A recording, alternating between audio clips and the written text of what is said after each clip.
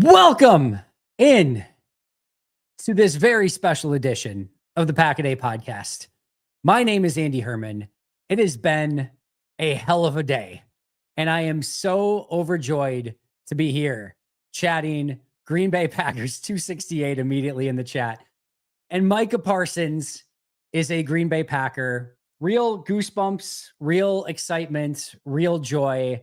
I said a while back, I will believe it when I see it. And if I'm wrong, and if he actually becomes a Packer, we will all celebrate together and we will all be amazed at Micah Parsons being a Green Bay Packer. I don't know what world I'm living in. I didn't know if I passed through some weird, bizarre space-time portal going from from Green Bay to Chicago. And I got there and we are living in a world where Brian Gutekunst is spending first-round picks on wide receivers and then trading future first-round picks for the privilege to pay a defensive player the highest paid defensive contract in the history of the NFL. What is going on? This is not something that we are used to. Brian Gutekunst took that urgency statement to heart, and Micah Parsons is a Green Bay Packer. I've had 8 hours in a car straight. For those who don't know, I was going to an Oasis concert tonight, drove 4 hours to Chicago, and I almost made the stupid joke of like, you know what, if the trade's probably not going to happen, but if it happens, it's going to be the moment that I get the furthest point away from Green Bay that I could possibly be. It literally was the exact moment I got to my destination, the furthest away I could possibly be. 4 hours, including rush hour traffic in Chicago, just to turn around, miss the Oasis concert so I could be right here with you guys. And I'll just be honest, there is nowhere I would rather be to talk about this. So then I had 4 hours back, getting through Chicago rush hour traffic, Milwaukee rush hour traffic to get here to be able to talk about this deal.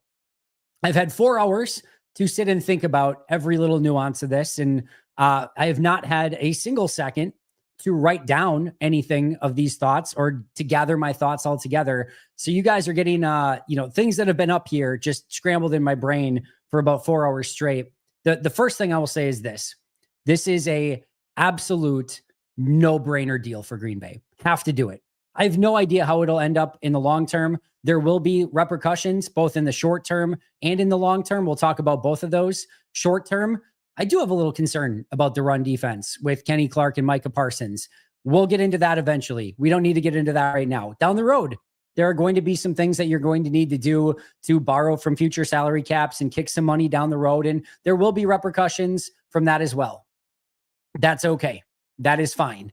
This is just one of those deals. When you get the opportunity to do it, you have to do it. And give a lot of people credit. First of all, Brian Gutekunst for having money in the bank to be able to go out and spend when you have the ability to acquire a player like this. A lot of times we'll see Brian Gutekunst and the Green Bay Packers or Ted Thompson before him have, maybe 20 million left over in salary cap space, 30 million. And you're like, aren't they going to do something? Why are they not making use of that? Well, sometimes in order to have the opportunity to have something like this come along, you have to have the ability to have that money and actually do it. And the fact that they didn't go and blow all of their money already and have the resources available to do that. One of the reasons why they were probably able to pull off this trade of 2 firsts and Kenny Clark for Micah Parsons is because they are one of the teams that can actually afford him right now. And that's a very important aspect of this. Not every team could afford him. We heard from Jerry Jones. They basically narrowed their list to the people that could afford him and people who had a defensive tackle that they could trade because that was something that they were very interested in. Green Bay had both of those things. Thankfully, they had the defensive tackle. We'll talk about Kenny in just a moment as well. But when you get the ability to make a trade like this, you have to take it. And it could be, from a Wisconsin point of view, the next Dame Lillard trade.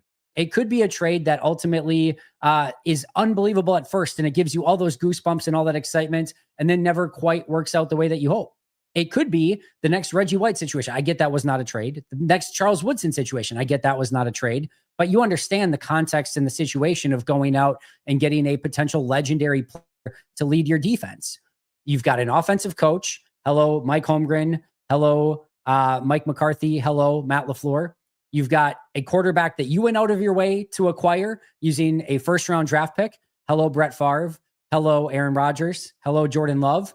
And then you go out and get your cornerstone defensive piece. Hello, Reggie White. Hello, Charles Woodson. Hello, Micah Parsons. Whether that amounts in Brian Gutekunst, Matt LaFleur, Jordan Love, and Micah Parsons holding that Super Bowl trophy up, and Micah Parsons taking that victory lap around Lambeau Field a la Reggie White, that remains to be seen. Job not done. A lot of work still to do. But my goodness, does this not give you a real opportunity to go all in and make a run at it? And how many times, guys, do we talk about when the Aaron Rodgers trade was taking place, that this is going to be 2025 was the year that you had a real opportunity to make something like this happen. And 2025 was you didn't lose anybody in free agency of any value this year, right? There was no free agents pending, Eric Stokes, whatever. Like, there was nothing that you were going to lose that you had any real fear or trepidation of.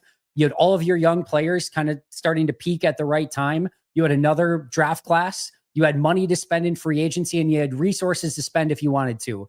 Hello, Aaron Banks. Hello, Nate Hobbs. Hello, Matthew Golden. Hello, Micah freaking Parsons. Season starts in just a little over a week. A week for Dallas. A week from tonight. It's going to be weird seeing Kenny Clark out there. Actually, let me take a quick aside. Man, Kenny Clark, consummate professional. Love watching him as a member of the Green Bay Packers. We'll talk about some of the reasons why you do this as well. But a really amazing Green Bay Packers career. Packers Hall of Famer for sure. Has been everything that they've needed in the middle for so many years. This defense went as Kenny went. It's not a nothing loss for this defense by any stretch of the imagination. His loss will be felt. He is healthy. This is not something that you probably do lightly. You do have to kind of take that into consideration. This is going to be a huge opportunity for some of those defensive tackles, which we'll talk about as well. But thank you to Kenny Clark for everything he gave to this team. He has been a Green Bay Packer through and through. It's not going to be easy or fun to see him with that Dallas star upon his helmet. But I hope he goes out personally, individually, and crushes it in every week but week 4 or anytime that they face the Green Bay Packers. I'll certainly still be cheering him on. And he certainly did not ask for this, right? He just is collateral in a huge deal for Micah Parsons. So a huge thank you to Kenny Clark. And by the way, and Justice, by the way, got this after me, but he got retweeted way more. I'm not bitter about it at all. I did tweet out prior to Justice. I see you, Justice. He didn't steal it, by the way. This was Ted's last draft pick that was still on the Packers, was Kenny Clark. So every Packer that's on the team is now a full Brian Gutekunst product. And Kenny was the last one of Ted's era. Slightly fitting that this is the last gift that Ted had to give, is to now help you start another generation of Green Bay Packers with Micah Parsons coming to Green Bay. So a really kind of cool synergy there and moment there with Kenny coming to with Kenny leaving Green Bay to get Micah Parsons coming to Green Bay. So again, huge thank you to Kenny. Go kill it. Go crush it. Hope you have an amazing season in Dallas again every week, but week 4, and just cannot state enough how much of a joy that it was to really watch him, especially in the prime. He's one of those people that I turned on the all 22 and just my eyes immediately go to him. Some of the battles he had in the interior. Like I said, the defense more often than not, when he was in his prime, went as Kenny went. If he was great, the defense was great. If he was okay, the defense was okay. And if he struggled, the defense struggled. I mean, he was the face of that defense for a really long period of time and was such an amazing pick by Ted. And like I said, a real consummate Green Bay Packer. Certainly going to miss seeing him in green and gold. All right, back to Micah here for just a moment. We haven't even jumped. And by the way, to all of you, I'm going to be here a while. I'm not going anywhere. I'm going to try to get to questions. If I'm being honest, we already got 20 super chats in here. It's probably going to be a big super chat question. I see some ridiculous amounts in there already. Thank you guys so incredibly much for doing that. I promise you I will get to your super chats throughout the course of today's show. I'll probably be here. If you said that we're here for like 3 hours, I would not be surprised at all, by the way. So I'm going to talk probably a while, and then I will get to questions. I promise we'll get to super chats. Maybe at some point I'll go to super chats just to kind of catch my breath a little bit and sort of regather my thoughts, because it's all over the place. But I want to next go to with Micah, what he brings to this defense.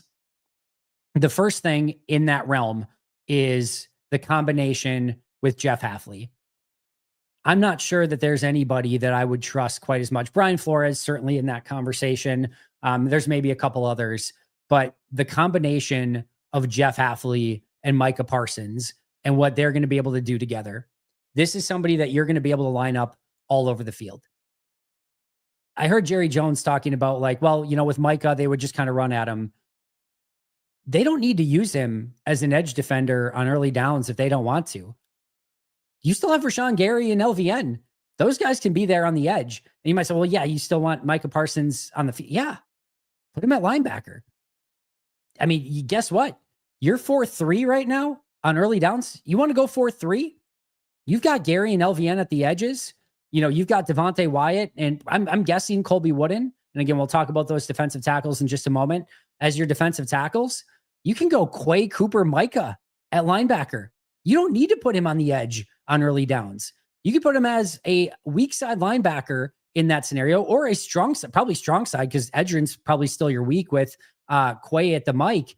And now you've got the fastest freaking trio of linebackers in the history of mankind with Quay, Edgerrin, and Micah. That's an insane 4-3. And you still have LVN and Gary as defensive ends. Like, that is ridiculous. And oh, by the way, guess what? You want to have some fun there too? You could be in a 4-3, and now all of a sudden you pinch inside a little bit. LVN kind of kicks to that, kind of third defensive end role. And now you could have Rashawn Gary and Edgerrin Cooper as your outside linebackers. And now you've got Devontae Wyatt and probably Colby Wooden and LVN as your interior defenders. And now you've got still Quay Walker and Edgerrin Cooper at linebacker. It turns into a 3-4 in a moment's notice. There is so much stuff that you're going to be able to do as Jeff Hafley because you have Micah Parsons on your team. You thought the idea of, when we were talking early in camp of Isaiah Simmons and some of the unique stuff he could do. I mean, we're just glancing the tip of the iceberg at this point of what you can do with Micah Parsons. Rush him off the edge over center like Zadarius Smith did. Double A-gap blitz with Edgerrin Cooper and Micah Parsons. Like, dude, both of those guys are a freaking nightmare in and of themselves. It could be me and Micah Parsons coming on a double A-gap, or me and Edgerrin Cooper coming on a double A-gap, and you're still afraid because that other guy is really freaking good. You may not have to worry about me, but you can't just let me free. I can still just get to the quarterback, right? So now both of those guys are just fear in the heart of God inside linebackers. And oh, by the way, still LVN and Rashawn Gary on the edges. And you could still drop one of those if you wanted to. You could drop both, Cooper and Micah. They might not even need to come on that play. They can just be your linebackers. And then you still just bring your front four. There is so many things that you can do with Micah Parsons, and Jeff Hafley is the perfect mastermind to utilize him in all those beautiful ways and have no idea what's going to come next. Another thing we talked about 2025. Another thing that we talked about is if you want to be a Super Bowl contender at some point in time in the playoffs, you have to be able to get there with 4. They know it's coming. You know exactly what you're doing. There's no surprise. Everyone in the stands knows you're going to cover with 7. You're going to bring your 4. You're going to cover everything up with your 5, primary defensive backs, 2 safeties that you want to keep deep, and you need to get there with 4 on a 3rd and 8. It's 3rd and 8, kind of game on the line situation, or 4th and 8, game on the line situation, and your coverage is only going to last for so long. You're going to go against some really good wide receivers in the playoffs. You're going to face some incredible quarterbacks. You're going to be able to get up on the line against those receivers. You got 2 safeties over the top. And can your front 4 get home? Your front 4 in those situations has to get home. You might be able to win a playoff game without that. You might be able to win 2 playoff games without it. You might even be able to get to the Super Bowl without it. But to go the entirety of it and win at least 2, if not 3 playoff games and a Super Bowl without a top, I'm going to say 8 at least pass rush, it's incredibly difficult to do. And now Green Bay has every right to be in that conversation on an obvious pass down. You're probably going to kick an LVN inside if you want and put LVN and Devontae Wyatt on the inside as rushers with Micah Parsons and Rashawn Gary on the outside. And those 4 are coming. And you can also do some really unique stuff. It doesn't have to, it can just be Rashawn on one side, and then you can line up the other 3 in unique situations on the other. You can, again, line up that with still Quay Walker and Edgerrin Cooper feigning a double A-gap blitz. There's It's mind-numbing how many different things that you're going to be able to do with this one piece. The word chess piece in sports is so often overused. It's lame, it's cliche, and in most cases, it's not real. In this case, it is abundantly real, and they're going to be able to do so many things with him. The next thing is he will be a force multiplier for your defense. He is going to be somebody that helps everybody else out. For example, you're a little bit concerned about your secondary. Are the corners going to be able to hold up? Hello, Micah Parsons, somebody that is going to be able to get there and be able to cause the quarterback to have just a little bit more chaos, a little bit more pressure, and the corners not to have to cover as long. That's huge. Same thing for the safeties, right? And how about a ball hawking player, really in Evan Williams and specifically Xavier McKinney, where now you've got a quarterback that's more panicked, that's more apt just to throw up the ball or get rid of it because they're worried about getting absolutely murdered by Edgerrin Cooper. Guess who's going to benefit from that? Your safeties that are lurking in the deep middle of the field, maybe because Parsons is coming, maybe you don't have the ability to check that safety off. And now Xavier McKinney's just going to have a field day picking off those passes. How about Edgerrin Cooper in the middle? Again, you want to do some double A gap stuff with Cooper and Parsons. Before, Cooper's the guy that okay, we got to make sure that we block him. We cannot let him get there with immediacy. Now it's like, which one do we prioritize? Do we want to make sure that we're picking off Micah Parsons first and maybe Edgerrin Cooper's getting that step inside? Good luck. Good luck to you, sir, because that's not going to go well. And it's the same thing the other way around. If you want to stop Cooper first, then Micah Parsons is coming. You might get him on a running back. Good luck. Good luck to you with that. So he's going to help out Edgerrin Cooper with some of his pressure plays. Rashawn Gary, probably the biggest benefactor of this. Rashawn Gary, he of getting double team, triple team, chipped, etc.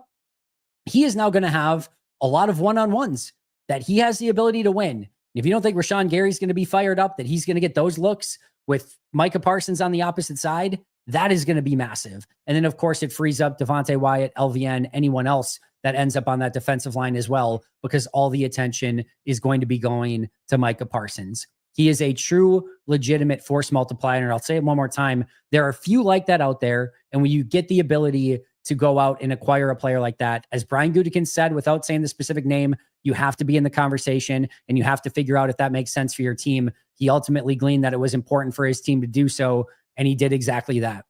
So this is to me, home run opportunity for Green Bay. They get a absolute stud on the defensive side of the ball. The other thing that we talked about, in order to win, yes, you need that pass rush. You also need stars. It takes some of the best to get you to and across the ultimate finish line. It's almost impossible. And there's a lot of players on this team that have the ability to become those star players. But you add Micah Parsons into that equation, he's immediately the best player on the team. All apologies to Xavier McKinney, who's also an absolute stud, and anyone else you want to put in that conversation. All apologies to them. But Micah Parsons is now the best player on this team. You had a team that many were putting in the Super Bowl conversation already, even if it was a Jace, maybe not on the top of that list, maybe that second tier of teams, right? You had a team that was already in that conversation that just added Micah Parsons to their team. Yes, they lose Kenny Clark, and this is probably a good opportunity to transition into that for those of you who are joining. Thank you so much. We got 2,000 people here already. We're 18 minutes in. I'm going to be here a while. I will get to your questions. I will get to your super chats. Again, there are some unbelievable super chats in there, some new members. Thank you guys so incredibly much. I promise you I will take the time to get to all of that. If I'm here till 3 a.m, I don't care. I'm not sleeping. Are you sleeping? I'm not sleeping. So yeah, I'm going to be here a while, and I promise you I'll get to as many questions as I can throughout the course of the night. But let's talk about that other side of it, right? Because there are going to be some things that you have to adjust to by making this deal. The first thing is defensive tackle. Kenny Clark is gone, and you still have 5. That's good news. So Justice gets off the hook. He doesn't have to eat the hat. He said if there were 6 defensive tackles on the team, he'd eat his hat. He gets by for now. He gets by. There was 6, but now there's only 5. You've got Devontae Wyatt. What a season this is for him. What a important season that this is for Devontae Wyatt. If you look at where Wyatt was at last year, let me just pull it up really quick here. Devontae Wyatt last year, I think it was like 400 some snaps. I might be a little low. I'm still in regular season here. He was at Oh, I was high. 361 snaps a season ago. 361. He's now a number one defensive tackle. He's going to have to play 800 snaps this year, probably at that spot. This is a massive season for Devontae Wyatt. Colby Wooden. Some of you thought that he might get cut. He's your starter right now, would be my guess. I would be willing to guess, and I don't think it's particularly close, that Colby Wooden and Devontae Wyatt are your starters at defensive tackle. Colby Wooden's importance on this team just went up exponentially. Carl Brooks, Warren Brinson, and Nasir Stackhouse now become your top backups on that defensive tackle spot. I am slightly intrigued, by the way, if Green Bay has some interest in maybe acquiring a defensive tackle from somebody, whether it be now or whether it be at the trade deadline. I don't think that's going to be outside of the realm of possibility. They do still have the resources to do something like that if they want. Doesn't have to be somebody super expensive, but it is something that's just a little bit intriguing to me. And I do have some concern about not just not having Kenny Clark, but not having TJ Slayton as well. One of the things that Green Bay did such an incredible job of this past year was stopping the run at a much higher level. And TJ Slayton and Kenny Clark played big roles in that. Despite Kenny not being quite himself last year, he was still a really good run defender, as was TJ Slayton. So now you take both of those out and you're going to go with a lot more Colby Wooden. You're going to get a lot of Devontae Wyatt, who's not typically a really good run defender. Carl Brooks, not typically a good run defender. Warren Brinson's a rookie. Nasir Stackhouse is an undrafted rookie. There's going to be some question marks that are asked there by teams early and often, including Detroit in week 1. You can bet that they are going to be trying to run it right on that interior of Green Bay's defensive line, and you better have some answers for it. Otherwise, it doesn't matter if you have Micah Parsons if you can't get into some third and long situations. I'm not trying to be a wet blanket here. Trust me, we're all incredibly excited, but we're always going to live within the realm of realism, and there are going to be some things that you have to answer. I will say this, if you're looking for reasons for optimism within this group, Jeff Hafley, go back and listen to his press conferences this year. He has been effusive in his praise about the talent and depth in this defensive tackle room. He has mentioned Carl Brooks. He has mentioned Colby Wooden. He has mentioned Devontae Wyatt, but specifically like Wooden and Brooks and really Wooden have gotten a lot of praise for what they've been able to do. And I'm a huge Warren Brinson guy. I think he's going to be able to contribute right away. Stackhouse, I think, might take a little bit more time, but he's probably going to get thrown in there right away as well. This is a huge opportunity for a group of young defensive tackles to really make a name for themselves. And make no mistake, they're going to have to make a name for themselves unless there is some other corresponding move that gets them a defensive tackle that is going to start opposite Devontae Wyatt or within that group as they rotate a lot around. Because without Kenny, without TJ Slayton, there's going to be some questions asked on that interior of the defensive line. But I'll say it one more time. Jeff Hafley, well before this, like months ago, very early on, said that he loves the depth in his defensive tackle room. And I think keeping 6 is a great sign of that. And I'll say it one more time. I think Colby Wooden was playing some really good football. And this entire camp, easily the best that we've seen from him. And I'm a big fan of Warren Brinson as well. We'll see if those young players can hopefully make a much bigger impact, because they're going to have to. The Kenny Clark thing, just going back to that for a moment, there is a bit of genius in that trade with trading away Kenny Clark. If you go back, what was it, like a week, maybe a week and a half ago? I think it was about a week ago, maybe almost exactly. I did an episode on what is the reality of trading for Micah Parsons. What is the reality of trading for Trey Hendrickson? What is the reality of signing somebody like a Jadeveon Clowney if you want to go in one of those directions? What does that look like?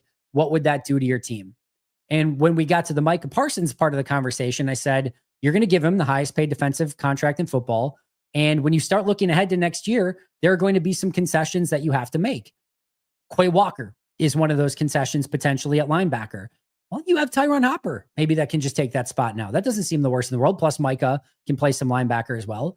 Rasheed Walker, you've already got Anthony Belton and Jordan Morgan as tackles, young up-and-coming tackles. You can say the same thing for Sean Ryan. Christian Watson, Romeo Dobbs. Well, you still have Reed, Wicks, Golden, Savion Williams, and you're probably going to be able to go out and add a couple more to that room next year if you need to. You can kind of go position by position and say, hey, some of these positions that you are having free agents for that you might not have the money for anymore, you do have some guys in hand already that can theoretically take on the workload there.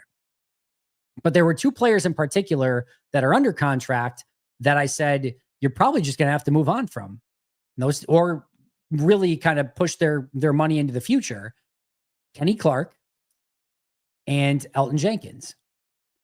And with Kenny Clark, the way that you looked at his contract, if you were going to make a deal like this, is that he's probably on the team this year and you're probably going to have to release him next year. That was just kind of the truth of where you were going to be at from a salary cap standpoint. I said that before I even considered really putting him in the deal. Quite frankly, I didn't think anyone was going to be interested in taking on even what was kind of remaining of his contract. It makes sort of sense in hindsight, maybe not for Dallas because they're not competing this year and next, not at that level. But I didn't really kind of put it in those terms. But you're probably moving on from him anyway. If one of the things that they want in that deal is a player that you're probably going to have to release or try to trade next year. And I don't think you're going to probably get that much in return for him at next year when he's over 30 and has played a lot of football at that point. If it takes him to throw in the deal with the 2 firsts that you were going to basically have to give no matter what, and you get to hold on to all of your young up and coming players, Dallas made a huge mistake here. This is no disrespect to Kenny, by the way. They should be asking for young players, cheap players under team control. Guys like Javon Bullard, guys like LVN, guys like, even to a lesser extent, like Devontae Wyatt would have even probably made a little bit more sense for them. Although Devontae Wyatt is actually on the older side, all things considered, with how new he is to the league. But you get my point. Like, those are the players they should be going after. Green Bay got to hold on to all of their young assets. They didn't have to ship anything out that was like, 24, 25, 23-year-olds that are still under cheap team control. They got to get rid of one of their bigger contracts that was going to have to come up anyway. I'll go back to that does not mean that that's not going to have some pain points maybe right here and now. Maybe as quickly as going against Detroit and Washington in weeks 1 and 2 as they try to run the ball right down your throat. You're going to have some answers for that. But if you can stop the run still, now you've got a superhuman helping you in pass rush and doing some really unique things that I think Jeff Hafley is just going to have a field day with. And so there is a little bit of, hey, we're going to be probably a little bit worse on run defense. I hope we're not. If we're not, good night. It's over. You're just going to have a top defense, right? But you're getting a much better pass rush. I don't think that is a entire trade-off that you can make. They're going to have a plan to stop the run. And I'll just add one more thing on top of that. I think they can do enough on the interior. I mean, Wyatt was already playing a bunch, at least some on early downs, maybe not a bunch, but Wyatt was playing some of that. And, you had, I think Colby Wooden's going to be able to take on a little bit of that as well as maybe a couple others. I think you can get by with that. And one of the things I will say is the reason why is everything else in run defense got a lot better. It needs to stay that way. But Rashawn Gary was so much better on run defense. Everyone's run fits and they're taking responsibility for staying in their gaps, staying home, doing what they were supposed to do. The linebackers improved quite a bit. We saw that defense take over the game a whole heck of a lot more when Edgerrin Cooper started to get better. The safeties, Xavier McKinney, Javon Bullard, Evan Williams, all being good at coming up from safety and playing the run. I think Nate Hobbs, Javon Bullard being able to be in the slot as well, whoever you want to use there, their physicality and their ability to come up and play the run as well is really important. So it's not just like, well, we've got, a couple run stuffing defensive tackles, so we're going to be good against the run. No, there's a lot that goes into that. And I also think that you might be able to drop a safety from time to time as well to help you stop the run. There's some things that you can do there to help mitigate that a little bit. It still should be a question mark, but I'm not super concerned about it at the moment, but it is worth monitoring. Doesn't matter if you have a stud third down specialist, and he's obviously more than that, but you get my point. If you're in 3rd and 1s constantly, or you just don't even get to 3rd downs. So that is going to be something that we have to keep an eye on and monitor just a little bit. When I say that there are like a billion thoughts going through my mind and I'm trying to keep track of everything that I want to talk about, it is wild right now. So bear with me on everything as you're just getting a complete stream of consciousness, Andy, at the moment with everything that I just have on the top of my head. One of the unique things of this, and maybe this is just me, it is remarkable to me how similar this idea is, even just Jerry Jones talking about it, to the Luka Doncic situation from Dallas. Luka Doncic gets traded away from Dallas. In turn, you get a aging player that they think is better at a specific area of defense. In Anthony Davis's case, just a better defensive player than Luka. In this case, it's that they wanted a better run defender than Micah. So you trade away your superstar stud player, and in return, you're getting an aging player that you think is going to help your defense in a better or just different way. and you get a first round pick. In this case, they obviously got, what was it, Max Christie or something like that for Dallas. But it was remarkable of how like some of the talking points for the Dallas Mavericks were almost the same talking points for the Dallas Cowboys in this one. And that you had these two superstars, Luka Doncic, and I would put probably Luka just a tip above, where Micah is, but even like Luka, Micah, it's like, it's uncanny. Like you're having a very similar situation here. I don't know what's in the water in Dallas. There is a piece of me that is surprised that there was no team that offered more than 2 firsts and a Kenny Clark in this situation. But I'll go back to give Green Bay a lot of credit for having the finances to be able to make a deal like this work. And it's remarkable too that you're making a deal like this and you're getting younger. The youngest team in the NFL just got younger. You're going from almost 30-year-old Kenny to 26-year-old Micah. You're actually getting even younger in this deal by doing it. Usually that's not the case. Usually as you go all in, you're going for somebody that is maybe going to be like 28, 29 years old, or even like a Trey Hendrickson, right? Who was 30. If they would have done something like that, he's 26. He fits right in with the core of this team, which is another beautiful aspect. The other thing that I'll add on top of that is I gave credit to, Brian for having that cash on, or that the money on hand, the salary cap space on hand to be able to do something like this, not to mention the resources to be able to do the trade in totality. We've seen the memes. There's no diss on Aaron Ellis, who does an amazing job of the sledding memes. But the sledding hill, Titletown District, all this stuff, the holding the draft in Green Bay, can't you just focus on winning the Super Bowl? The ability to have all of this cash on hand, the signing bonus that they're going to hand Micah Parsons when they've already given out huge signing bonuses for Nate Hobbs, Aaron Banks, like they've already given a huge signing bonus to Jordan Love, all of this cash up front that allows them to do some of this stuff. If they don't have the cash on hand, if they don't have that financial reserve, this deal just doesn't get done. If this team is not financially soluble, and have that cash, it's a deal that doesn't happen. You can talk all you want about the draft picks that you have and the salary cap space. If you don't have cold, hard cash to be able to pay that massive signing bonus up front, you don't get to do this deal. So credit to Mark Murphy, as this is not, I guess, on his legacy. It takes place after the fact, but don't discount what he has done to put this team in a financially responsible situation that they can to hand out a huge stack of cash to get Micah Parsons to sign that deal to come to Green Bay. And then that kind of brings us in a similar vein into that Ed Policy conversation. Okay. How much was Ed Policy involved in this? Again, for those of you joining, 2,400 people in chat, thank you so much. I promise you I'm going to be here for a while. I will get to as many questions. I will promise you I will get to all of your super chats. And we'll probably do that momentarily here as I kind of, again, regain my thoughts. But thank you again so much for being here. The Ed Policy. Well, was Ed Policy involved? Did he put a lot of pressure? Did Brian Gutekunst and Matt LaFleur feel like they were on the hot seat and had to get something done? Here's my take on it. You know as well as I do. I have no insider information. I've not talked to anybody. I don't have anybody on the inside that's spoken to Ed Policy. I don't have a talking dog on Twitter that is tweeting at me of what Ed Policy is thinking.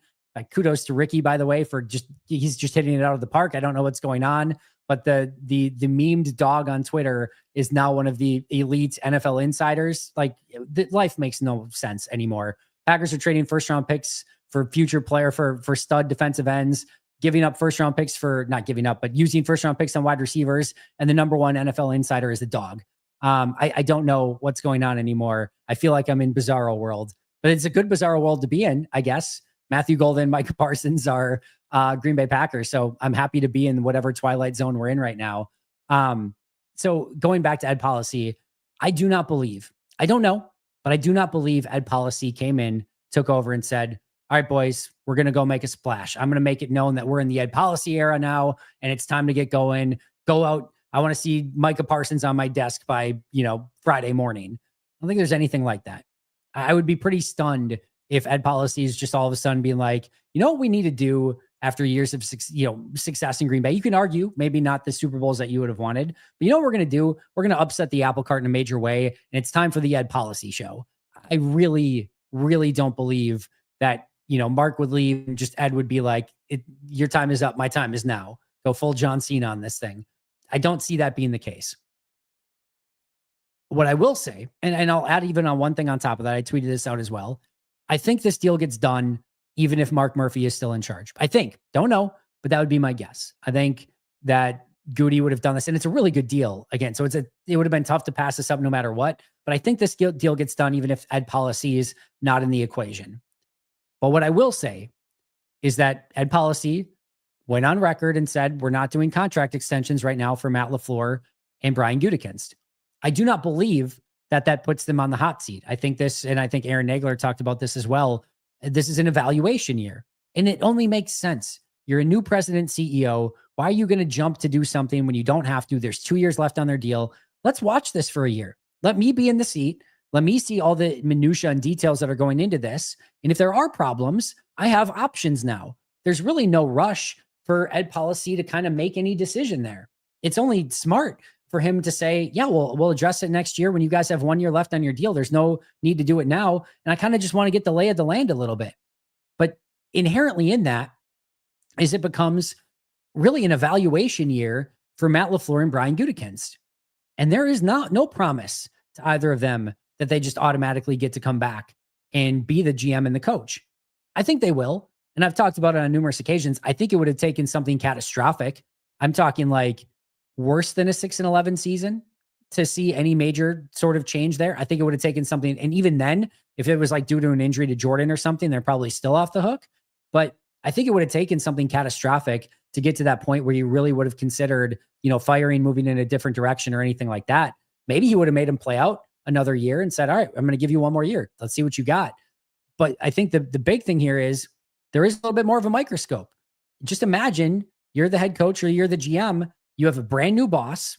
He already goes out of his way to say they're not extending your contracts right now. And now you're just sort of looking and being like, all right, we better do something here to make sure that we get to stay in control of this team.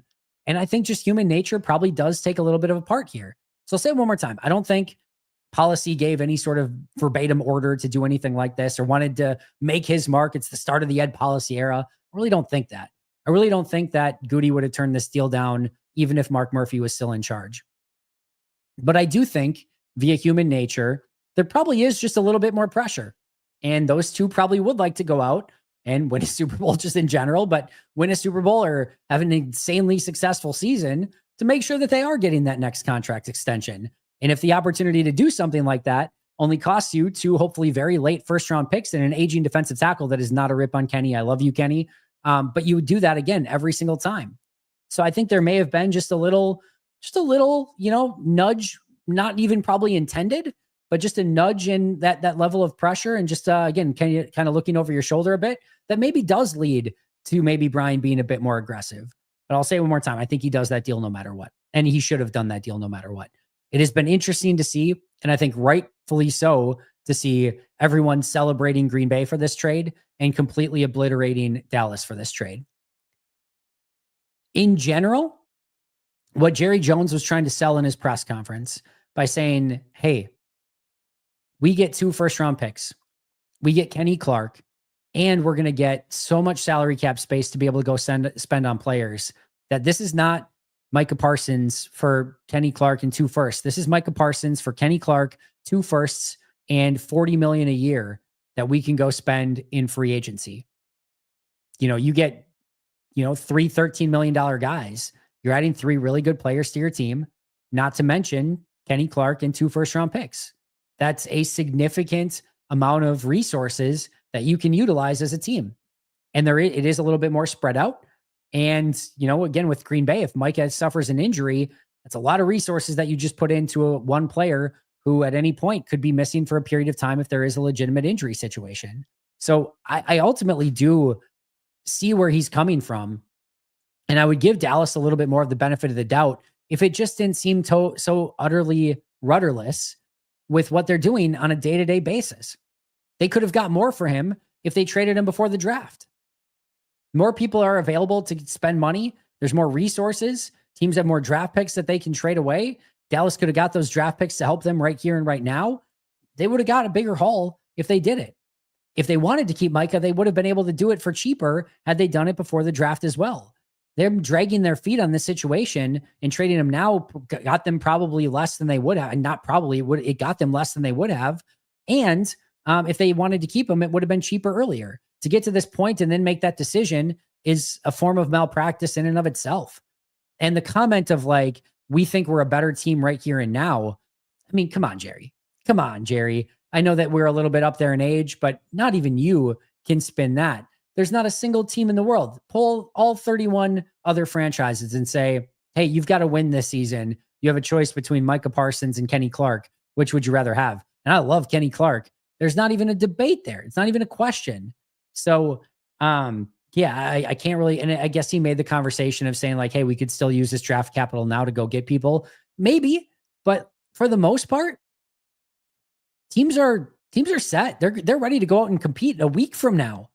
Like there's no team for the most, but there's maybe a team or a couple teams out there that would be like, sure, we'll give you a player for a couple first round draft picks or something like that. But for the most part, teams want to go into the season and see what they have first. They spent all this time assembling this roster, and to upset it right before the season and to like set that message to the rest of your team of like, oh, actually we're sellers and we're not really, going to win this year.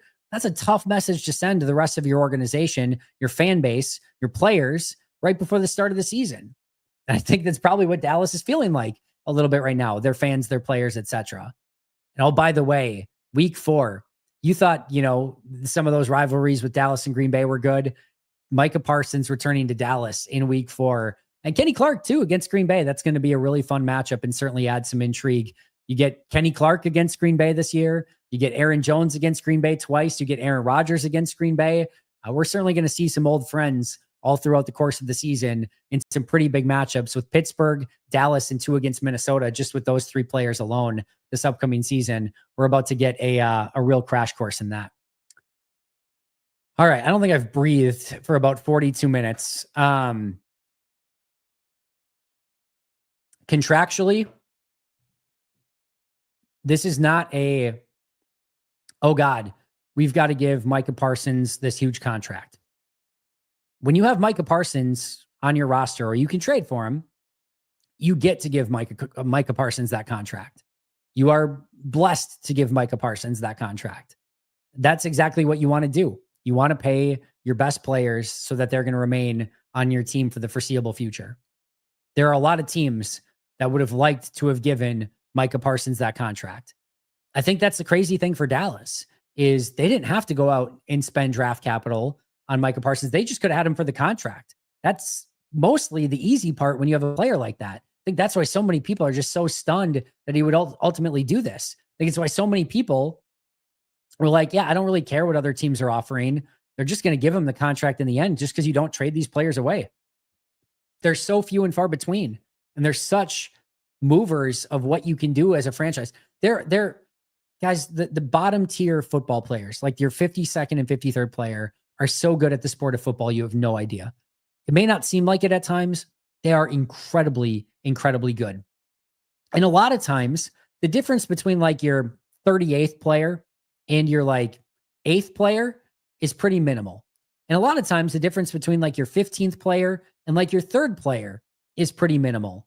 But those top few that you have that are just going to set everything up for you, that are going to make it that the offensive coordinator in this case is legitimately losing sleep at night the night before and has to put in a whole ass game plan because you have this player on the team.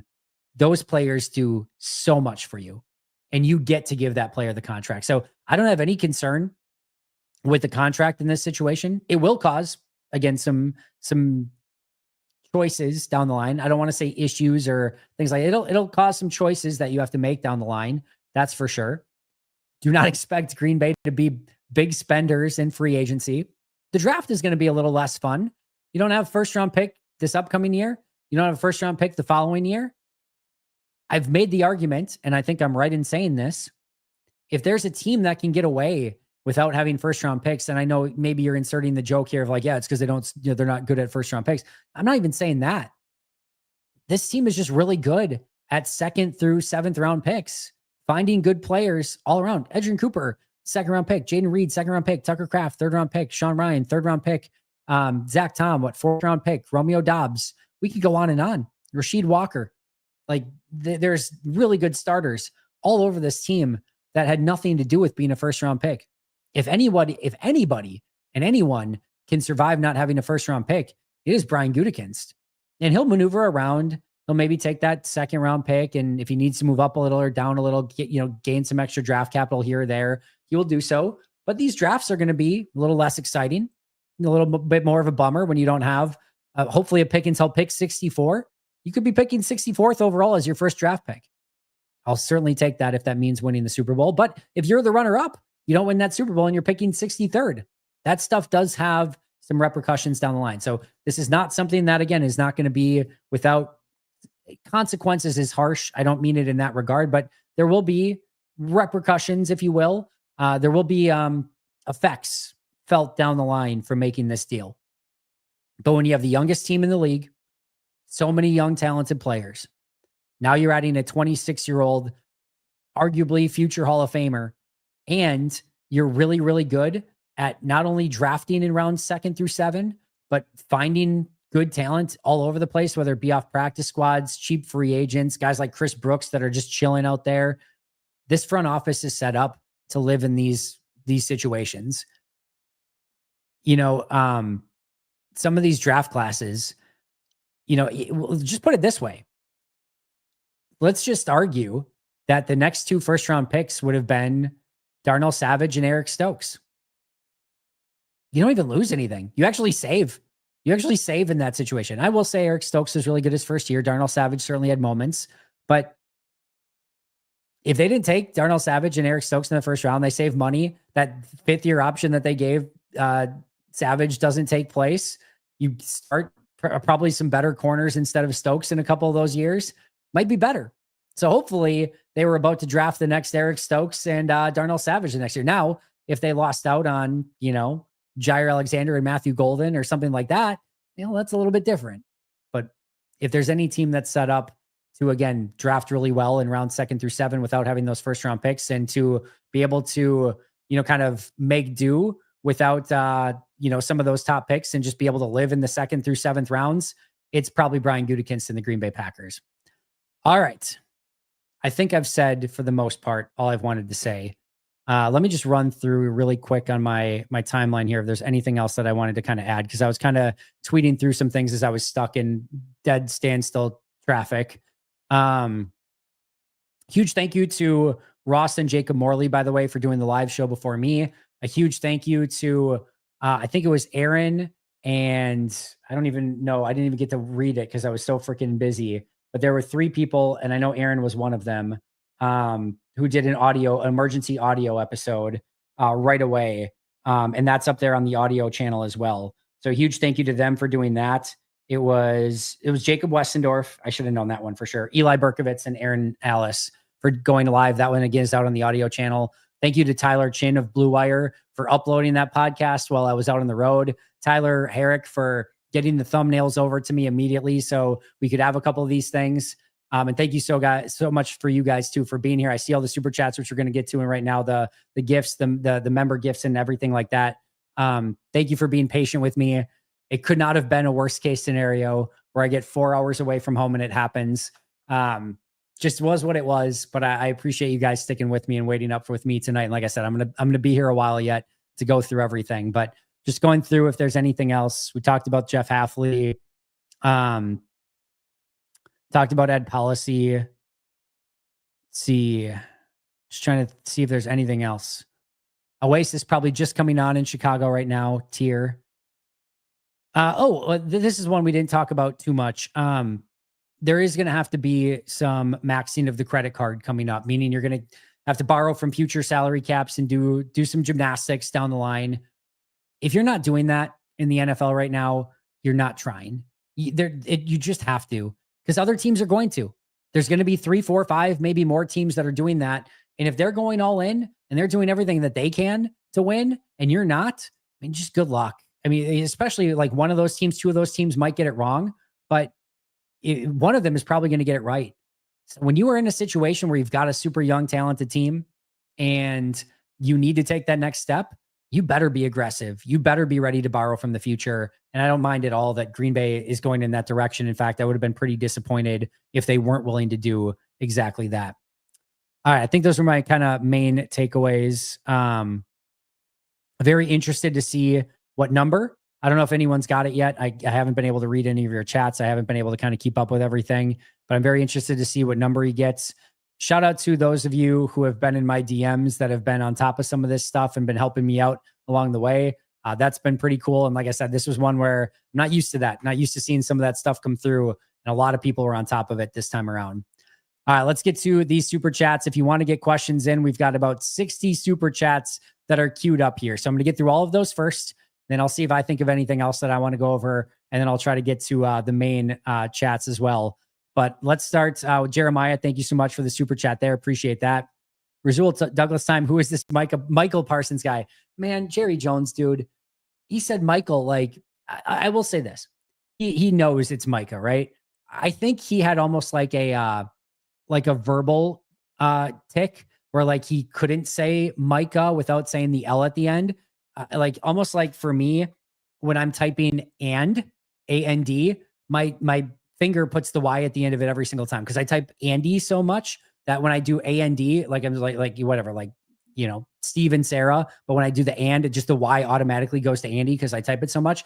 I think he just with like, I don't know if it's because of Michael Irvin or whatever. I think he just is so used to saying Michael once Micah comes out that he just puts the L at the end of it. But man, not a great look. I will definitely say that much. What number you think Reed is going to take? This is a big question. Is it Reed that takes a different number or is it Micah that takes a different number? I'm interested to say the least in what they do. I know some people don't like the number 0. It'd be cool to see maybe Micah get the first number 0 in Green Bay. You could do something like that. That would make it a little bit unique and special as well. A part of me, because I think what is one retired? What's the list of retired number? I know one's not used. I always struggle. There's one of them that's like not officially retired. Yeah, one's not officially retired. Neither is 5. They don't give away 1 or 5, but they're not officially retired. One is Jaden Reed's college number. They could give away number 1. 12 is another one that's unofficially retired, right? They could give Jaden Reed number 1, which again was his college number, and then 11. I don't think they're going to do that with Curly Lambeau or whatever. But if you're never going to give away 1 or 5, can you not just retire the numbers? I feel like that would be, you know, if you're going to do that, just do it. But if they're not retired, do you give Jaden Reed 1 and then, you know, give number 11 to Micah? There's some interesting options there. I'm very interested to see what it's going to be.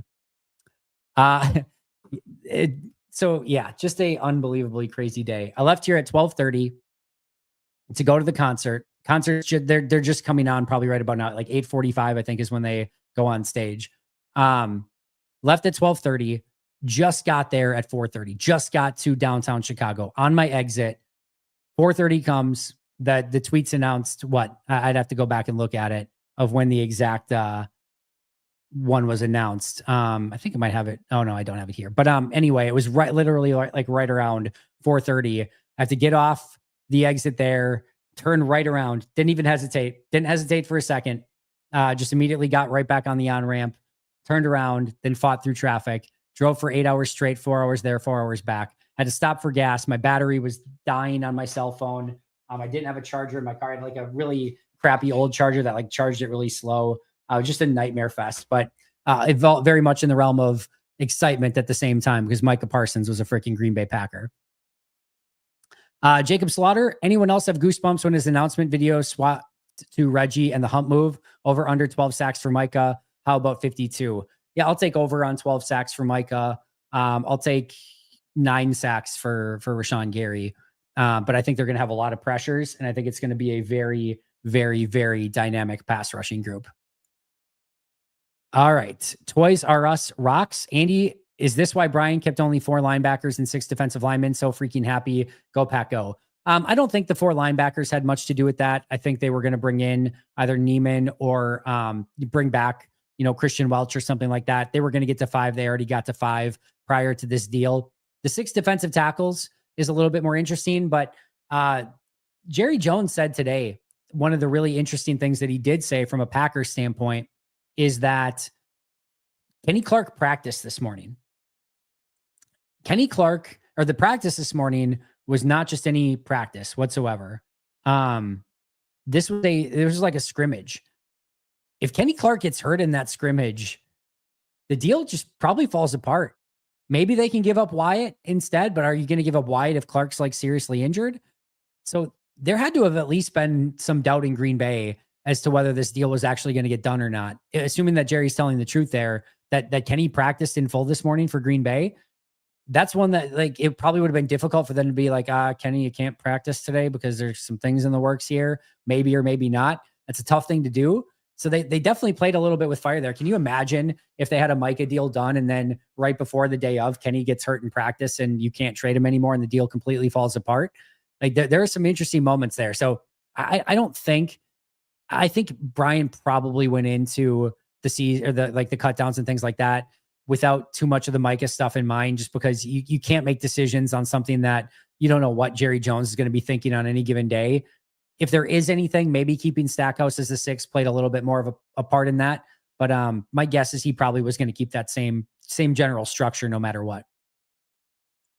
Enjoy this, guys. Not only will a trade of this caliber not happen for a long time, but especially not by the Packers, Micah freaking Parsons.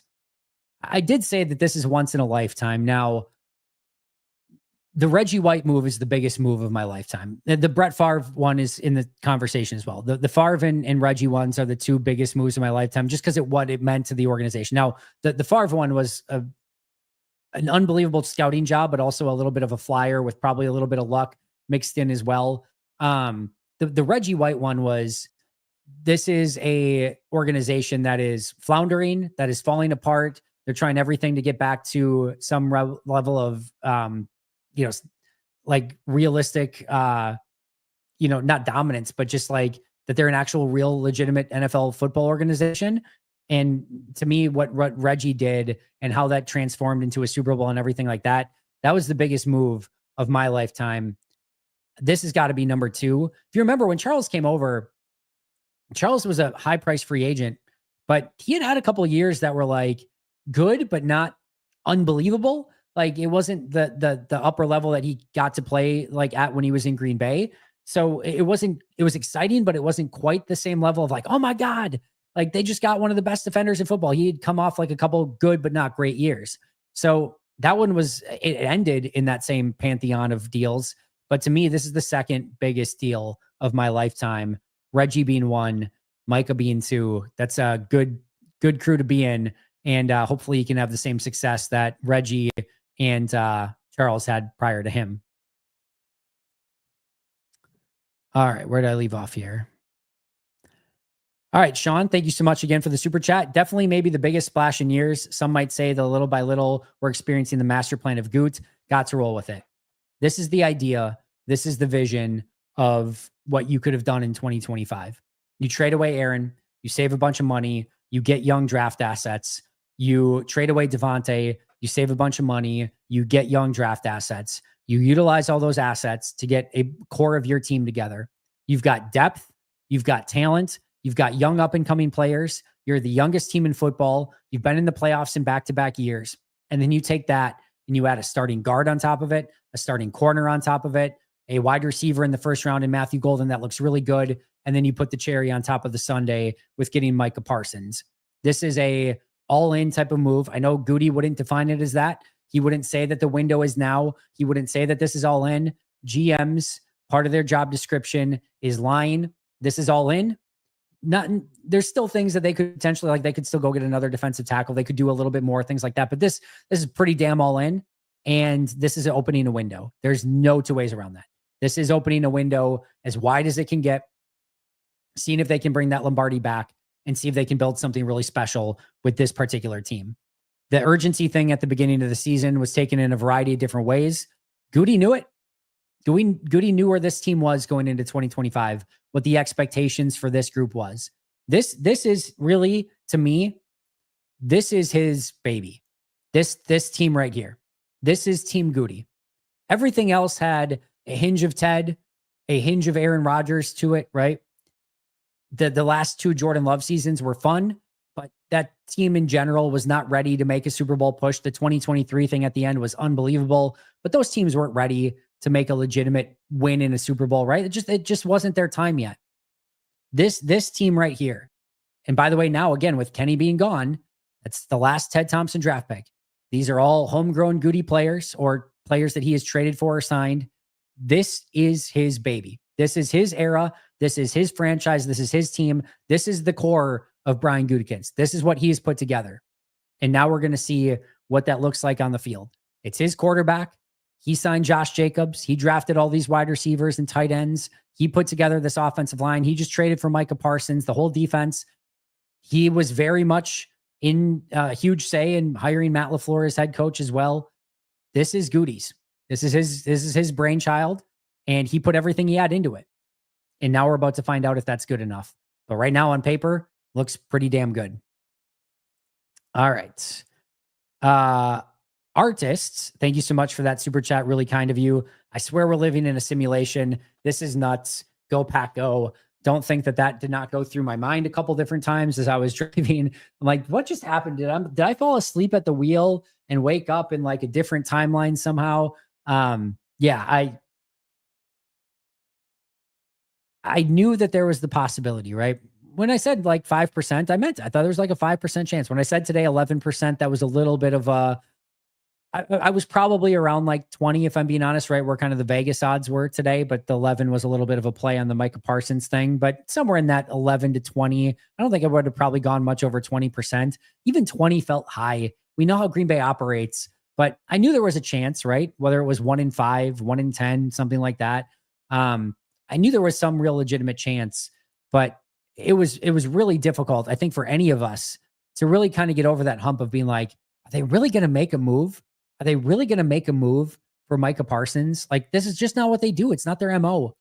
So to see it actually done, it does still hit you in that moment of like, oh my God, they actually freaking did it. They actually freaking did it. This is not Khalil Mack. This is not Randy Moss. This is not Tony Gonzalez. This is not Jason Taylor.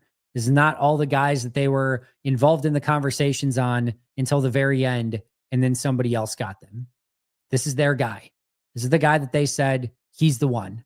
They went out, they got him. Micah Parsons is a Green Bay Packer. What a day to be alive. No question about it.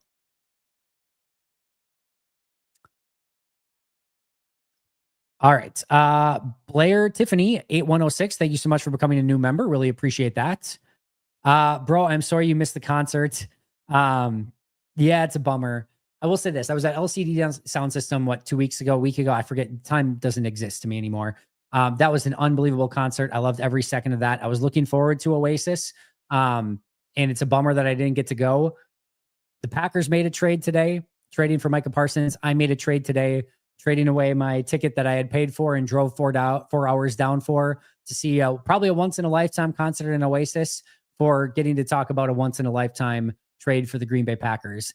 I regret my decision, not one bit, and I'm very happy to be here chatting with you guys. I appreciate all the support, and I'm bummed that it happened. I'm most bummed, if I'm being honest, that I was 4 hours away when it happened. I'm in this thing now full-time so that when something like this happens, I can immediately go live, and I really don't leave the Green Bay area all that often, so as far as I'm ever going to be away is like 20 minutes, right? And of course, I'm 4 hours away. I'm 4 hours away when news hits, and I could have tried to do it from my phone. I could have I even thought do I just go and buy a laptop somewhere and get a webcam and a microphone and go to a hotel somewhere or do something and just do that. I thought of all this stuff and I'm like, you know what? I have the coolest, YouTube members and subscribers and just fans in the world. They'll be up at 8 and we'll get home, and I could have done it tomorrow, and I know it, but this is just one of those moments that it's probably not going to happen again, or at least it's very few and far between. And I couldn't imagine missing it. So thank you for bearing with me and letting me get back, and no regrets for me. It's a bummer, but I'm very happy to be here. Andy, 5%. This is amazing, guys. I'm not going to read that, but very happy for Goody. Let's effing go. Edward, thank you so much for the chat. And I'm right there with you with the excitement. I'll just put it that way. Gons USA. Thank you so much. Andy, feel awful you missed the concert and spent that much time in a car for nothing. You're the best, and we appreciate the heck out of you. What number does Micah get? Ready to buy a jersey. I wish I knew. I hope he gets 11. I don't know what I want to see Jaden Reed in. Yeah, I don't have a great feel for what he should have. I do want to see Micah on 11, if I'm being honest, but hopefully they can be creative with it, figure out something that works for everybody. And yeah, we'll see. What was Micah 11 in college too?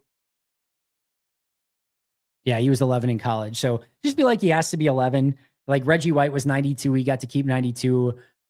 Charles Woodson did go, like 24, 21 back and forth a couple times or whatever. But I just want to see him in that number 11 jersey. And I think I'm okay with Jaden Reed switching numbers in that situation. All right. Thank you again, Gons. That's very, very kind of you for the super chat. Appreciate you. Thank you, Kenny Clark, for your service. New era, though.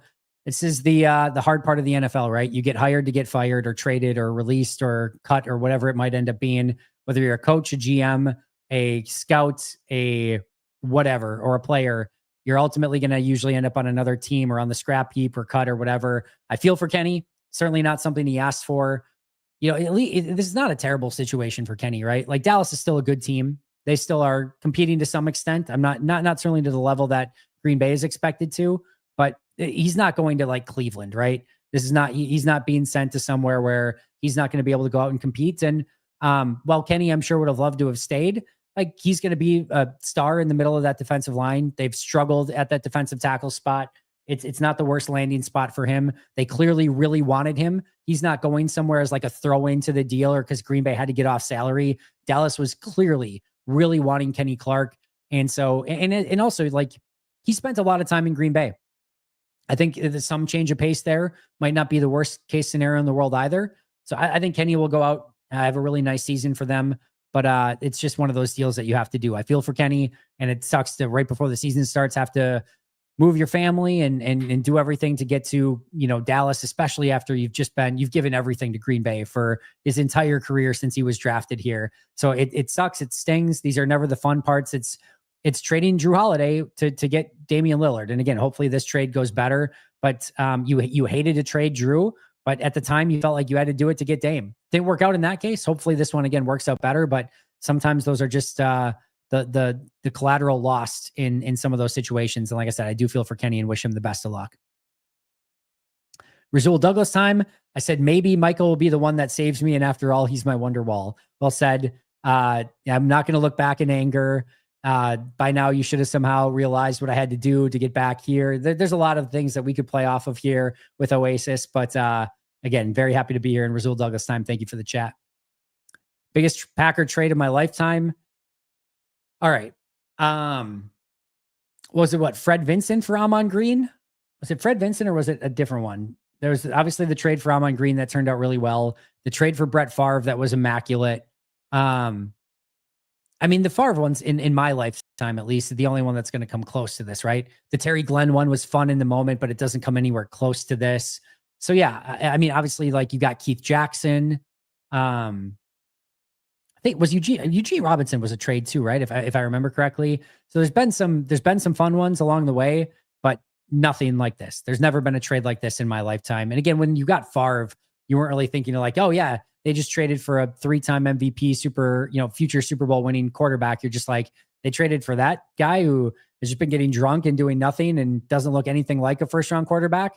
So it certainly did not have that level of energy when they did it. But yeah, definitely the biggest trade of my lifetime as well. Ben Larson 793, appreciate your dedication. I can't imagine how hard the decision between Oasis and turning around to hop on a live stream must have been. Cheers, homie. Ben, I'm going to be totally honest. It was not a decision. Okay. How do I say this without offending the other one? I'm not a doctor. All right. The doctors are way more important. Let me just very clarify that. But when you have a feel of like when you are doing something like this, that you're on call at all times, that at any point a deal can break, a trade can happen, a coach can get fired, a player can get hurt, whatever the case may be, where you can at any moment need to talk about it or go on and do your thing. So to me, this is a part of the gig. It's shitty timing, right? No question about it. To have that where you're looking forward to it. And also, again, just the fact that I couldn't go live right away, it literally could not have been worse timing. But there was no decision. It was easy. In fact, I had thought about this morning, bringing my laptop, bringing a webcam, and just having in a microphone with me in case, because my buddy's at a hotel. I did not have a hotel. I was going to come back because I have the radio show tomorrow morning. But I was going to just stay in their hotel, do the live show there and do that. I didn't think, I forgot about it at the end. If I would have done that, I might've been able to do both, but I was in such a hurry today to get all my stuff done and get out of here. Very, very funny. By the way, you're going to get this episode eventually. I don't know when it's going to air now. Grant Bills and I, Wisco Grant, recorded an episode yesterday that was set to go live tomorrow morning. It might still go live tomorrow morning. I don't know exactly what I'm going to do yet. I feel like everything I wanted to say about Micah, I just did. So I don't know if I'm going to do it over again or how I'm going to kind of go about doing that. But we recorded an episode for tomorrow comparing the 2025 to the 2024 team. And I said on there, hey, I'm recording this on Wednesday because I'm going to the Oasis concert on Thursday. You might be living in a world where Micah Parsons is already a Green Bay Packer. If so, that's awesome. Congratulations to you. And I'm like, you might see me, or I might be in a situation where Oasis comes on stage and I get an alert that I've got to immediately book it out of there and get home. It literally basically came to fruition word for word. That was recorded yesterday and we walked through the entire scenario. So just a wild situation, but again, happy to be here. And it really was not a decision whatsoever. As soon as it happened, I was trying my best to get home as fast as I could while being safe and not endangering anyone on my way home. Todd Reister, thank you so much for the super chat. Live in Texas. Just returned from my Cowboy fan barber. He had the tea from a few patrons before me, said the locker room wanted him gone and he wears down. His stats late in the year are poor. Any idea if true? Something I can take a look at a little bit more. Jerry Jones today said that he wasn't worried about, losing the locker room or things like that. I think there's going to be a fire lit under Micah as he comes to Green Bay. This is somebody that both regular and postseason, he has been really good pretty much throughout his career. This is last year, 2024, from week 13 on. All right, 13, 14, 15, 16, 17, 18. 7 pressures, 10 pressures, 7 pressures. I get, 3, 3, 4 at the end, but he had 17 pressures in week 14 and 15 combined last year. I mean, those are massive numbers. In 2023, he had 8 pressures in a week 16 game, 7 in a week 15 game, 5 in a week 17 game. So again, not real signs of slowing down in any significant way. In 2022, he had 12 pressures in week 15, 8 in week 16, 6 in week 17, 5 in week 18. This guy has had 90 pressures in 2022, 103 in 2023, 70 last year because he had a little bit less playing time because of a couple injuries that he did have. But I mean, just based on some of that, no, I don't see him, slowing down based on those numbers whatsoever.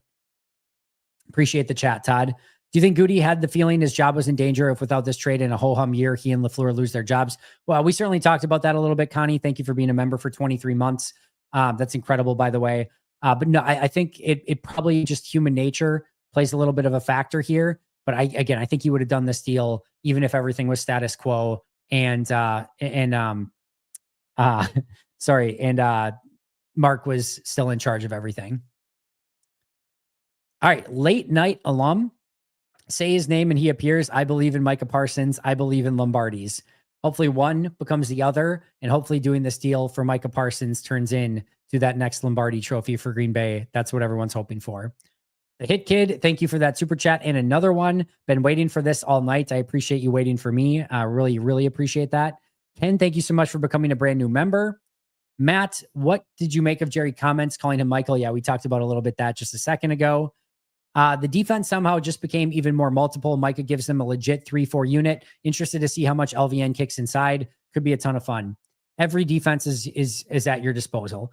You can do a 4-3, 3-4, 5-1, 4-2, whatever the hell you want to do. There is so many different things that they will now have the ability to do with Micah, and he does. It's a different position. It's a different player. They'll be used in different ways very clearly, but some of the stuff that Charles wasn't able to unlock when he came to Green Bay to be able to morph into different defenses just because he was on the field in a very different way, Micah is going to be able to do that. Not obviously as a corner that can move to safety, that can do some other stuff, but with what he can do, blitzing from all over, rushing from all over, playing standing up, playing hand in the dirt, double A gap blitzes, playing true linebacker, off-ball linebacker. There's so much that he can do that it really is going to open up this defense in a really fun and significant way. This stream is my Oasis concert, Andy. Patrick, thank you for that. Are the Packers Super Bowl bound now? I will say this. They could have got Micah Parsons and Trey Hendrickson and then went out and got Jadeveon Clowney for good measure. Getting to and winning Super Bowls is insanely hard. It is insanely freaking hard. Everyone is trying to do the exact same thing you are. There's probably 10 contenders somewhere in that range that have legitimate shots at this. You've got to have some injury luck. You've got to have your players playing at the right time. You've got to have the right game plan in the right moments. You got to have the ball bounce your way a couple times. It's just the truth of it. Every once in a while, there's going to be a ball put on the ground, and that oblong shaped ball is just a coin that you're tossing up in the air. And it could be heads, could be tails, could be for the good guys, could be for the bad guys. You could have everything set to go to a Super Bowl, and you could have a player try to go aggressively after an onside kick that ruins it for you. And he obviously not the only play in that game that did it, but it takes so much. They have the ability to. They have the players, they have the talent, they have the mindset. In my opinion, they have the coach. They've got what they need. Whether or not they can put it together, be that Super Bowl team, not only to get there, but to actually win it. Man, look at the Buffalo Bills. I mean, you get Josh Allen at quarterback. I mean, still arguably the best quarterback in the NFL right now. And still, it's tough to put a great team around him. They've struggled to put that consistent defense next to him.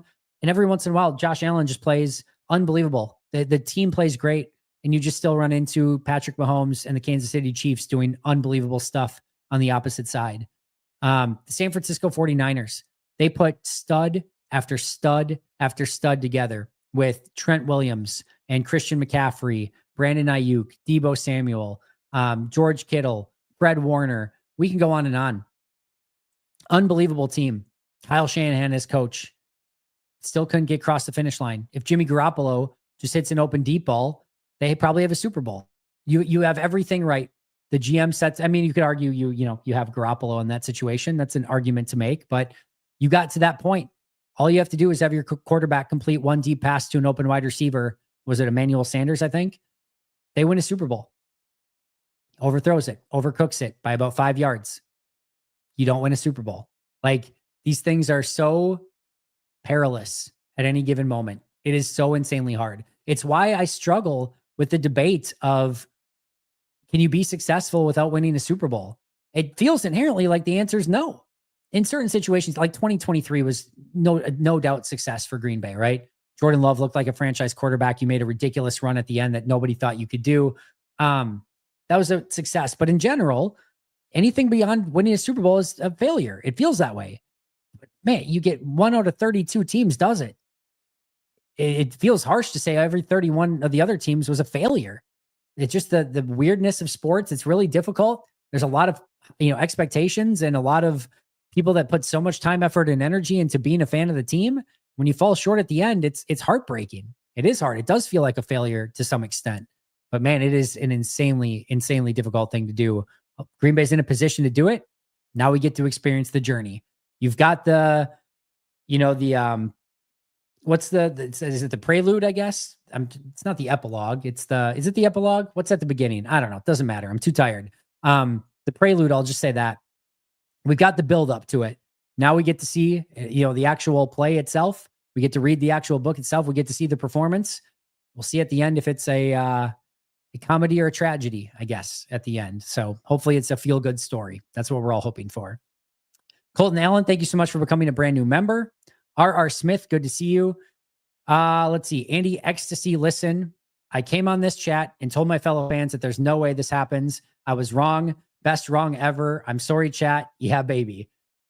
I said the same thing, right? I'll believe it when I see it. And if we get to actually do a live video that is breaking down Micah Parsons, we're going to have the time of our lives. I still feel like am I in a coma somewhere? And like somebody's going to wake me up and I'm going to realize, oh, actually, Micah Parsons wasn't I don't know. I feel like I'm in just cloud nine right now.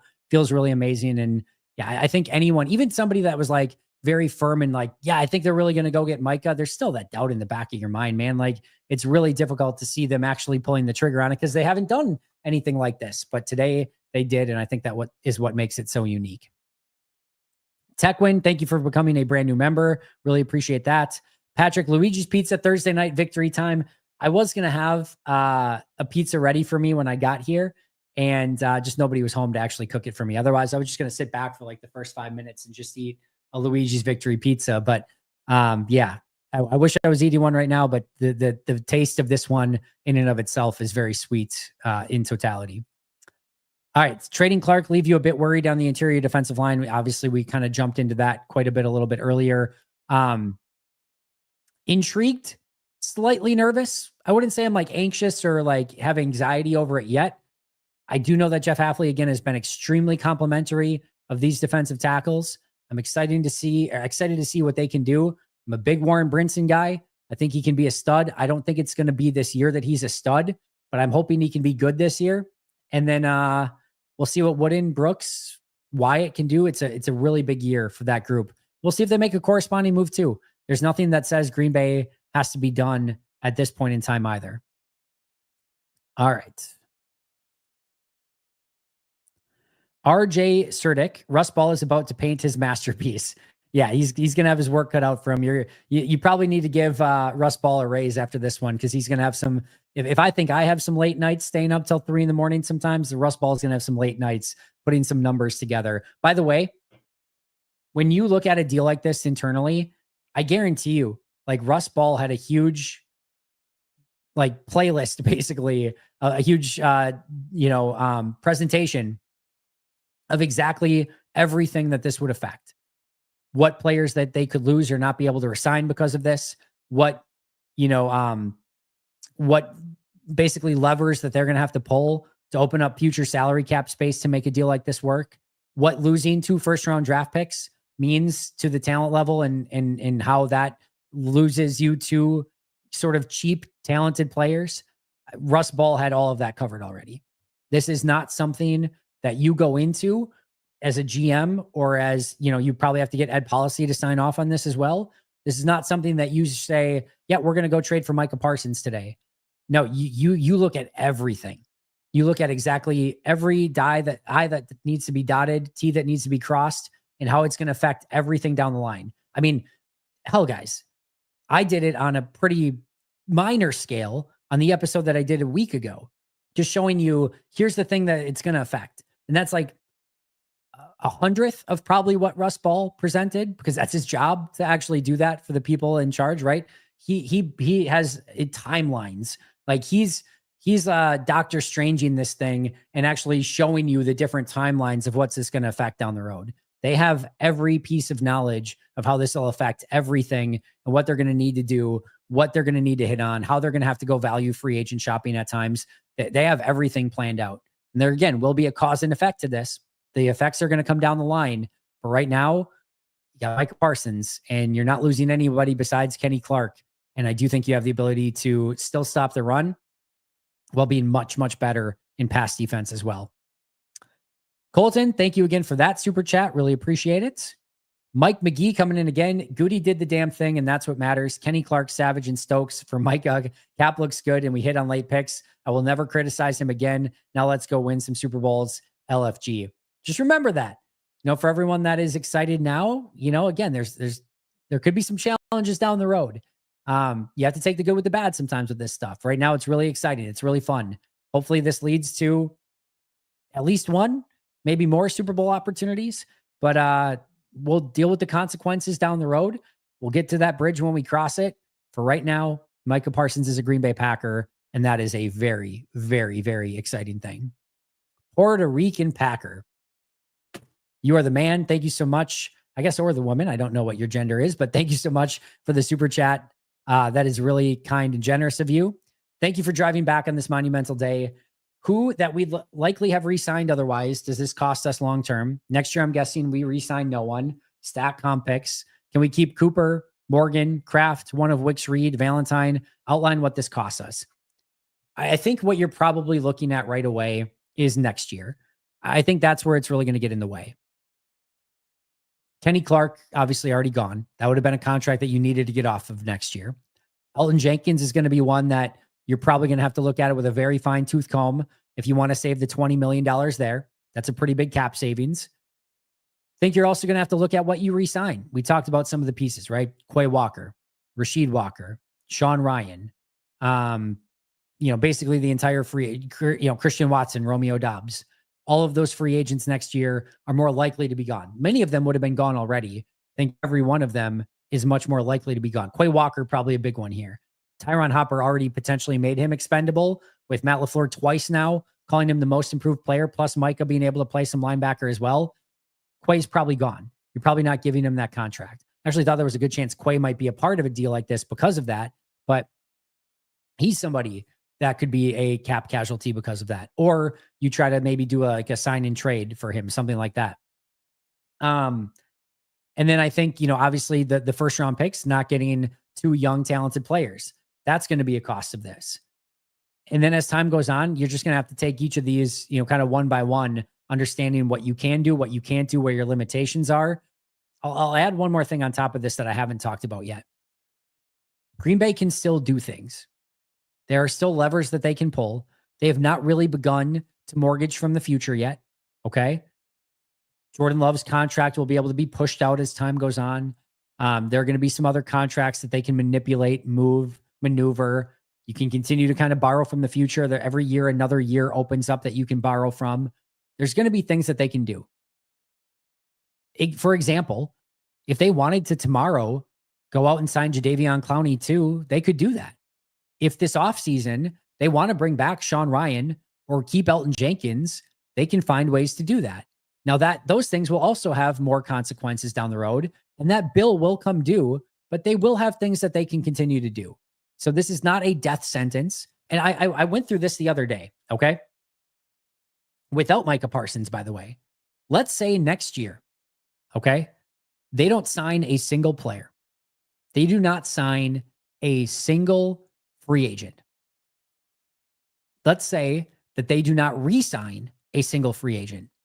Let's say they do not pick up a single draft pick for whatever. It's obviously not going to be the case. But before even accounting for re-signing anybody, or not including like exclusive rights free agents or things like that, I'm going to count Daniel Wheeling in this.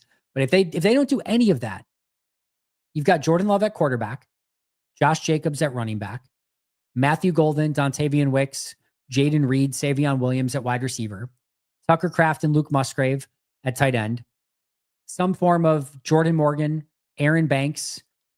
As of right now, let's do this.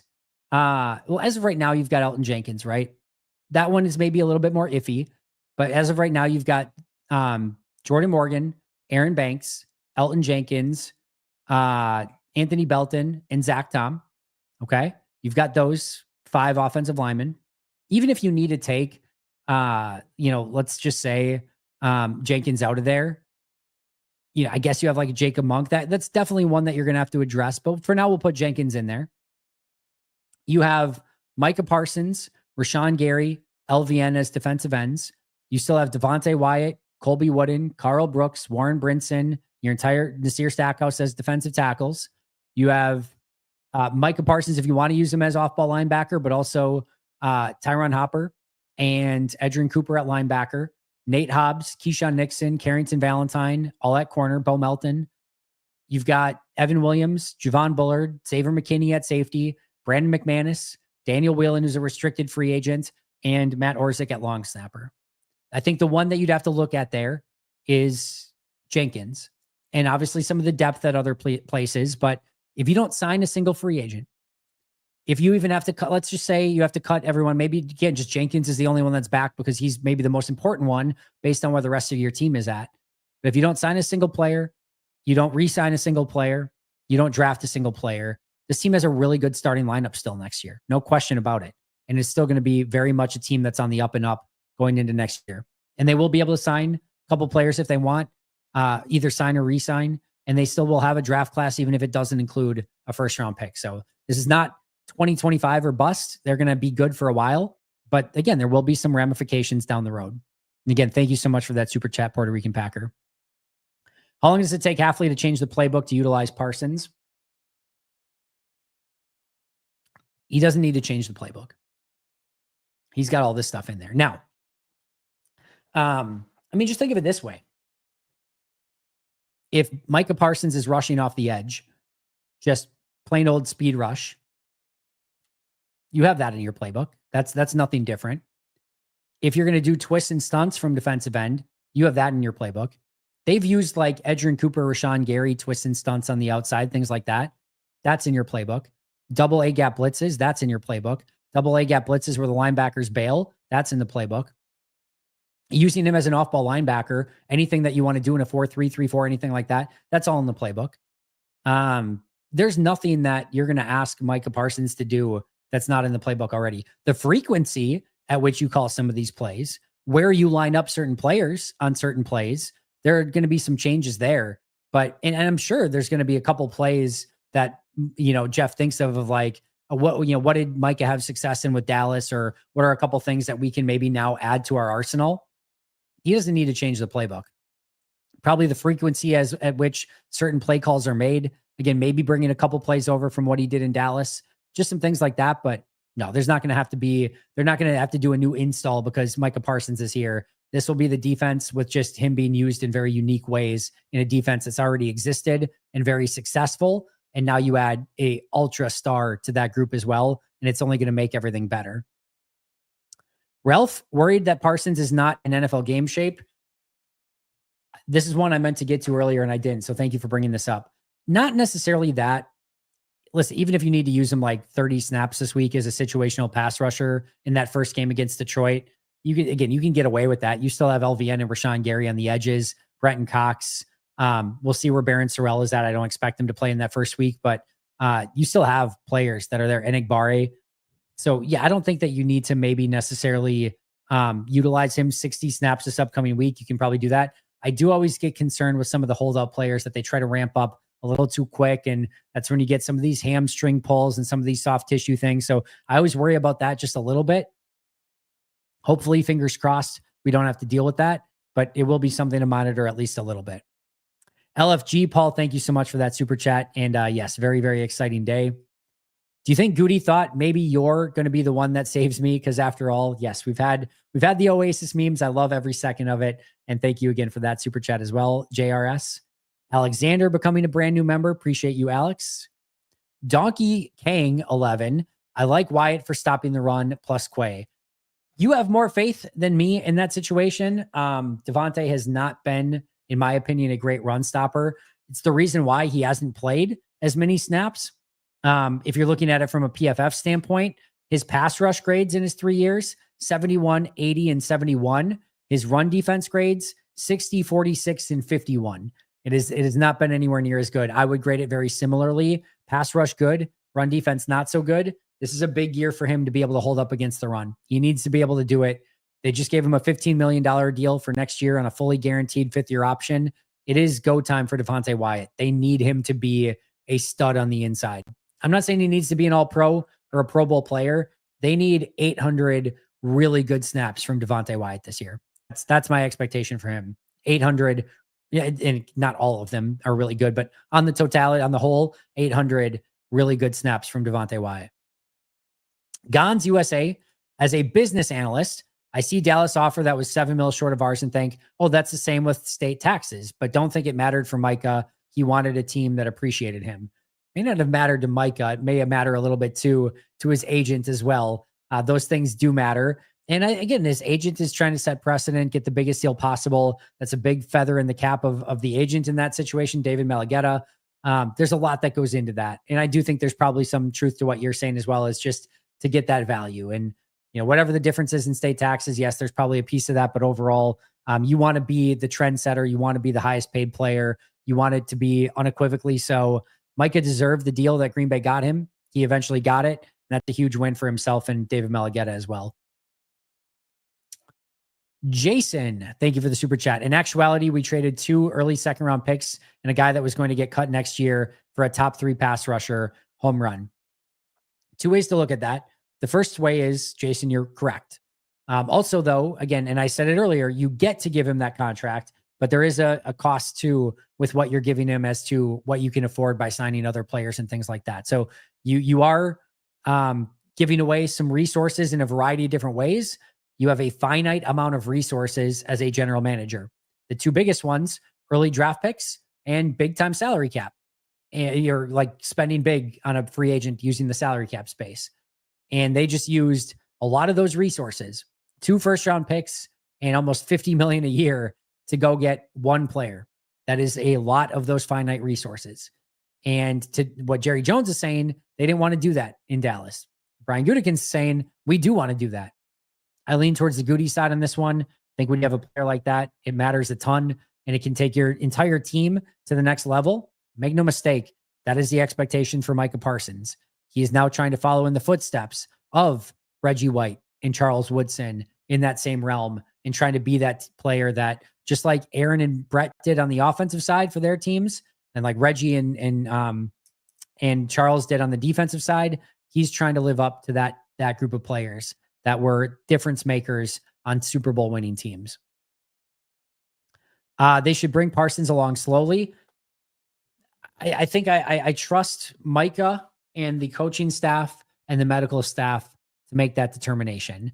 I tend to agree with you, Ralph. I don't need to see him 70 snaps in that first game, 60 snaps in that first game. Obvious passing situations is fine. And then same thing, I would be even more careful with him in that game right after against Washington. He could be, him and Cooper could be real weapons as quarterback spies on Jaden Daniels and some things you do there. But yes, I do think you want to be smart with it, but I guarantee you Green Bay will. But I do trust them to be able to make those decisions based on what they, ultimately, see on the medicals and things like that. All right, just seeing if anything else came in. Doesn't look like it. I haven't seen a number yet. If somebody has one, let me know in the super chats if you would be so kind. All right. Jay Western, Rashawn Gary getting one-on-ones all year. He's going to get a lot of them. I mean, there's a couple of different ways you can defend this, right? You can have Rashawn Gary go one-on-one all day. If that doesn't work, if you can't block Rashawn one-on-one, because you're already probably doubling Micah, right? In obvious passing downs. If you get Rashawn one-on-one and that doesn't work, now you've got your 5 offensive linemen, and you're making sure that you're at least chipping, if not, double teaming Micah and Rashawn on every play. You're going a lot of 3-man routes in that situation, which is, again, going to make things a lot easier on your secondary, especially with Xavier McKinney patrolling the back end. It's a tough way to live in the NFL. If you're going up against 7 DBs and you've got 3 guys running routes, because you have to have people chip on the outside and help on the outside, good luck. Your offense is probably going to struggle in large part because of it. Fire Hydrant, thank you for the super sticker. You are incredible. Appreciate that. Devin became a brand new member. Will has been a member for 17 months. Orzik extended, got Parsons, look out NFL. It's a huge week. Huge week.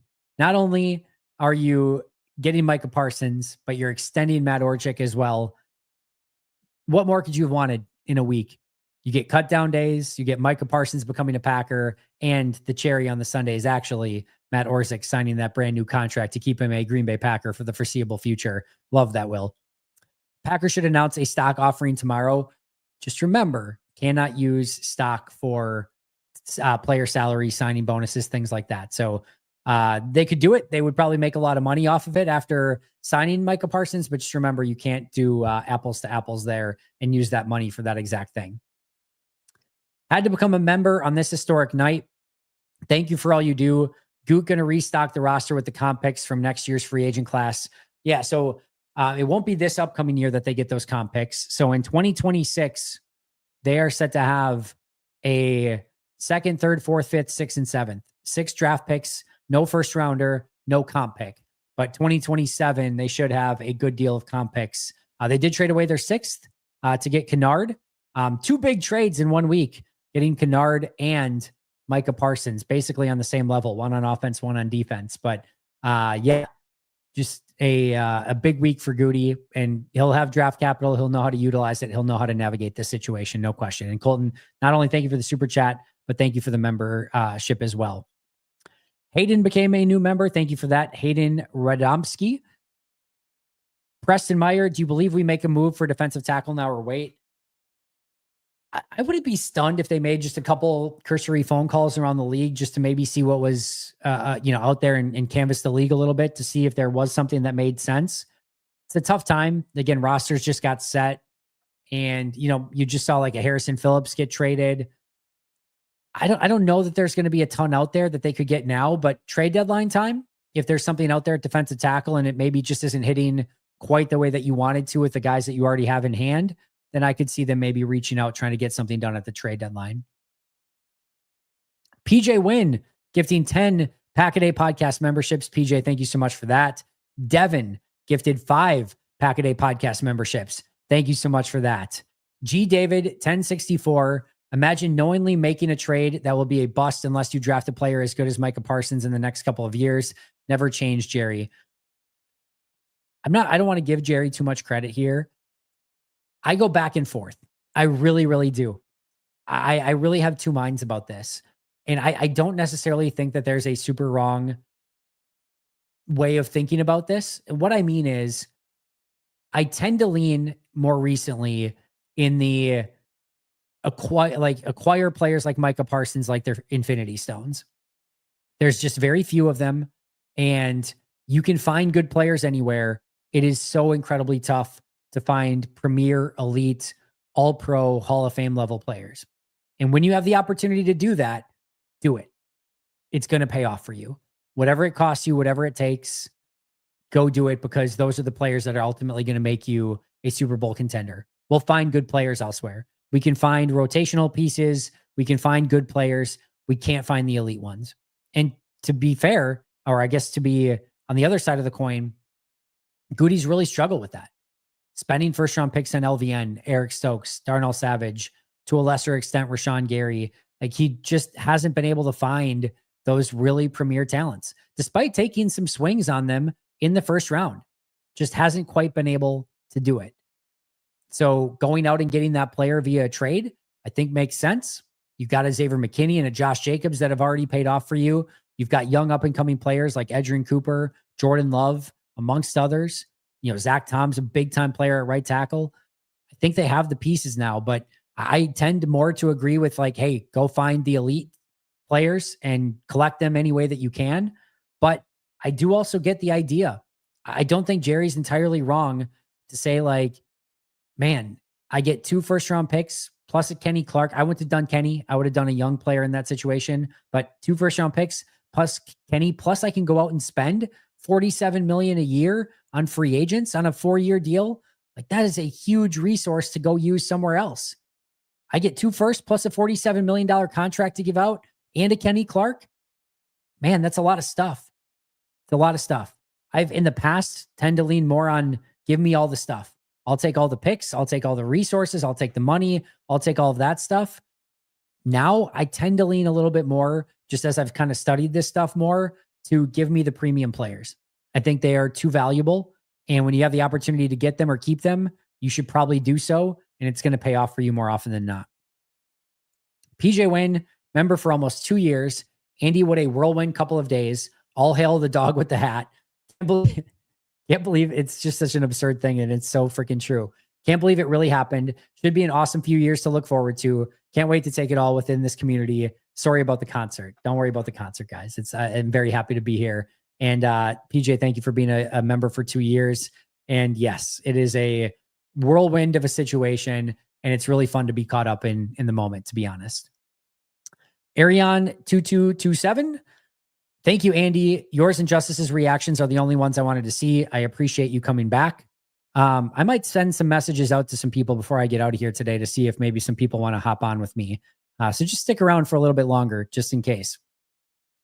Matthew Clark.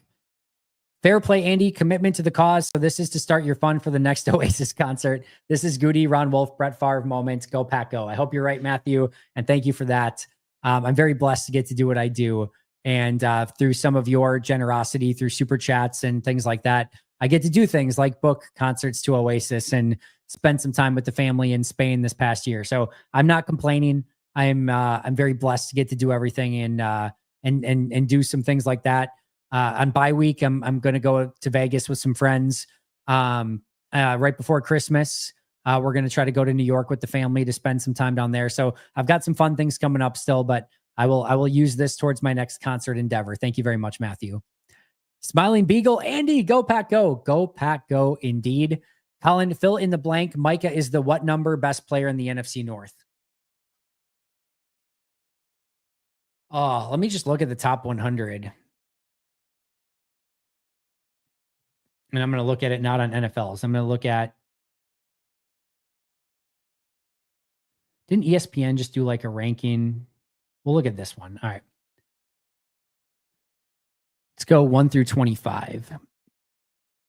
So they had, just looking at NFC North players, they had Justin Jefferson 7, Micah Parsons 9, Penei Sewell 14, Aiden Hutchinson 16.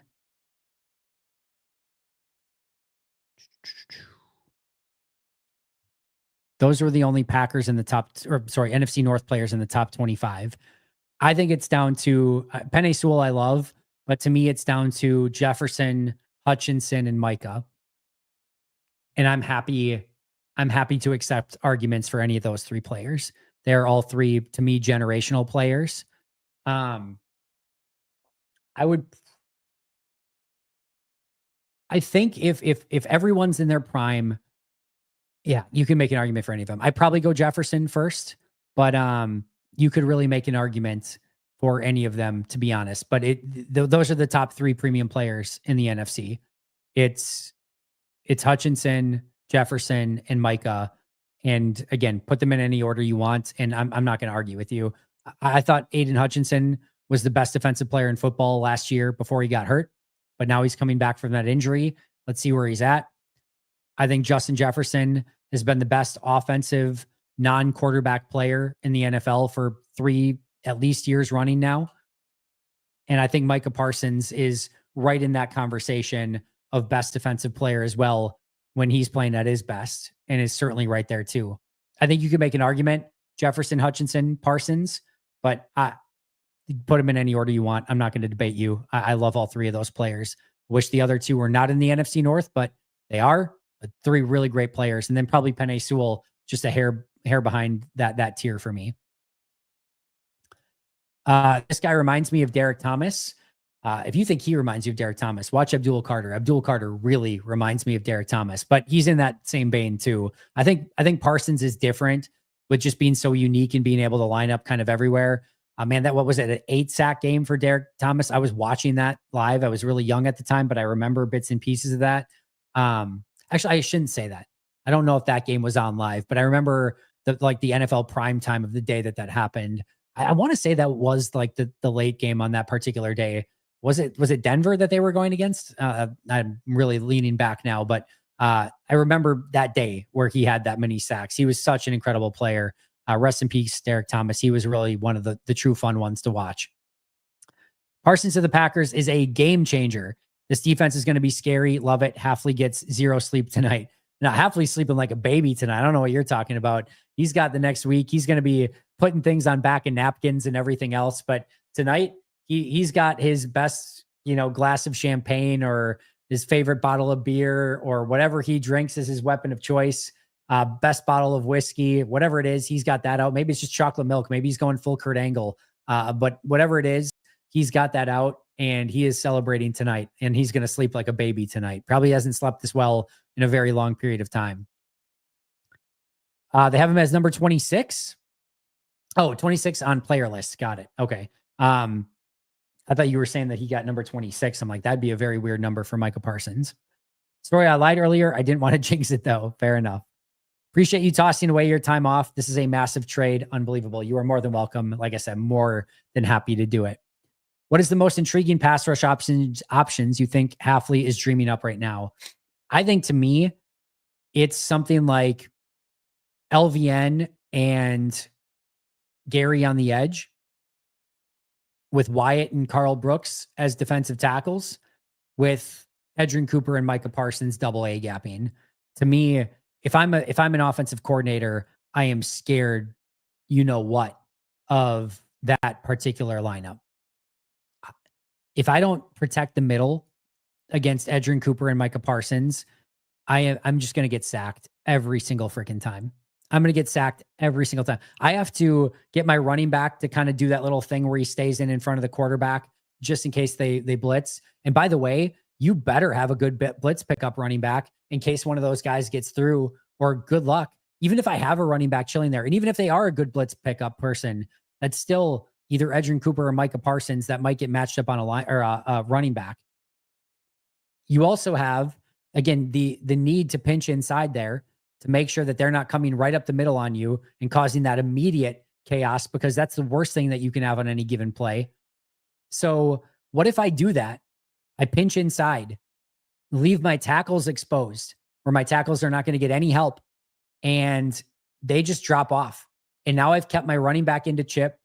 Maybe my tight end has stayed in. Now I'm pinching everything inside, and they just dropped them into coverage. Now Rashawn Gary's one-on-one on the outside. I still have Wyatt Brooks and LVN rushing. You're not focused on any of those guys because you were paying all your attention to two A-gappers that didn't even pressure on the play. They're just dropping back into coverage like normal linebackers, but all my offensive line attention was on those two. Or I just bring them. Maybe LVN drops off into coverage, or maybe Rashawn Gary drops off into coverage. They just need to cover a spot. Doesn't need to be a player. There's so much different stuff. That would scare the crap out of me. Rashawn Gary and Micah Parsons on the edges with LVN and Devontae Wyatt on the interior. That gives me some scaries. How about this? How about LVN on one side in a wide 9? Okay. I've got LVN on one side in a wide 9. I've got Rashawn Gary, Edgerrin Cooper, and Micah Parsons standing up all over the defensive, like the end on the other side. I don't even really have like a defensive tackle. It's like 3rd and 13. You want to run up the middle? Fine. We're going to still get you before you get the first down. Safeties are cognizant of it. Linebackers are cognizant of it. You can try draw. We'll be on top of it. I get LVN. I've got those three on the other side. Gary, Cooper, and Parsons. What do you do? Like, those three are going to come on some crazy twist and stunt on that side. LVN's just going to bull rush you on the other side. That is terrifying. That's absolutely terrifying. And then you have those four that you have to worry about just screaming off the edges with some crazy tornado that's coming off this edge with Quay Walker as your linebacker. And then I'm just going to probably go, what is that, 4 or 5? I'm going to probably just go dime after that. I'm going to go with, probably Bullard and Hobbs in the slot, Valentine and Nixon on the outsides, with Evan Williams and Xavier McKinney at safeties. You're 3rd and 13, 3rd and 15. I've got dime personnel, 4 corners that are coming up, maybe pressing you a little bit, getting you off your spot with 2 deep safeties on top of it, and a defensive front that is going to be after me in a freaking whirlwind. There's so much stuff, guys. There is so much stuff. Like I said, Jeff Hafley's going to sleep like a baby today. His mind might be like me right now. So maybe he's sipping energy drinks and just going full mad scientist mode. Whenever he wants to go to bed, he's going to sleep very, very well tonight. All right. We've got a lot of questions left. For those of you who don't know, we've got almost 2,200 people in chat. We've been going for 2 hours. I'm not leaving. I'm going to get to as many super chats as we get to. We're probably going to get through that. I might, again, invite some other people to come in and see if anyone else wants to join me in chat tonight. So we'll do that as well. It's a very fun night to be a Packer fan, to say the least. Flambeau 1232. How much pressure is Matt in the offense under now? What would have to happen for Good and Matt to be on the hot seat or fired? I don't really want to talk about hot seat fired stuff on a day that they traded for Micah Parsons, if I'm being honest. It would take this adds additional pressure. Like, if they don't make the playoffs now and everyone is healthy, it's probably more on Matt, if I'm being honest at this point. Like, Matt needs to make the playoffs this year. Like, there's going to be a lot of pressure on him to do so. If it's like 9 and 8, got some bad luck, didn't make the playoffs, there was just 7 teams that were 10 and 7, he probably survives it, but he probably doesn't get that extension. He probably goes into next year as like a make or break season. But there will be a ton of pressure to make the playoffs. No question about that. And, probably, really want to see them win a couple playoff games. But I don't think Matt is under immense pressure with the offense. Like, Matt's been they've been a good offense no matter. They were top 5 in DVOA last year on offense on a down year. Matt's not even thinking about pressure. He knows the pressure that there is with being an NFL head coach. No question. He very much knows it. He's ready for it. And of being an offensive mind in the NFL, they'll have it ready. If this offense is healthy, I mean, the crazy thing about this is you have every flavor on offense that you need. You've got the quarterback. You've got a power runner in Jacobs. You hopefully get that speed, fun option and playmaking option in Marshawn Lloyd at some point. You've got the third down back in Chris Brooks. You've got all different wide receivers. Christian Watson is going to come back at some point. You've got a fun gadgety type big guy in Savion Williams, Matthew Golden, Jaden Reed, Dontavian Wicks. These are all very different. Romeo Dobbs, all very different types of wide receivers that can run almost anything that you need to. Luke Musgrave and Tucker Kraft at tight end. You've got some size and bulk at offensive line now. They've got everything. They've got everything. So pressure, maybe, sure, I guess if you want to look at it that way, but I look at it as Matt's going to have a lot of tools at his disposal on offense. And on top of that, he's got a defense that's more apt to get him the ball back. If he goes for it on fourth down, that they're not going to just collapse on the other side. I think he's going to have even more aggression because you've got this really great defense on the opposite side. Now, I think this is going to work for everyone in this scenario. So I don't see it as pressure, and it would take something I still think pretty catastrophic for anybody to get fired. And hopefully we're not remotely talking about that this upcoming season. Tom, thank you for the super chat. Today, the Packers did a meeting with their captains. Do you think Kenny Clark was in that meeting, or was he told before that? Yeah, I don't know, Tom. I know that is it's a tough situation no matter what. You don't want to lose somebody in your locker room like Kenny, right? Now, I think they've got a lot of really great leaders in that locker room already. Guys like Josh Jacobs, Xavier McKinney were such natural additions. Jordan Love, Tucker Kraft. There's a lot of leadership in that room. Losing Kenny is not easy. All right. That's a tough situation. I guarantee you, for Matt, for Goody, for the players in that defensive line group, there's a lot of close relationships with Kenny. Sometimes in the NFL, that's just the cost of doing business. If you want something amazing, you're going to have to give up some pretty amazing stuff in return. And Kenny's leadership, his value to the Packers, his run stuffing ability, that's a big loss. That's a loss. No question about it, especially off the field. And I obviously, especially on the field as well. But you're hoping that that's going to be mitigated in a variety of different ways. And what Micah brings to the table is even more important than that. And we're about to find out. It's a big move for Green Bay, but this is a deal, again, that I started very much talking about at the beginning. You do this deal 100 times out of 100. Here's how this works. Okay. Dallas eventually get to the point of 2 first-round picks and Kenny Clark for Micah Parsons. And you have the contract already worked out with Parsons, so you know that part of it's good. Here's what you do. You've already been working on this night and day. You go through everything with Russ Ball one more time. What's it going to cost? Where's our financials at? What levers and pulleys are we going to need to do to get this, salary cap in a place where we can continue to compete? Can we do this? Can we do this? It's going to cost us that. You go through all of those simulations. They've been through it day and night, reviewing everything that this is going to change moving forward, what players you're going to lose, what players you might need to trade away, what that brings back in return, how you're going to have to attack drafts without having first-round picks. They go through all of those simulations. You dot your I's and cross your T's on everything.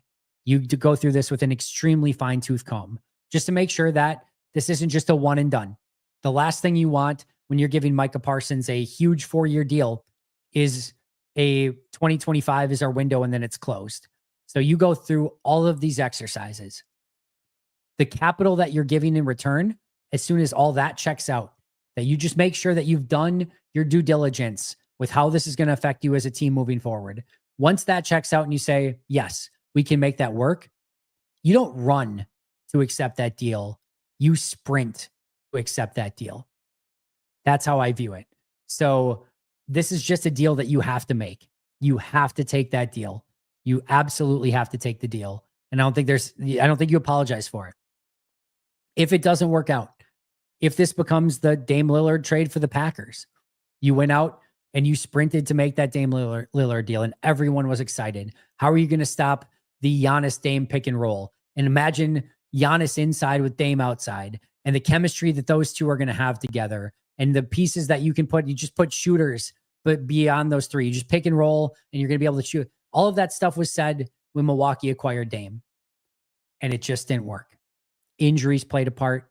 Clearly at the end, injuries played a massive part, but injuries played a part. You never really got to see a Dame Giannis playoff group together. They never really seemed to have the ideal chemistry with all of that, and it just didn't work. I will go back to it and say it every single time. You have to do that deal. The team that they had prior was stagnant. It was going in no positive direction. You needed a spark, and everyone, and I mean everyone, and their mom and their cousin and their mailman or mail person, and everyone thought that that was going to be a match made in heaven. Just didn't quite work out that way. You got to do that deal every single time.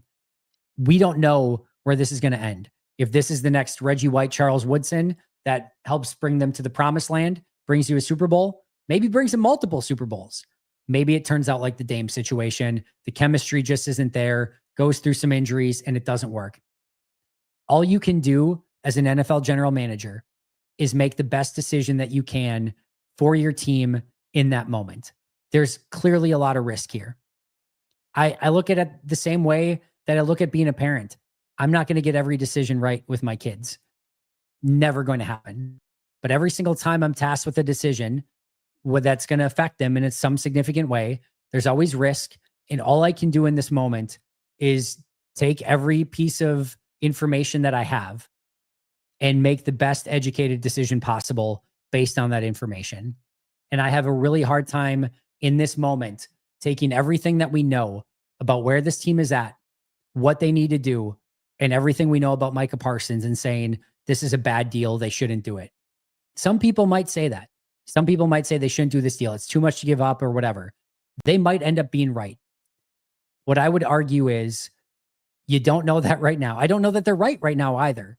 But I think if you really look at it with a really clear point of view and see what they're potentially giving up and what they have the ability to get in return, I just think you have to do this deal. And now you just let it play out. And we are going to have to see this performance over the next 4 years of Micah Parsons and maybe even beyond that to see what ultimately the seeds of this grow into. But I will defend it. I go back, this is a very different version of it, but at the time that they made the Rasul Douglas trade to trade him away, I could see exactly what Goody was thinking. That Rasul was only going to get a little bit older. The window that was open at that time when they traded him, the team was not in a good spot. They just lost a bunch of games. The window that was open at that time, or there wasn't a window open at that time during where Rasul was under contract. They're able to pick up a third-round pick, a top 100 pick in that trade. And in hindsight, you might look back and be like, man, you know what? I wish we could have played that 49ers game with Rasul Douglas. Yeah, I kind of want to see what that would look like too. I really kind of do. Maybe he would have helped in that game. Maybe without making that deal, maybe some other things don't happen and there's a different butterfly effect. But all I can do is ask of Good in that moment to make a wise, educated decision. I thought at the Rasul Douglas time, it made sense. I know some people disagree with that. I think if you look at where that window was at the time in Rasul, it made sense at the time. There are some things in hindsight that you might look back at and say, yeah, I wish we could have seen it. There's pieces of that, sure, that exist. But all that I ask is good, solid logic at the time. I really, truly believe in every ounce of my being that Goody should make this deal 100 times out of 100. Whether we Doctor Strange this thing and can look into the future, there's probably a decent amount of scenarios where Green Bay still never wins the Super Bowl. There's probably a good chunk of scenarios where Micah Parsons doesn't quite end up living up to this amount of resources that you put into him. It's a lot. It's a lot to live up to. I mean, what does Micah need to do personally to live up to 2 first-round picks and a $50 million a year basically contract for 4 years, almost $200 million, right? That is a ton to live up to. It's near impossible. It's near impossible. All you're asking is that he does what he is mostly expected to do, be a big-time pressure player, do what he's done in Dallas so far, and help this team take that step to winning a Super Bowl. He doesn't have to be the guy that does it all on his own. Micah Parsons doesn't need to put the Lambeau Field and the franchise on his back. They're not in that spot where he needs a Herculean effort. He just needs to be the guy that he's been in Dallas so far. And if he can be that, Green Bay is making the educated guess and gamble that he can be the one that helps put them over the top. I agree with Goody. There's no one player. Micah can't do this on his own. It's going to take everyone taking that step, working together, and being that team that everyone expects them to be in order to win this in totality. It has to come together organically. But there's no question Micah's going to help. And hopefully that this is a that. I don't know how I went from the team meeting of Kenny Clark into that whole tirade, but once you've been doing this for 2 hours, sometimes the stream of consciousness doesn't make sense how you get from point A to point B. But baby, we're getting there, and I'm just giving you everything that's on my mind for as long as we need to go on this. Mile High Tie says, first of all, again, thank you for the super chat. I was watching the Paul Farrington show, second best Packer show out there, and he was first to report that you turned the car around. Awesome dedication, my guy. Appreciate Paul a ton. Him and I were chatting today. If you don't know already, Paul and I are going to be, well, not Paul and I, the Paul Farrington show and I, Paul and Ziggy and their whole crew and I are going to be doing weekly shows. It's going to air on their channel, both audio and video. It's going to air on my channel, both audio and video, every Wednesday. That's going to air Wednesday mornings. So really exciting to partner with Paul. I mean this legitimately. Those guys are awesome. Those guys are really genuinely cool, awesome guys. And they came on the radio show this week. So I've been on Paul's show twice now. Paul himself has been on my podcast once, I believe. Paul has been on my radio show once on his own, and Paul and Ziggy were on the radio show this week. Genuinely awesome guys to work with. And I actually feel that there's like a very strong natural connection there of just, it's very organic when we talk. So I'm very excited about that this year. Appreciate Paul giving me a shout out. But yeah, him and I were on the phone while I was driving down to Chicago today, talking about the show that we're going to be doing together this year. And we talked a little bit about the Micah stuff, but yeah, they're awesome people and really excited to partner with them this year. Thank you for the super chat. And thank you for, watching Paul as well, because they do great work down there. Carla Delgado gifting 50 Pack-A-Day podcast memberships to the 2,000 plus people that are here. Carla, you are legendary. Thank you so incredibly much for doing that. And I'm sure there's a lot of people in chat that are thanking you as well. Cowboys fans, Cope has already made this worth it. Man, that is nothing. Have you seen some of the Bears, Cope? Adam Rank is just, I get he's unapologetically Bears troll, right? Like he leans all the way into it, which I get, I understand. What did he say? Like, I have to find this now. I have to see if I can find Adam Rank's tweet. I think Nagler was the one who put it on my timeline. Tweeted the fake Adam Rank. Here's the real Adam Rank. Is there really a difference between the two? What did he say? Where was it? Come on. Oh, he tweeted, the Packers were that worried about Ben Johnson and Caleb Williams that they had to go out and get Micah Parsons. He's obviously, again, leaning into the Bears side of things there, but there are a lot of Bears and Lions and Vikings fans that are out there that are already kind of coping with this a little bit as well. Listen, let's see how this plays out. We didn't win anything yet. We don't need to be taking victory laps yet. We traded 2 first-round picks, gave up $50 million a year, and Micah Parsons is a Packer. By all means, celebrate. I know I will be. I am going to be celebrating the hell out of this. It is so exciting right now. There's no two ways around it. Pop your champagne, get your Luigi's Victory pizzas out, do whatever you need to do. It is freaking awesome. Okay. But don't be a Chicago Bears. Don't pull a Chicago Bears fan, I should say. Don't take the victory lap when you trade for Khalil Mack and it doesn't ultimately work out. The Khalil Mack deal worked out. The stuff around him didn't work out. I'm actually not going to give them any crap. The Khalil Mack deal, they would do that 100 times out of 100. They just had Mitch Trubisky at quarterback, right? They still did pretty well, all things considered, of having Mitch Trubisky at quarterback. But, they've won the offseason every single year for 7 decades now, right? Doesn't win you anything until you actually start winning something. So celebrate the hell out of this. but we don't need to talk smack yet until we can actually go out and say, look at that next Lombardi trophy in that case. That one looks pretty damn sweet. That 14th banner up there, that's pretty awesome. How many do you have? Minutes. You don't have any yet?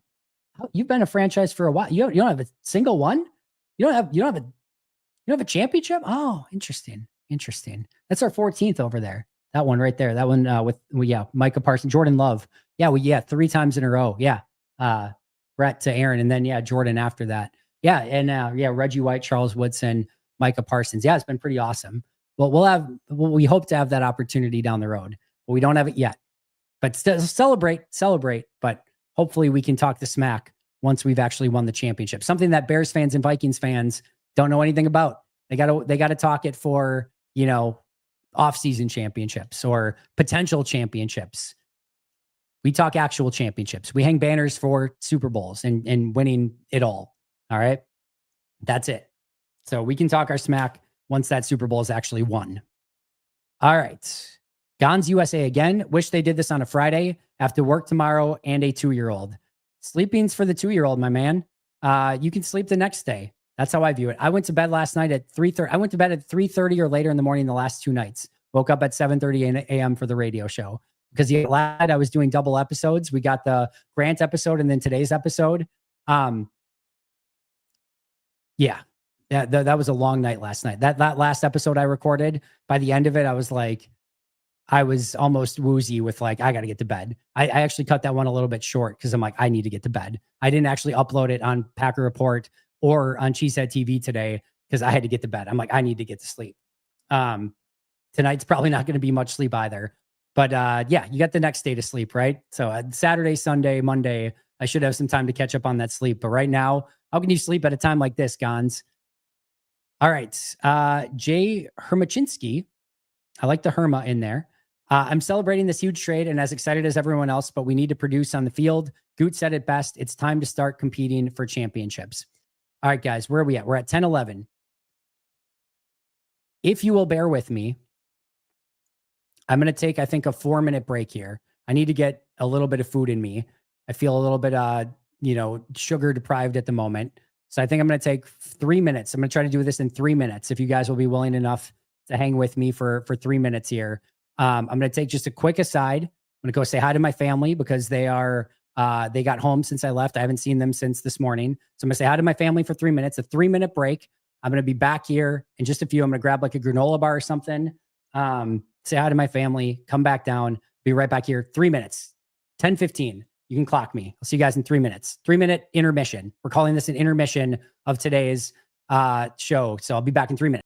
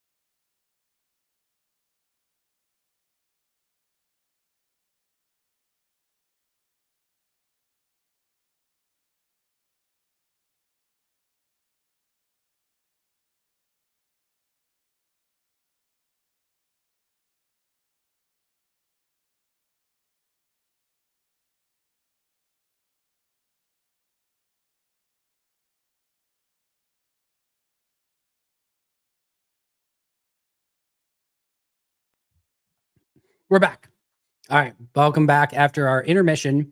Thank you for 1,800 of you for still sticking with me despite having a blank black screen. And that's what they teach you on day one of YouTube school is just go away and put a blank black screen up and don't even put like, I'll be back momentarily or anything. So thank you guys so much. Dusty Evely, by the way, trolling me, saying it's disgusting behavior for driving all the way home to be with you guys. I disagree, Dusty Evely. No disgusting behavior whatsoever. But again, thank you for sticking with me. I did not get a Luigi's pizza, but I did pound down 2 granola bars, got myself a soda, and I feel much better. So thank you guys for sticking with me during that. Let's get back into it right away. Love the trade. Worst part seems the KC dead cap. Okay, let's talk through this because I actually haven't looked at it so far yet. I actually don't think I'm going to be able to look at his contract. It's probably already changed over, right? Yeah, it's already on Dallas. All right. I know he's got dead cap. I'd have to look at it like the way that it was set up prior to the deal. But you were going to pay Kenny this year anyway. You're obviously upgrading. It's going to cost you a little bit, but I'm not too concerned about the sunk cost this year. And you're probably going to have to move on from him next year anyway as well. So I don't view this as a major loss from a dead cap hit standpoint. In fact, you do kind of save 2 million of it this year already by getting off of it. It's not a ton, right? But it's a little bit. You do lose the money that you invested into him this season. But again, you're probably going to have to do it next year anyway. So you lose 1 year of Kenny Clark that you're still paying for, which stings a little bit, but you have the ability to manage it. It's only that 1 year of money this year that you lost out on. You were going to have to do it eventually. Dallas takes on some of the base salary this year. You probably wish you would have structured it a little bit differently, but had you have done that and Dallas had to take on more of the base salary, you would have probably had to give up a little bit more in draft capital or another player for them to take on that salary as well. So here's, if you didn't listen to Jerry Jones, Dallas had 2 prerequisites for you to be involved in the trade conversations. They basically said they like narrowed down like half of the league immediately. And then they did not consider dealing with anyone in the NFC East. There were 2 conditions in order to be involved in the trade conversations with Dallas. You had to have the money in order to take on Micah Parsons. They weren't going to really deal with you if you didn't have the ability to make that trade in the first place. You had to have, he didn't mention this, but I'm assuming you had to have the draft capital, right? If you didn't have the future draft picks, they probably weren't interested in trading for you. But you also had to have a defensive tackle. You had to have a top tier, what they considered a top tier defensive tackle that they could trade for. That was one of the things that they had to have. Now, would they have considered a Devontae Wyatt? Like, I'm curious if they would have said like, hey, we want Wyatt instead. And Green Bay was like, no, you can have Clark. Or if Green Bay was like, you know, if they wanted Wyatt and they're like, no, whatever, either way, like, or if Green Bay was maybe trying to push Wyatt and they were saying like, no, we want Clark. I don't know which way that would have went. I don't know if Wyatt would have been enough. I don't know where that would have stood, but they had the defensive tackle, they had the money, they had the interest, they had the draft picks. And I think they needed all of those things for this deal to come to fruition. So if they didn't have Kenny Clark and have to, you know, take on that dead cap hit, this deal might not have taken place in the first place anyway. So luckily they had a player that they were interested in to be able to make that happen. But I don't think that I look at this as the dead cap as a deal breaker for me. You had the cost for Kenny this year that you knew you were going to have. Now you're giving that up. You're gladly taking on Micah in exchange for that. And next year, probably gone anyway. All right. I will say that the third contract for Kenny was pretty disastrous. I think that was one that Goody probably regretted pretty quick. But again, if they didn't have him, they might not have Micah Parsons right now. So it ended up, I guess, kind of paying off in the end. Wasa Aaron, thank you for the super chat. For turning around after a 4-hour drive to miss a concert that I would like to attend just to speak to us. That's legendary and why you're my daily go-to. Cheers. Thank you for that. Like I said, it was not a decision for me. I really, really was hoping that if this deal was going to, I was actually texting with a couple people. Yeah, I think I was talking to Paul Farrington too, of just like, I really want this to happen. I just don't want this to happen from the hours of like, basically like 2 p.m. today to, or even like 1 p.m. today to the end of the night. Anything after 1 p.m. Just if it didn't happen tonight, it would have been epic and amazing. I'm sure there could have been worst case scenarios. It could have been worse, quite frankly, if like Had it happened 2 hours later, I probably wouldn't have been able to do it. I probably would have had a few drinks, prior to the concert. And then, probably entered the concert. By the time I got out and did everything, it's going to be like midnight by the time I get home anyway. And I don't want to drink and drive in that situation. So at a couple hours later, 2.5 hours later, something like that, probably would not have been able to do it at all.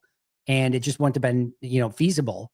So it could have been a little bit worse, but again, no question about it whatsoever. Don't think twice about it. Happy to be able to do it. Matthew, I don't know. Matthew Didana. Love the trade. Worst part. Oh, we talked about that. Sorry if I doubled up on that one, or if I guess I doubled up on that one. Oh, Wasa Aaron was that one. Sorry, I just misplaced it. All right, Flash Plates. Thank you for the super chat.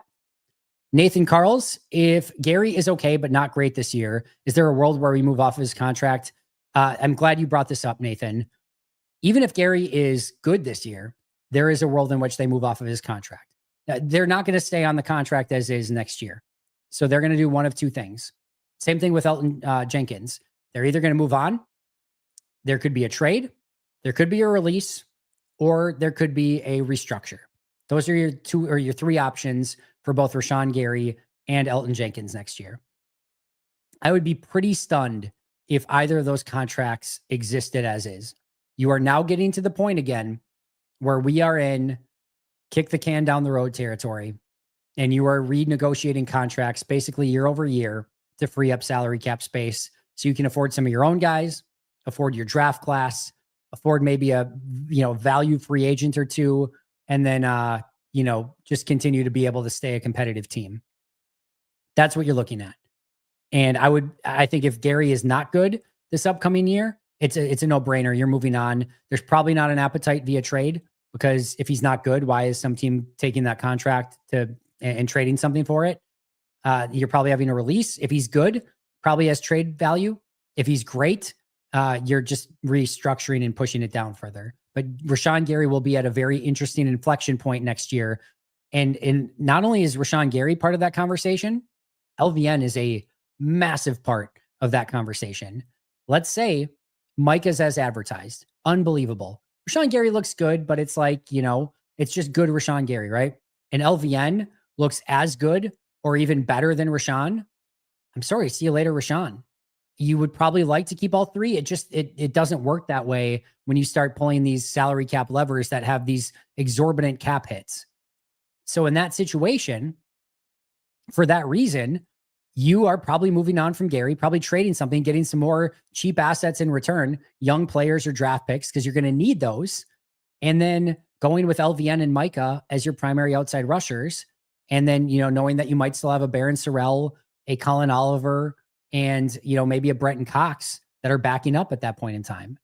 So those are going to be very interesting decisions, but just know if you've got a big contract now, there's going to be a lot of intrigue as to how that contract takes place for the foreseeable future. Aaron Banks, Rashawn Gary, Elton Jenkins. I'm sure there's some other ones as well. Josh Jacobs and Xavier McKinney probably less likely to get released unless especially like probably have to be Jacobs, where he just really shows like has that running back wall or whatever. Like McKinney's going anywhere, obviously. But if like Jacobs hit like that running back wall, like he could be in that conversation. But some of those are going to be things that you have to look at over time because you do a deal like this. Whether you want to call it consequences or just, the effects of this, there are going to be some of those as time goes along. All right, Flash Plates with another one. Grossi's, Naglers, Farringtons, Perry's, Maggie's, and Basarowski's reactions were cool, but glad you made it back. Expect a grade video soon. Yeah, I'll try to do something on that on Parsons. It's going to be tough going into the season next week. I don't know. There's probably, how many snaps did he have last year? I can probably grade. He had less than 700. So I should probably be able to grade those over this weekend. If I have time, I'll definitely do it. I also, it's a long story, but I should hopefully have time to do so. So hopefully I'll get to doing that. Beast Bumblebee, one word, double A-gap blitzes with Coop and Micah. It's a little bit more than one word, but I get the joke, and I will definitely take both of those things. Parsons helps throw up taste with this Badger team. Oh, are the Badgers losing? Are they? They can't be losing, right? Oh, they're up 10. Oh, but only 10-0. Ugh. Oh, that's bad. This is going to be a long season. This might be their only win. Oh, that is ugly. They can't run the ball. Man. The good defense, obviously. That's something, I guess, but oh my God. Yeah, you have to win a little bit better than that, because that's going to be probably one of your easiest opponents all year long. That's probably not great. I'm assuming the Brewers lost today too. I know they were down like 6-4 or something at one point. I stopped paying. Yeah, it was okay. It ended 6-4. So yeah, nothing else matters. It's Micah Parsons Day. 2 huge moves. Yeah, we talked about that earlier, right? I appreciate the double bonus there, though. Beast Bumblebee. Oh, no, this is a different one. There was one earlier that mentioned Orzik. 2 huge moves, extending Orzik, trading for Kennard, and then a small trade for some Parsons dude. Yeah, so the Kennard one as well. I do like that Kennard deal. I do like the extension of Orzik, but clearly the Micah one just, out kicks it just a little bit. Jumping in late here, you think Eddie P has his fingerprints on the Micah trade? Yeah, we talked about that a little bit earlier. For some reason, when you said Eddie P, the name that came to mind was Eddie Pinheiro, the kicker. I'm like, why does Eddie Pinheiro have any fingerprints on a Micah trade? But yes, Ed Policy is also, again, I've been driving for 8 hours and then immediately jumped on a 2.5 hour plus chat here. But what I mentioned earlier, I don't think Ed Policy started being like, all right, boys, new era. It's Ed Policy time. I need Micah Parsons on my desk by Friday. I don't think there's anything like that. I don't think he went to Goot and said, hey, it's time to be aggressive. It's time to start doing some stuff. I don't think there was anything like that. Nor do I hope that's the case, by the way. If you told me right now that we got Micah Parsons, but at the cost of now having a president/CEO that's very much meddling in operations, that would be, to me, the biggest downside of this. I don't want Ed Policy anywhere near involved. I don't want him telling Matt LaFleur what type of plays to be calling, nor do I want him telling Russ Ball how to manage the cap, nor do I want him telling Brian Gutekunst what type of players to get or what he needs to do with his draft picks or salary space, right? That you hire Goody to do that, you hire Ball to do that, you hire LaFleur to do that. I don't want Ed anywhere near it. I'm fine with him being a level of checks and balances, meaning if Goody says, we're going to trade for Micah Parsons, and Matt's like, that's a really bad idea, and trading away Kenny's a terrible idea, and Russ Ball says, from a salary cap standpoint down the road, this is a terrible idea, I want Ed to be the one that is the final say. He says, all right, Matt and Russ say this is not a great idea. Brian, you think this is a great idea. I want to hear from all of you, and I'll ultimately sign off one way or the other. If it's something like that, and maybe he says, listen, unless it's unanimous between the 3 of you, we're not doing it. I don't know, but that's where I want Ed involved. If there's some discrepancy, but at the end of the day, even then, like Goody, but I guess this is a salary cap issue as well, and it's kind of a coaching issue. So that to me is where Ed Policy gets involved. But what I mentioned earlier is I do think, whether intentional or not, and I actually would argue, I think it was unintentional. I think he was asked a simple question about contract situations for Goody and LaFleur and said, no, we're not going to be doing anything right now. They've got 2 years left on his deal. My guess is him answering that question would have been pretty standard policy for what they normally do, barring like a Super Bowl win or something. You've got 2 years left on your deal. Why are we talking about this now? We'll talk about it next year when you've got 1 year left. Not to mention he's a new president and CEO. He wants to evaluate everything, just kind of see how things go.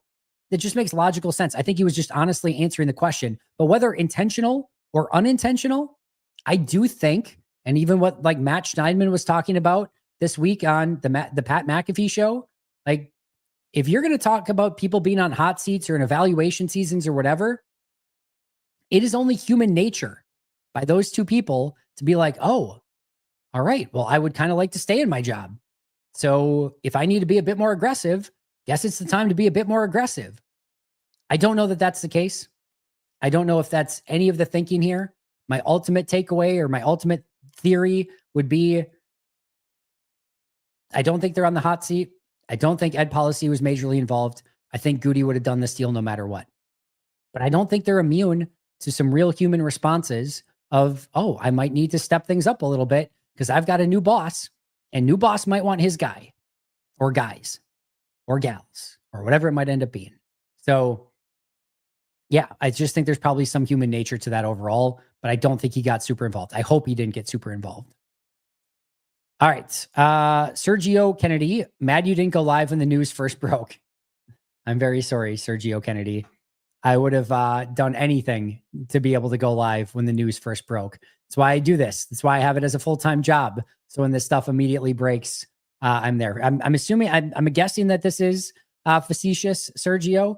But in case you didn't know, I was driving down to Chicago, spent 4 hours driving down there to go to a concert just to have to turn around and immediately come back 4 more hours, which is why I was not live immediately. All right. Poor LVN got to wait for his first start. This is the other one I meant to mention too, and I totally forgot. Like I said, there's been a lot of things streaming through my mind.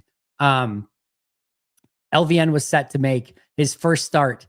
He didn't do it in college.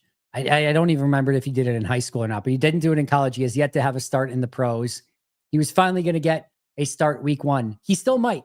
You could still see LVN out there with Rashawn Gary and Parsons still on the field, or maybe in that first game, Parsons is a little bit more of a, situational pass rusher / obvious passing down guy. We'll have to see how they utilize him early on as he kind of probably works his way into game shape a little bit more. But maybe LVN still gets that first start. But if not, if it's just Gary and Parsons moving forward, LVN might have to wait a little bit longer for that first start. Well, thank you for bringing that up. I meant to mention that. This is another one, Seymour. I thought of this earlier, and again, just with everything going on, didn't get to talk about it. The Tom deal pairs so well with this trade right now. Front office is on a heater. I was thinking that same thing where, what was it, like 21 million per year or something for Tom? And I was thinking it was going to be like 27 mil. Like that's an extra 6 mil per year right there during the length of this deal that goes directly to Micah Parsons. Like if you would have said Zach Tom got like 26 mil per year, wouldn't have batted an eye at it. Sure. Yep. Absolutely. Sign me up. Totally cool with it. Instead, I think he got like 21. Whatever money is the difference there. Even if he got 27, I would have been like, all right, that's maybe slightly high, but I like having Zach Tom on this team. So cool. I'm fine with it. But yeah, they get a much cheaper, and that's extra money that you have to spend to make sure that Micah Parsons is a Packer. It does pair well. And I do think if you were paying that extra 6-7 mil per year for Zach Tom, it would have definitely made this, I think, a lot more complicated. Stoked we added Wiley at tight end. Any other moves today? Yeah, they did have...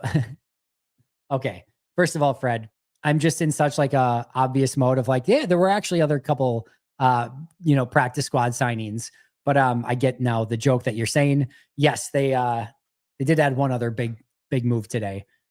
Clayton Thune is also a Green Bay Packer. We knew about that one. There was also an offensive lineman that I'm going to be honest, I don't even care about anymore. I don't even have the effort or energy to go and look at his name. I know Bill Huber reported it yesterday. I know it's official as of now. I'm sure I will love him forever eventually when I get to learn his name. But right now there are bigger fish to fry. And again, Micah Parsons is a Packer. Kenny Clark is a Cowboy. Clayton Thune is a practice squad player for Green Bay.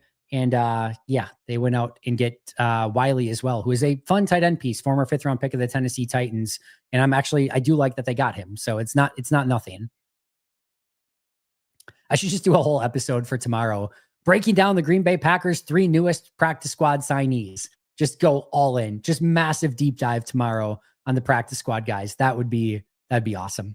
What's your Gene Hafley blitz concept with Parsons in the fold? I did talk about this one a little bit earlier. My guess is that was an hour ago that you asked the question. So it's probably been since then that I answered it, but double A gaps with Rashawn and LVN on the sides, Brooks and Wide on the inside, and then the double A gap with Parsons and Edgerrin Cooper.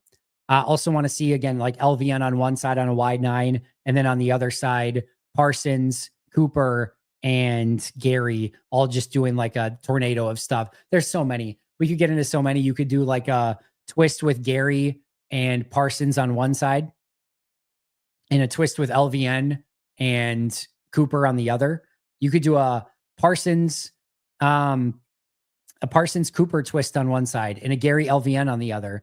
You could just bull rush Gary and LVN on one side, and then there's just so much, and we could go on forever. Speed rush Mike off the edge, drop the other guy into coverage. Even that in of itself is a scary thing to think about. So there's a billion of them. And again, I'm sure Jeff Hafley is geeking out tonight, even more than I am at the moment, which is saying something because it's tough to get geekier than this right now. Just excited as hell to see him with Edgerrin. It's Bash Brother stuff. It is, not to the same extent, obviously, but David Robinson and Tim Duncan next to each other. It's just two studs playing next to each other in very similar roles that can do so many different things. And both of them are nightmares to have to go against. And I'm so excited to see how they use both of them together. It is the stuff of pure, total geeky, nerdy dreams. And like I said, I'm sure Jeff Hafley is back of the napkin. Just he's out of notebook paper at his house. He is doing stuff on with coaches clips and everything else, putting everything known to man together. If he's got a pen and any sort of paper, he's writing right now. That's what Jeff Hafley's probably doing. Jeff, if you're listening and want to come on, we can brainstorm together. I'm happy to do that with you. Is there an argument to be made that this is the biggest trade in team history? Yeah, trade. Yeah, again, I'd have to go back and look at pre-90s stuff because I'll be always transparent. I'm just bad with that stuff. I know there was obviously some big deals that did not work out prior to that, but to me, it's this or Favre, right? I would argue in order for this to beat the Favre trade, it probably takes at least 2 Super Bowls from Micah, and while Micah's on the team, to beat the Favre trade, because you're trading away 1 first-round pick for an unknown in Favre who makes nothing to begin with, goes on to be a 3-time MVP, and wins a Super Bowl. That's the best trade in team history. At a time where the franchise was floundering, you didn't know if you were going to stay financially viable. Interest in the team was waning. You had an old cruddy stadium. You're coming off of Lindy and Fonte as being coach. It was a pretty big nightmare, right? And that trade, Reggie doesn't come to Green Bay without Brett Favre being there. I really don't think so. I know the money spoke volumes, and I know God spoke volumes, but I don't think he comes without Brett Favre being there. So that deal is the most consequential deal in NFL, or maybe even in NFL history, at least arguably, but definitely in Packers history. If this one comes close to that in its end, then it can still maybe beat it. I will go on top of this by saying at the time of the trade, it's the biggest one ever in team history. There's nothing that when it happened has come close to this. When they traded for Brett, that was not a deal that got people really excited at all. It was not even remotely close to that. In fact, I think a lot of people thought Ron Wolf was crazy for giving up a first-round pick for Brett. So that at the time, it was extremely subdued, whereas this one is everyone's talking about it from every team. The NFL Network's talking about it. ESPN's talking. Everyone's talking about it right now. We got 1,800 people in chat at 10:39 p.m. Central Time after we've been live for over 2.5 hours. After I was already 4 hours late because of things. All right, let's get to our next one here. I don't know how much ARS 200 is. I don't care if it's $2 or if it's $2 million. I guess if it's $2 million, thank you, a little bit extra. But either way, thank you so much for that super chat. Super, super kind of you. Andy, who cares about this trade? I want to know everything about the new practice squad guys. Yeah, we just joked about that a second ago. So I'll be expecting a deep dive college and NFL tape on those players before you address today's minor roster moves. Yeah, listen, I actually do like Clayton Thune, and I actually do like Josh Wiley. 2 fun players. I don't know much about the offensive lineman, including his name at the moment, but I do like those other pickups. So hopefully they end up being able to be, well, hopefully we never see Clayton Thune outside of maybe a preseason game, but hopefully they do end up being good Packers down the road. And especially Wiley. I could see Wiley being somebody that they call up through the course of the year. The excellent work you do and what you do for the Packers fan base is so appreciated. Not as much as I appreciate the support, guys. The truth, I would not have driven back today from Oasis if I didn't have, some level of following. But we started this channel as just a group of people who wanted the ability to talk Packers every day. That was the vision. That's all it is. I am not the perfect, Packers analyst by any stretch of the imagination. I will get things wrong. I have gotten many things wrong. I will get things wrong again. I have no desire to be the final voice on all things that happen with the Green Bay Packers or anything like it. I just like talking Packers, and I enjoy doing it every single day. And after doing it for, what is today? I don't know what our day is today. Oh, I can look at it here. Today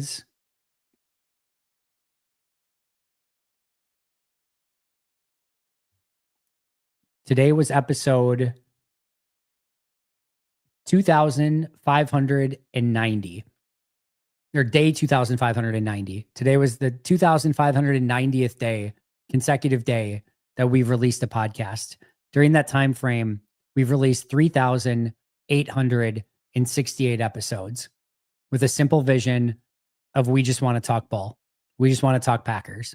So thank you guys for the platform to be able to do that. And thank you for the opportunity to get to do this as a full-time gig, because it is a joy of a lifetime. And it's moments like these that make it even more fun. And there's some days, like the last 2 days, when I'm going to bed at 3:30 in the morning and I'm like, oh God, I got to be up in 4 hours for a radio show. It's a grind some days. But these moments right here, these are freaking epic. These are what you do this for and get so excited for. Real, true goosebumps type moment. And I'm so happy to be able to do it. How did you first find out about the trade? Call, text, tweet, and what was your gut reaction? All right, so here's the other funny piece of this. So I was obviously getting in my car, just about to get to my exit in Chicago. It was standstill traffic, so I was actually able to kind of scroll my phone because we were at like a dead standstill. And I had been scrolling. And for like the last half hour, because again, we were basically in dead standstill traffic, I had been like updating my phone. I forgot, I don't have like a real charger. I just have the one that you kind of put it on and it charges really slow. So I was kind of getting to a point of like, all right, I need to like charge my phone a little bit. So I put my phone down for probably like 5 minutes just to get a little bit of a boost. And of course, again, during that 5 minutes is when the trade broke. Right after I was done scrolling for a while, the trade broke at that time. And again, just as I was getting to my exit. So I'm like, here I'm like in dead, like crazy Chicago traffic. So I can't like do a bunch on my phone. I need to get back home now. I have to call my friends and tell them, hey, I'm a minute away and I'm turning around to go back because I can't go to the concert with you guys, which is a heartbreaking thing to have to tell my friends that I can't go to the concert as well. And they were bummed out about it. And so it's just like, and then I've got Mitch Nellis calling me and like, can you come on the radio right now? I'm like, Mitch, can I have a second to breathe? I'm like, I haven't even seen the trade terms yet because I can't scroll my damn phone. So when I say that it was utter chaos, I had to call home and be like, hey, by the way, I'm going to be home and I'm going to be doing a podcast like all night long. Like, to say it was utter chaos in that moment would be the biggest understatement ever. I'm trying to, somehow drive in the chaos, not like scroll my phone, but I've got the updates that are coming in. So I'm just kind of like glancing down, being like, who do they give up? All right, two first. All right. Oh, Kenny Clarkson. Oh my God. And then again, I'm like making phone calls. I'm completely getting back on the highway the other way. I'm having to put the navigation in my system. I have everyone on my team because I have the most amazing team in the world. I've got Westendorf and Aaron and Jen and a bunch of people in chat being like, do you need us to go? Do you want us to do an emergency podcast? Yes. Ross is tweeting me, should I go live? And I'm like getting him set up. I'm texting where I'm calling Tyler. Tyler's getting me set up thumbnails. So I've got thumbnails for this stuff. Then I've got Tyler to have to go on and change some of the settings because he's got my YouTube login and nobody else does. Like it was mass chaos while I'm trying to drive back. And I'm out of gas, by the way. My phone got down to like 10% by the time I was pretty close to home. And that was even with me like doing the little boosts of the charge. Like it was a whirlwind. It was a whirlwind. All of this, by the way, on like 3.5 hours of sleep over the last 3.5 hours last night, 3.5 the night before. It's been a little bit crazy to say the least. All right, RJ, big concern for Aaron week 8. Be a real shame to pressure the hell of 12 and disappoint those nice people in Pittsburgh. That's going to be a fun game. I'm excited for it. And guess what? Micah Parsons will help quite a bit. Micah Parsons versus TJ Watt in that game. Just fun matchups. It's going to be very fun. And by the way, do we get, some Micah's going to be all over, right? But we might get to see some Micah Parsons versus Christian Darrisaw. We might get to see some Micah Parsons versus Penei Sewell. Like we could see some really fun matchups that come out of this as well. One Love 2000, hey Andy. Boy, they were sick over at the Paul Farrington live broadcast earlier. We love those Viking fans' tears. We really do. No, you know them, and I personally recommend checking them out. Yeah, they're fantastic. And like I said, we're going to be doing a show with them all year long. or all season long, I should say. Probably after that as well, just because they're awesome to work with. But all season long, Paul Farrington Show and I will be doing, we're going to be recording on Tuesdays together. It'll be live every Wednesday morning. Motor Sick, having a defensive player that opposing offenses have to game plan around is going to be such a game changer. Motor Sick, no, my friend. No. At least three. Do you know why Xavier McKinney didn't have as many interceptions in the second half of the season? Because they had game plans to not throw in his direction. They want nothing to do with Xavier McKinney's area of the field. They did everything they could to avoid throwing his way. Edgerrin Cooper will become this year a player that you are aware of at all times. At all times. That's another one. Micah Parsons is the peak version of that, where they will have doubles and chips and everything in play to make sure that Micah Parsons does not beat them. It's not one, it's three. A deep safety, a linebacker on the second level in the middle of the field, and a pass rusher. All three of which, by the way, you have no idea where they are going to be on any given moment, on any given play. And if you think you do, you're probably wrong, because they're going to be lined up one spot. You might think they're rushing. You might think they're dropping. You might think they're doing a variety of different things, and they're probably not. So these are three unique, malleable pieces where you could have,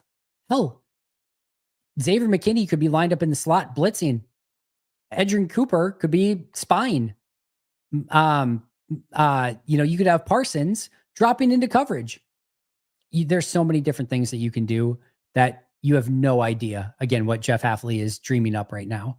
So, no, I disagree with you, Motor Sick. I do appreciate the super chat, and I'm obviously disagreeing with you in a positive way here. It is not one player that teams are going to be scheming. It is three, and good luck at all layers of the field with not knowing where any of those guys are lining up, and they can all be in totally different spots post-snap with where they are at pre-snap. Good freaking luck to opposing offensive coordinators. So Marcus Rogers just became a YouTube member. Thank you so much for that, Marcus. Really appreciate it. With Clark gone, who is going to be our interior other than Wyatt? I do believe Colby Wooden is going to, unless they pick somebody up or trade somebody else or for somebody else, I think Colby Wooden's going to be your starter next to Devontae Wyatt. Then I think Brooks and Brinson and Stackhouse will be your next guys up. And I think all five of those guys are going to rotate. I think there's going to be a real solid rotation. I think you could see some LVN on the inside on some obvious passing downs. I think you could even see some situations where, again, maybe you're not going with true defensive tackles, or maybe it's Wyatt and just he's the only guy, right? I think you're going to see some very unique stuff from Jeff Hafley.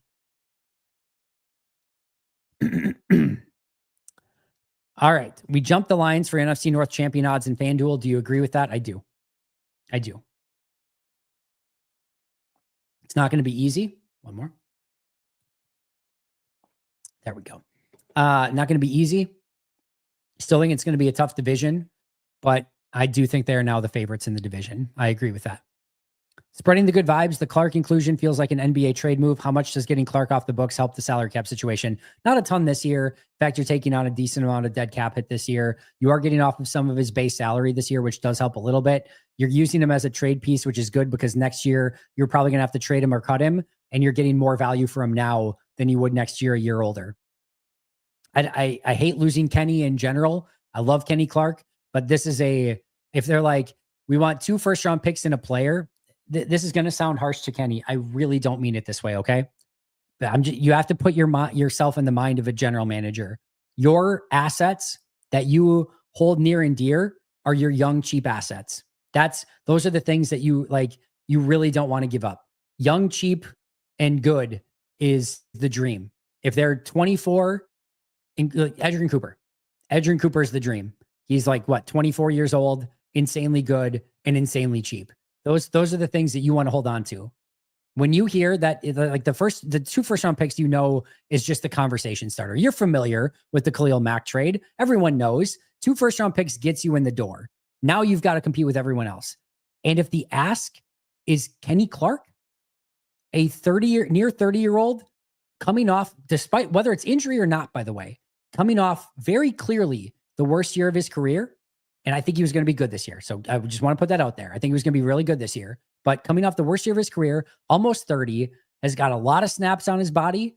And I'm actually getting off of that contract now next year. And that's the piece you want me to include. Matt LaFleur will have a little bit of a tougher time with it. Jeff Hafley will have a little bit of a tougher time with it because that's still a core piece of the defense. There's no question around it. But from a general manager standpoint, there's a little bit of you that's going, like, you're kind of excited. You're like, oh, you want my 30-year-old that's on a high contract? All right. No, not that. No, we don't want to do that. Again, you sprint that to say yes. Once you do all your checks and balances on everything, you sprint to accept that deal. That's nothing against Kenny. Kenny is a valuable piece that will help Dallas this year. Not excited to go against him in Dallas in week 4. I'm not excited to lose him. He would have been, in my opinion, Green Bay's best defensive tackle. I'm not saying that's an easy thing from a this year standpoint to do. I'm not saying he's a bad player, but when you think about what GMs value, I really wonder if you canvass the league for what you could get for returning Kenny Clark. A 4th, maybe a 4th round pick. I don't think you're getting any day 3 stuff with the contract that he's on. I really don't. And his age and the amount of snaps that he's taken, or sorry, top 3 round stuff. I think it's day 3 at best. And I think it could be closer to a 5th. So you're kind of trading away like 2 firsts and a 5th, 2 firsts and a 4th for Micah. You have no issue with that whatsoever. So no, I think it sucks to lose him. Don't get me wrong, but that's one that Goody's not saying no to in that situation. Justice, I know you messaged me and you want to get in. If you're still listening, that was 14 minutes ago. Let me finish up the super chats and then I will get you in the chat if you want to come in still. So give me, maybe about 15 minutes or so to finish this up, and then I will get you in chat here. But I do want to get to everyone's super chats first. All right. Nathan, do you think Parsons plays a full slate of snaps week 1? I don't, nor do I think he should. Keep him 40 max. I will 45 at the very most. I don't want to see any more than that, to be honest, week 1. Listen, if he passes everything, if he's just in unbelievable shape, the back thing was just a farce, and he's completely good to go, even then still just keep him a little bit down. It doesn't have to be a lot, but just keep him a little bit down, especially because you got a game again on Thursday, right? I don't want to see him playing a full complement of snaps. Missed out on Mac, TJ Watt, wide receivers and drafts, free agency misses. Feels so good to be on this side of the deal and not just in the conversation. I agree. There's been a lot of those that were close, but no cigar. They got their cigar this time, and hopefully it's a celebratory cigar. Hopefully it ends up paying off in a major way. How poetic is it for one of Murphy's last actions is the young wide receiver, then policy's first action is Micah freaking Parsons. I know GM has the call, but pretty poetic. Yeah, I think it's a great way to end one regime and a great way to start another. What I hope is that this all amounts to Super Bowls. I don't really care about, this is going to sound harsh, I don't really care that much. I'm not going to tell my kids someday about like, man, if you were only there to know about Mark Murphy's legacy and the draft that he put together. I'm not going to tell my kids of like, oh, you should have seen the start of the Ed policy era. Like they traded for Micah Parsons. I'm going to tell my kids about Micah Parsons. I don't really care about the legacy of a CEO or a president. I care about Super Bowl trophies. I'm going to tell my kids and grandkids about the Super Bowl in 96. I'm going to tell them about it in 2010. Hopefully I can tell them about it, the 2025 one or 2026 one or 2027 one, whatever it is that this hopefully amounts to. That's what I want. I hope that they have amazing eras. I hope that we talk about Ed policy like it's the greatest era ever in Packers football, but I'm not here to celebrate CEOs and presidents eras. I'm here to celebrate Super Bowls and championships. And hopefully that's what this ultimately amounts to. But yes, it is good synergy overall. My opinion on Adam Rank, insert clip of Aaron Rodgers saying, I think he's a bum. I think he's a total bum. He's an interesting personality for sure. I do think it's he leans into it. I'm sure he's a good guy. And hey, sometimes lean into who you are, but it's an interesting character nonetheless.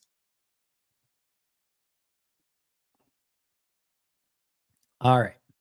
Luigi's Pizza is greater than Micah Parsons.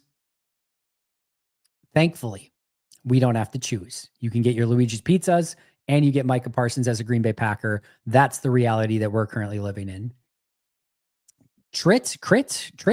I believe someone mentioned something about the one chip challenge if this trade would happen. Oh no.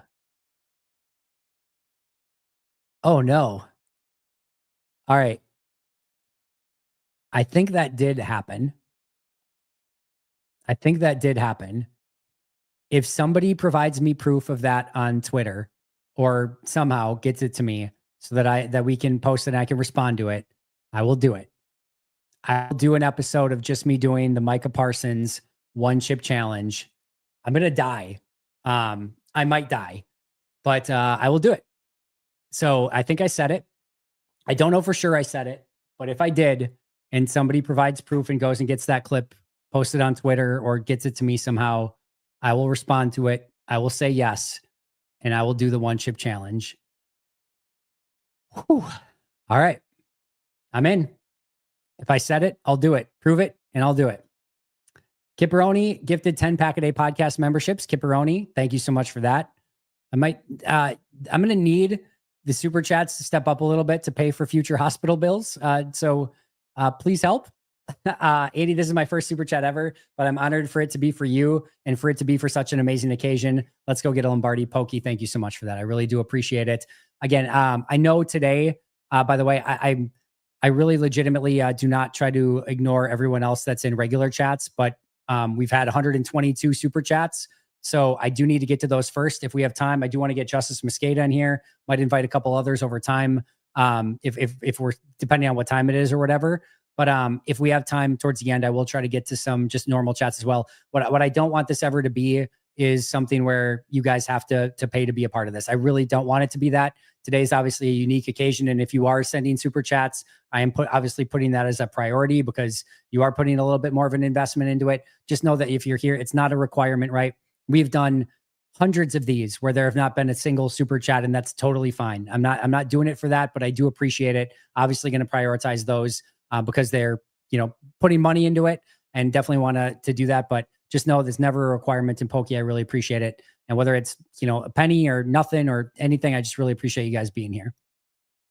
Jose, Andy, I'm adding Wonderwall by Oasis to my Packers game day playlist. Your insane dedication. Well done. And I appreciate that. John, I bleed cheese and you are my Packers news. I listen to you every single day and don't tune in to anyone else because why? Thank you so much for your dedication and for giving me my updates and recharging my sports battery. John, that's about the best compliment that I can possibly get. So thank you so much for that. I was talking to someone the other day. If I can just, add that value where you have somebody to listen to Talk Packers every single day, that's enough value for me. That's more than enough reason to continue to do it. I love being there. I love being able to know that, or that you guys can know that pretty much 5 a.m. every single morning, you're going to get a new podcast, both on the audio channel and on the video channel. Shout out again to my incredible team of people that do incredible podcasts every single day as well.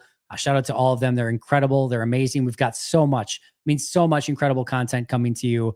By the way, there's 1,700 people of you in chat right now. If you want to do me a huge favor, hit that like button and just hit subscribe. Okay. I said a moment ago, I don't need anything monetary. Just hitting that little subscribe button, if you're not subscribed already, is really, really, really helpful. And it costs nothing. So just click that subscribe button. You don't even have to hit the like. You can hit dislike if you want, but just hit that subscribe button. And that is really, really helpful. Jose, honestly, people that think this team should go 17-0 on their way to Lombardi is crazy. I don't think anyone's really thinking that, Jose. I'm just super proud of the organization to have the onion bag to make a move like this. That's quite the message. They're not going to go 17-0, guys. It's not, my guess is they're still probably in that 10 to 12 range. If I had to guess right now, it's not going to be easy. They've got a very tough schedule. There's going to be a little bit of a acclimation period for everyone, but this is going to give them, to me, the boost of when they get to that end line to hopefully, or that close to that finish line, they can get across it. I think that's what you're really hoping for here. Gives you more outs during the course of the regular season, more ways to win, more opportunities to, again, just to cause chaos defensively, hopefully get more turnovers and sacks, get the ball more often, just gives you more opportunities. And again, once you get to the playoffs, hopefully a superhero that can help take you across the finish line. But it's not going to be easy. There's no two ways around it. Thanks for coming back, Andy. Can't even believe this. Jason, I'm right there with you. I'm still pinching myself at the moment. Kevin, thank you so much for becoming a new member. All right. Kevin, also, what if any nickname will Micah get now in Green Bay? I don't think he needs a nickname. I think he's just already established as Micah freaking Parsons, right? Like he's a legend in and of himself. Like Micah Parsons is the name. I don't need it to be, the Minister of Defense or anything like that. Did Charles Woodson have a nickname? There might be something obvious, and now I don't think Charles Woodson did have it, right? He's just Charles Woodson. So yeah, I don't need you to have a cool nickname. I just need you to be dominant, and hopefully that's what Micah Parsons is going to be. Super Bowl champion Micah Parsons is what I want his nickname to be. Dude, Andy, you and Goot do agree on Windows. I bet he wouldn't admit it. But guess what? He just opened one, whether he believed it or not. He opened one, and he opened it very wide and very aggressively. So he may not believe in it, but he certainly just created one. That's for sure. Ball Slinger, thank you for the super chat. Let Justice in. We're coming. We got a few more super chats. Then I'm going to send him the link here in just a second. Dominic is a new member. Thank you, Dominic. Ball Slinger, another super chat. Do you think Bo Melton will get any real playing time? I do. I think he will, not only on special teams, but I think he will get, it may not be right away. I think that though, if you have any injuries or if Hobbs is out week 1, I think he will get snaps on defense. I really, really do. I think they really are excited about what he can potentially bring to the table. And I love the fact that you brought a Bo Melton question to this. And I'm not saying that facetiously. I love that. We can talk Josh Wiley and Bo Melton too. I am all for that. Any Packers talk is good Packers talk. All hail Ricky. Go Pack Go. Can't wait to be in the stands week 2. Thanks for the great content, Andy. Xavier, enjoy that. I'm looking forward to week 1, being there in the press box as well. That's going to be a really, really fun night. I guess afternoon into night in Green Bay. The season cannot get here soon enough, but we've got certainly a lot to talk about right now. Well, love, if things work out and Micah stays healthy, this franchise will be forever changed after this trade today. I'm always Mr. Superstitious and looking for a reason for something to fail. This won't. I love that. That's poetic in some way, shape, or form. One love. And I love every second of that. Gons, again, let's trade Mosqueda's hat with a 1-chip challenge and you guys can do it together. That's an interesting question. If I would rather eat a hat or the 1 chip. Probably still the 1 chip, but I will not be excited about that whatsoever. That is going to be a painful freaking night. Also, yeah, it's not going to go well. Do we have any news on introductory presser? I've been watching email for this tonight. Nothing yet. Nothing came via email yet. But I have been keeping an eye out. But no introductory press conference announced as of yet. But I will certainly be keeping a very close eye on it. He's got to pass physical, and he's got to do a lot of that stuff. I'm thinking it might happen on Saturday, but we'll see if it happens tomorrow. Gons became a new member as well. Mike McGee's gifting 5 Pack-A-Day memberships. Thanks for a great episode, Andy. Wife and I were concerned about you when you weren't live within an hour after the news broke. I get it. I tweeted it out, obviously, but I know not everyone's on Twitter. But yeah, I was driving down to Chicago, came right away back as soon as I could. I was excited for Quay and Edge out there. Now I get Edge and Micah. Not a bad gig. And you still have Quay, and you still have Gary, and you still have LVN. A lot of fun pieces on that defense front. Pokey said, go Pack Go, member for 3 months. 129 super chats. And we've got a lot of other people, members and whatnot, that have come in and chatted as well. We've still got almost 1,750 people in here. Man, the amount of comments and chats in here is just unbelievable. Absolutely unbelievable. You guys are incredible, incredible people. Hopefully that there weren't too many trolls in here and things that I probably should have muted. I can only keep one up at a time, and I've had the super chats up the entire time. So hopefully it's been okay. Let me see it. Let me get the link to Justice here.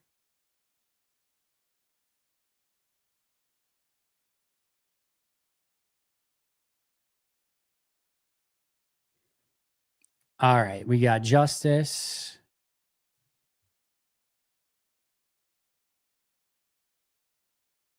Start with that.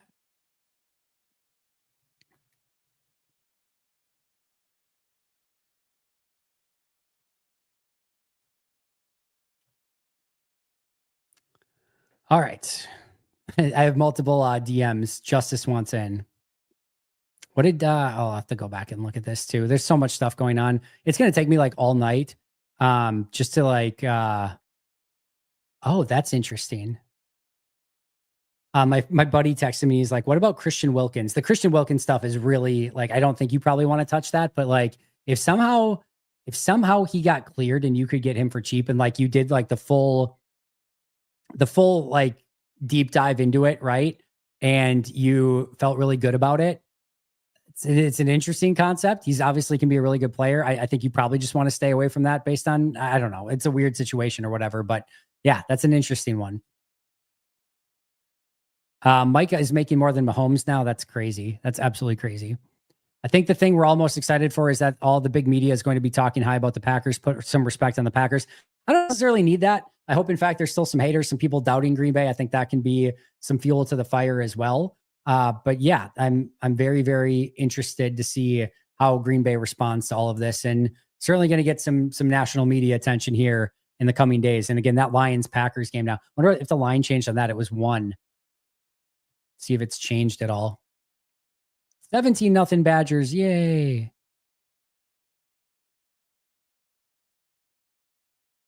All right. Packers are up to -2.5. So it was 1.5 points for Micah Parsons today, just on that alone. Not too shabby.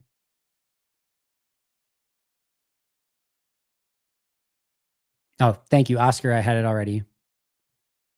See, like, what does this do? Are you hip and cool, Daniel? Like, how edgy and fun of you. Like, that's really fun. That's awesome. Kudos to you. Does your mom know that you're still up at this time of night? Because maybe you shouldn't be. All right. Andy, I just bet my house that the Packers on winning the Super Bowl. Good decision, unequivocally. No regrets whatsoever. Let's see. Micah Parsons' nickname should be Professor Chaos. There's going to be a lot of chaos, that's for sure. Still a lot of J Love haters out there. They're in for a surprise. I'm really excited to see what Jordan can do this year. Really, really excited. Packers defense DVOA change is nuts with Micah. It could be really, really, really freaking fun.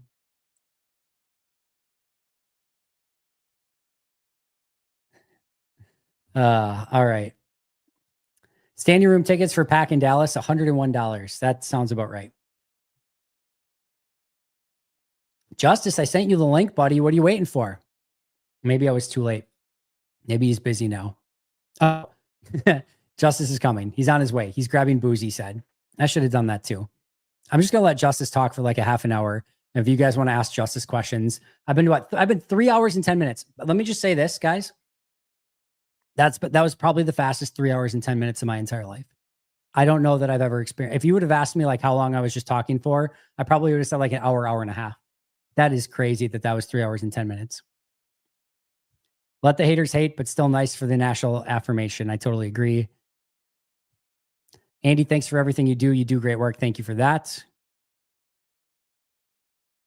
Definitely my record stream lengthwise. I've never had an episode or a stream anywhere close to this that I know of. That's for sure. I wish I could go make a Luigi's Pizza. That sounds great. Look who it is. The one, the only, Justice Mosqueda. Justice, how you doing, friend? I'm doing great. Stepped in kid piss today. Got like no sleep. Oh, hold on. I'm messing everything up here. I'm too tired to actually like put on what I'm supposed to do here. I don't want that one. I don't even know which one I'm supposed to use anymore. We're doing this. All right. There we go. What did you do? Oh my God. Holy cow, Andy. All right. We're starting over. Justice Mosqueda, welcome to the show. How are you doing? I'm doing great. I'm about to pour myself a drink. I've been waiting on this one for a while. Was going to start drinking at probably 4:30 my time. And then my girlfriend reminded me we made plans to babysit our friend's kid at 5. So I did that, recorded a pod with Tex. That's out on the Frozen Tundra Frequencies feed. If you guys want to go check that out after we're done here with Andy, or if, sometime later this week. Got home and then saw you were live. And I was like, see what people are talking about. It's a fun day. Big, it's a fun day. And big move. Huge move. Yeah. You don't have to eat your head anymore. You don't have to eat your head anymore. That's the big news. Well, Andy, I think it's time. You're going to do it now? I think it's time.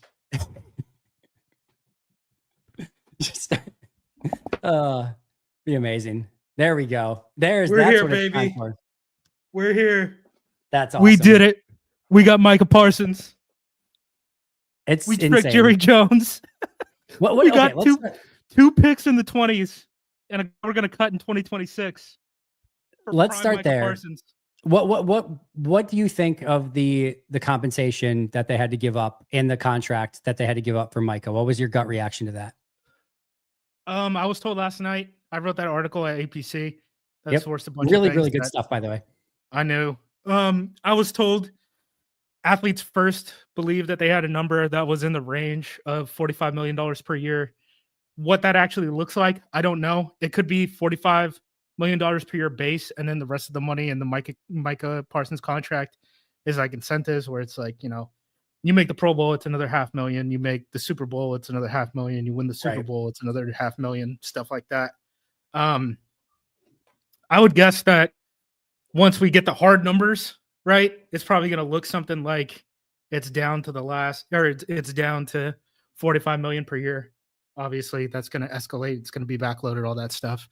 Compensation wise, it's right around what did you see Mulligetta's tweet at Andrew Brandt? Where they said it was fluff?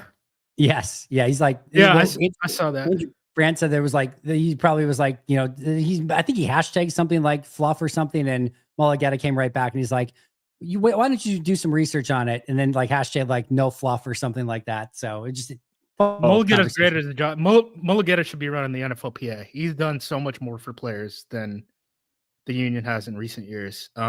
Also, I still just think it is the funniest thing that like the most powerful agent in the NFL, his name is Mulligetta.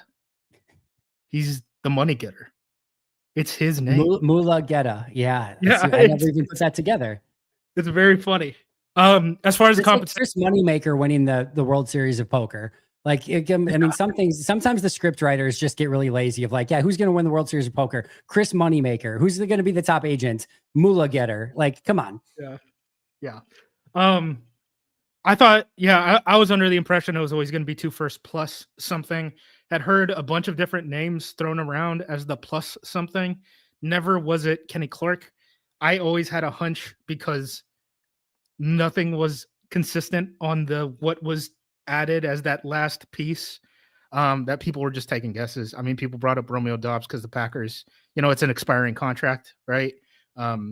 Usually if you want to keep a guy around, you extend him. Teams know that. So teams are like, wait, do you actually want this guy? LVN was another guy who was thrown out because of, they play the same position, or maybe they will. I mean, who knows?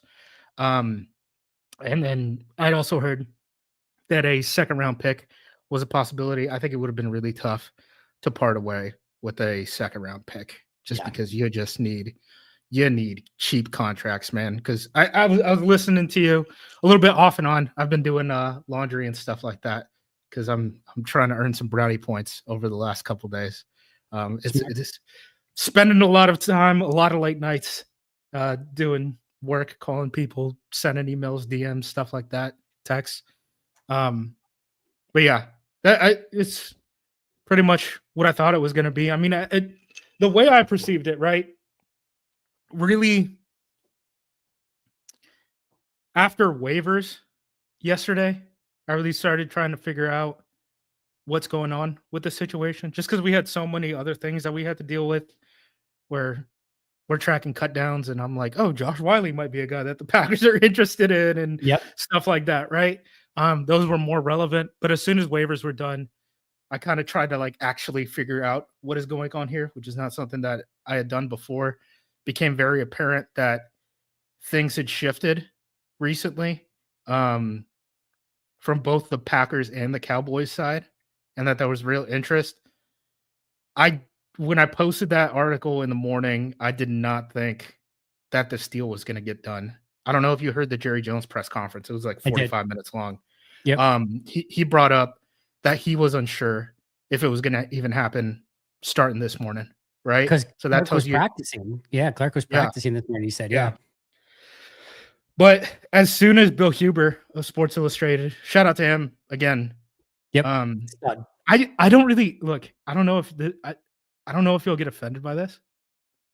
I don't consider you as part of the beat. I feel like you're part of Me? me. Yeah, I feel like you're part of I'm like, a million percent not part of the beat. No, I'm but not you're offended there by at that at all. practice and stuff sometimes. So Yes, but yeah. no, like, so here's what I consider the beat. The beat are the guys that are there, like all the press conferences, like even like the the coordinators, coaches, etc. They're in the Mhm. locker room every single day. They're doing the away. I don't think Bill does the away games because he doesn't get it through SI or whatever. But most of them are at the away games. They're doing everything every day. It's not feasible for me to do that. It actually would be like a huge loss for me to do that stuff. It's way more advantageous for me to do this, and I enjoy this more than doing that stuff. So no, I'm not offended at all. And whenever, if anyone says beat writer, like I'm not going to take the time to correct them or whatever. I've never once in my entire time considered myself a beat writer. So no, you're good. It's like when people are like, Justice is a good reporter, and I'm like, I don't do report. Like I guess I did today because of the Parsons thing, but like I put on the reporter cap like twice a year, Yep. maybe. That's it. But my point was Huber and Silverstein, I think, are the two best beat reporters on the beat. Whereas, Both really and good. Wildy's up there too. Where it's like if they hint at something, right, it means a lot It's because legit. they've Yeah. done so much background, and they, if they write about it, it's happening. So when he posted this morning, like an hour, maybe like 2 hours after my thing, he posted the Cowboys are now open Yep. to trades. I was like, this thing's getting done. So like Tex and I immediately at APC, we're like, we got to get a pre-write done, right? I know you're in Chicago. I was hanging out at the house, but my phone rang. And as soon as my phone rang, I was like, it's Micah's a Packer.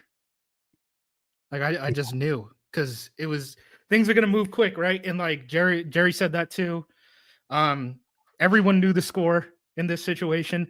There are guys, please, please, for the love of God, media literacy is very important in this country. Remember all of the national reporters who told you this absolutely had no traction at all. Jerry Jones goes up there and says, "Hey, we've been working on this thing for weeks." And then they ask him, "Well, why didn't you confirm the reports that he was actually on the trade block?" And he says, "Well, what does that serve me?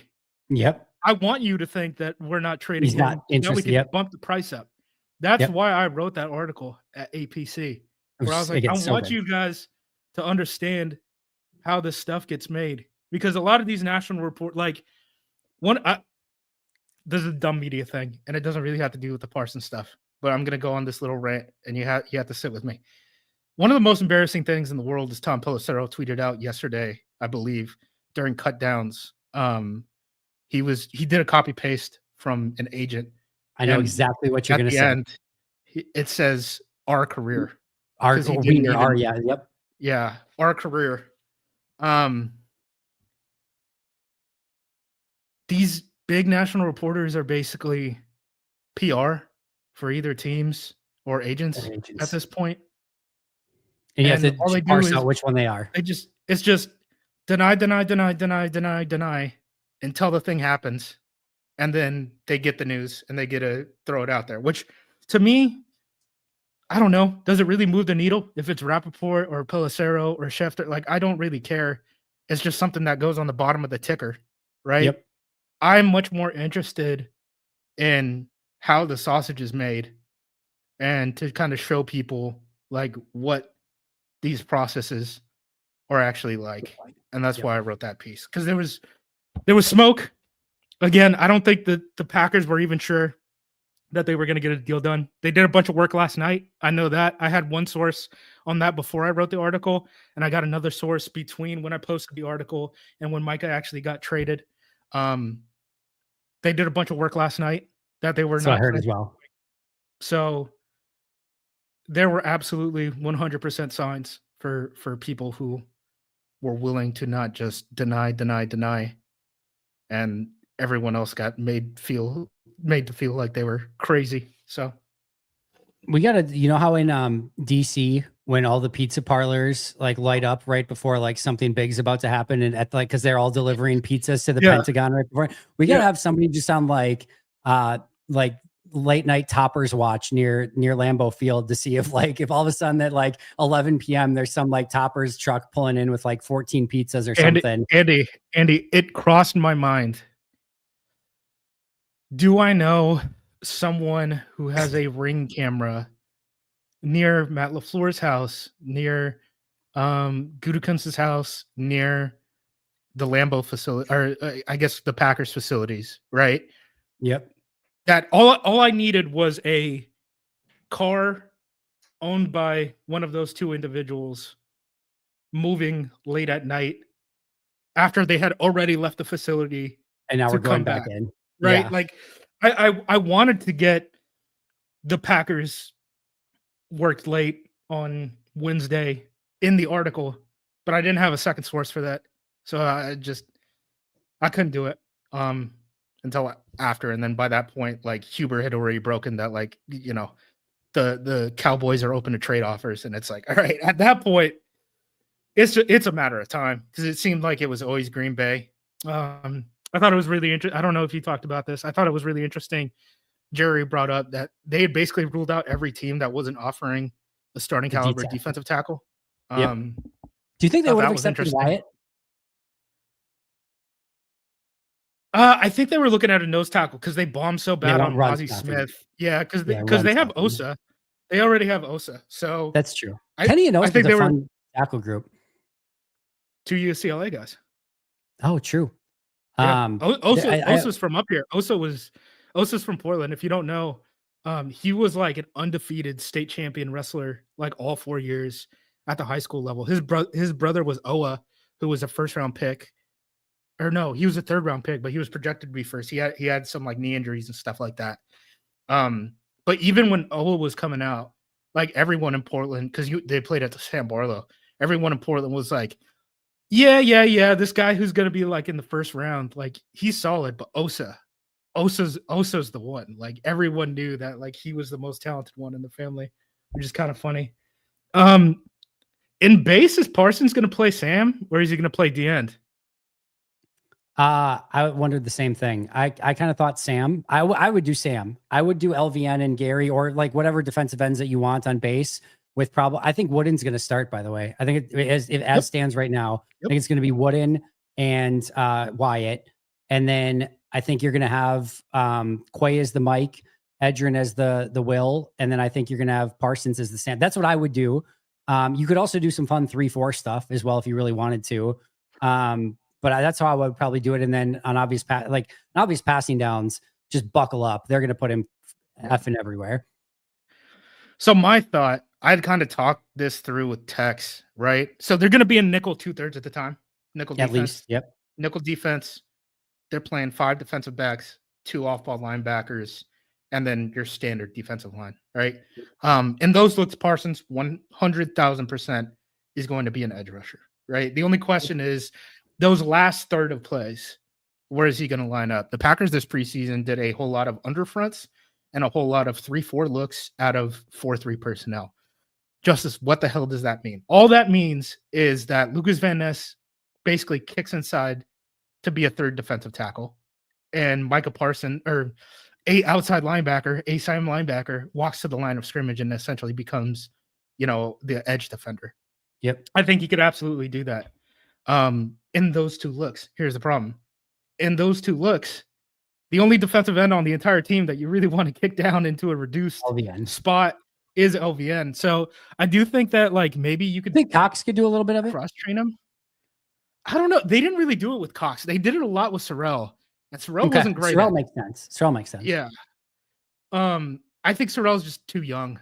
I don't think he needs to be doing that, especially if he's dealing with the injury and stuff like that. I do wonder if they like in underfronts and the 3-4 looks, they play Mike as the Sam. And then if they're going to play a true stack 4-3 where it's 4 guys on the line of scrimmage, 3 guys off, then maybe you let Micah play DN there, give LVN some rest so that he can be fresher, right? Yep. And I hate to be a special teams guy. LVN's going to play a ton of special teams reps too, right? So you want him on a pitch count a little bit, especially if Micah's coming on this team. And then you have just McDuffie coming off of the bench there. So you almost have like 2 personnel groups for your 4-3. I think that would be interesting. I know someone brought up, like, do you think Micah is going to get a full share of snaps in week 1? No. Shouldn't. Yeah. I think he's going to play nickel spots and he's going to rush the passer. I think he's on designated get after Jared Goff in week 1. And that's pretty much what his job is going to be. What about you didn't talk much about like double A gap looks with like him and Cooper, because that to me is what I'm like already drooling about. Yeah, or like any of the, I mean, now you can like feasibly use LVN as like a D tackle on some of these like 3rd and longs and stuff like that, where, you know, you only have 4 guys down, right? So you only need 1 defensive tackle on the field. Maybe it's, you know, Wyatt, LVN, Micah Parsons, Rashawn Gary, and you're playing coverage, Andy. And you're dropping 7 guys into coverage. That's not going to be fun for a lot of quarterbacks to deal with. So No, sir. No, man. I'm very excited about this. Everything started trending this way, right? I still wasn't sure if I believed that he would end up being a Packer until the Huber report. And then the Huber report dropped, and I was like, this, like, it can happen literally any second. I got a text from somebody I don't know, or I got a DM, excuse me, at 3:11 p.m. What do we know the exact time of trade? Like 3:30, something like that. I want to say. Doesn't matter. Yeah, somewhere around there.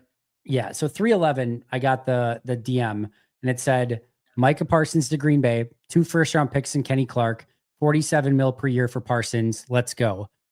And my response was, yeah, they're not going to trade Kenny.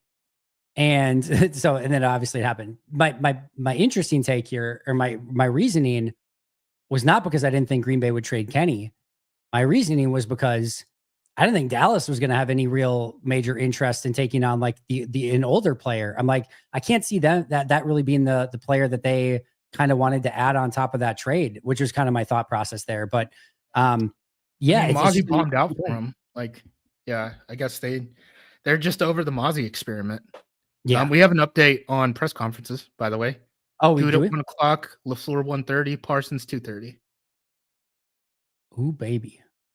All right, so 1:30, 2:30. Please hold. Well, you can keep talking. I need to get my calendar for tomorrow to see where the heck I'm at for everything. Sweat. All right, so 1 o'clock, 1:30, 2:30. 2:30. Yes, sir. All right.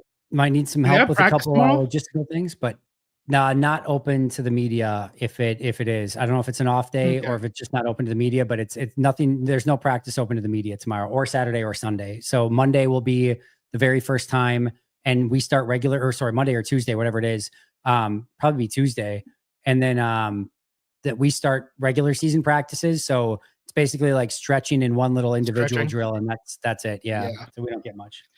Head counts, baby. Head counts. Gotta love it. What else you got? Just Jerry Jones, man.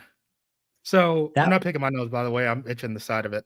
The way the entire thing went down was Jerry Jones tried to leverage. I'm gonna let you go. Oh. The way that this thing went down is Jerry Jones essentially tried to leverage what it means to be the face of the Dallas Cowboys and the popularity that comes with that, and thought that would entice Micah Parsons, and essentially approached his team with the old quotes that we used to hear from guys in the NFL in the 70s and 80s, where it was, hey, if you don't act right, I'm sending you to Siberia, which in their mind is Green Bay. And he way overestimated the how much Parsons was willing to go to Green Bay if they were willing to pay him that money. I think ideally Parsons did want to get that money with Dallas. Like Jerry even said, like, if we wanted to get a deal, we'd get a deal done. Right. We would have been able to sign him to that money. I 100% believe that, but they weren't willing to give him that money. And, you know, maybe Green Bay wasn't his first choice, but he certainly wanted the money more than whatever the difference was between being a Packer and being a Cowboy. And I think that that's where the Cowboys really overreached. The whole management to player negotiation thing, like directly, is super weird. Jerry did not back off of that when he was asked about that in a press So conference. weird. He was basically like, when players ask me for money, I want them to see me wince when they ask for a number that's too high, because I want them to feel those emotions. And I'm just like, this is just completely unserious in 2025 when you're negotiating with players. So good luck with Cowboys fans, man. I don't know what you do with that. Good luck. That's all I got for Cowboys fans. Yeah, the whole thing, like, also, like, there was the report too that I think it was from Mulligetta and whatnot, that it was like basically they just told him to play on his contract and they just wanted to show Yeah, up. they told and, him like, to play through it. Play and then on Jerry's the like, fifth yeah, year. that's what I wanted. I just wanted him to show up and play on the contract he was on. It's like, holy cow, dude. It's a power thing, man. It's a power thing. He's been the rich a-hole his whole career, right? And no one's really Yeah. tested him. Like he brought up that story of Michael Irvin, where he was basically like, yeah, I annoyed Michael Irvin until he signed to a lower number than what he was fighting for. And he only did that because I was talking with him directly. And it's just like, that's just not That's not something you should brag about. Yeah. Yeah, that's just not. I mean, again, like I've brought this up with like some of the stuff that the Bengals have done in recent years, right? And we've talked about, Andy, we talked about this in like February with Trey Hendrickson. And I was like, they're just perpetually in this, we're renegotiating for 1 year, every year. And it's just painful and it drags out and it just it spills into the media. It takes toll on everyone. Like, you really just want to make smart moves and pay guys what their worth is. That's really what it is. That's the easiest way. Because otherwise you're haggling and doing all this stuff. By the way, speaking of that, if Goot gives Elton Jenkins the extension that Elton wanted, are they able to make this move today? Probably I don't think not. so. I don't think so. Not because of the implication in 2025 in terms of the cap space, but in terms of what the cap sheet looks like in 2026. I did think of this today. I do wonder if there's any regret of doing the Jair thing where they ate up some of the salary cap space this year. It's going to be fine. They can still get it if they need it. It doesn't really matter all that much, but certainly give them a little bit more flexibility now if they wanted it. Yeah, but I don't think that matters until the trade deadline. And they could create cap space anytime they want. Pretty quickly. Correct. Yeah, so they can, pay as you go if they wanted to do it that way. Like if Kobe Wooden doesn't end up panning out and they want to make a move for a nose tackle at the deadline, they're going to be able to create that cap space. So they're not up against the cap yet. 2 years maybe, but not this year. I have an interesting one for you. I think I know the answer. How much do you know about the whole Christian Wilkins situation? And is he a viable option to be on an NFL team if some team wanted him? I don't know. I mean, it sounds like he's just still banged up, right? I mean, the Raiders wanted him to have another surgery. By the way, he has a Jones fracture, which is the injury that Jaden Reed has currently. Yeah.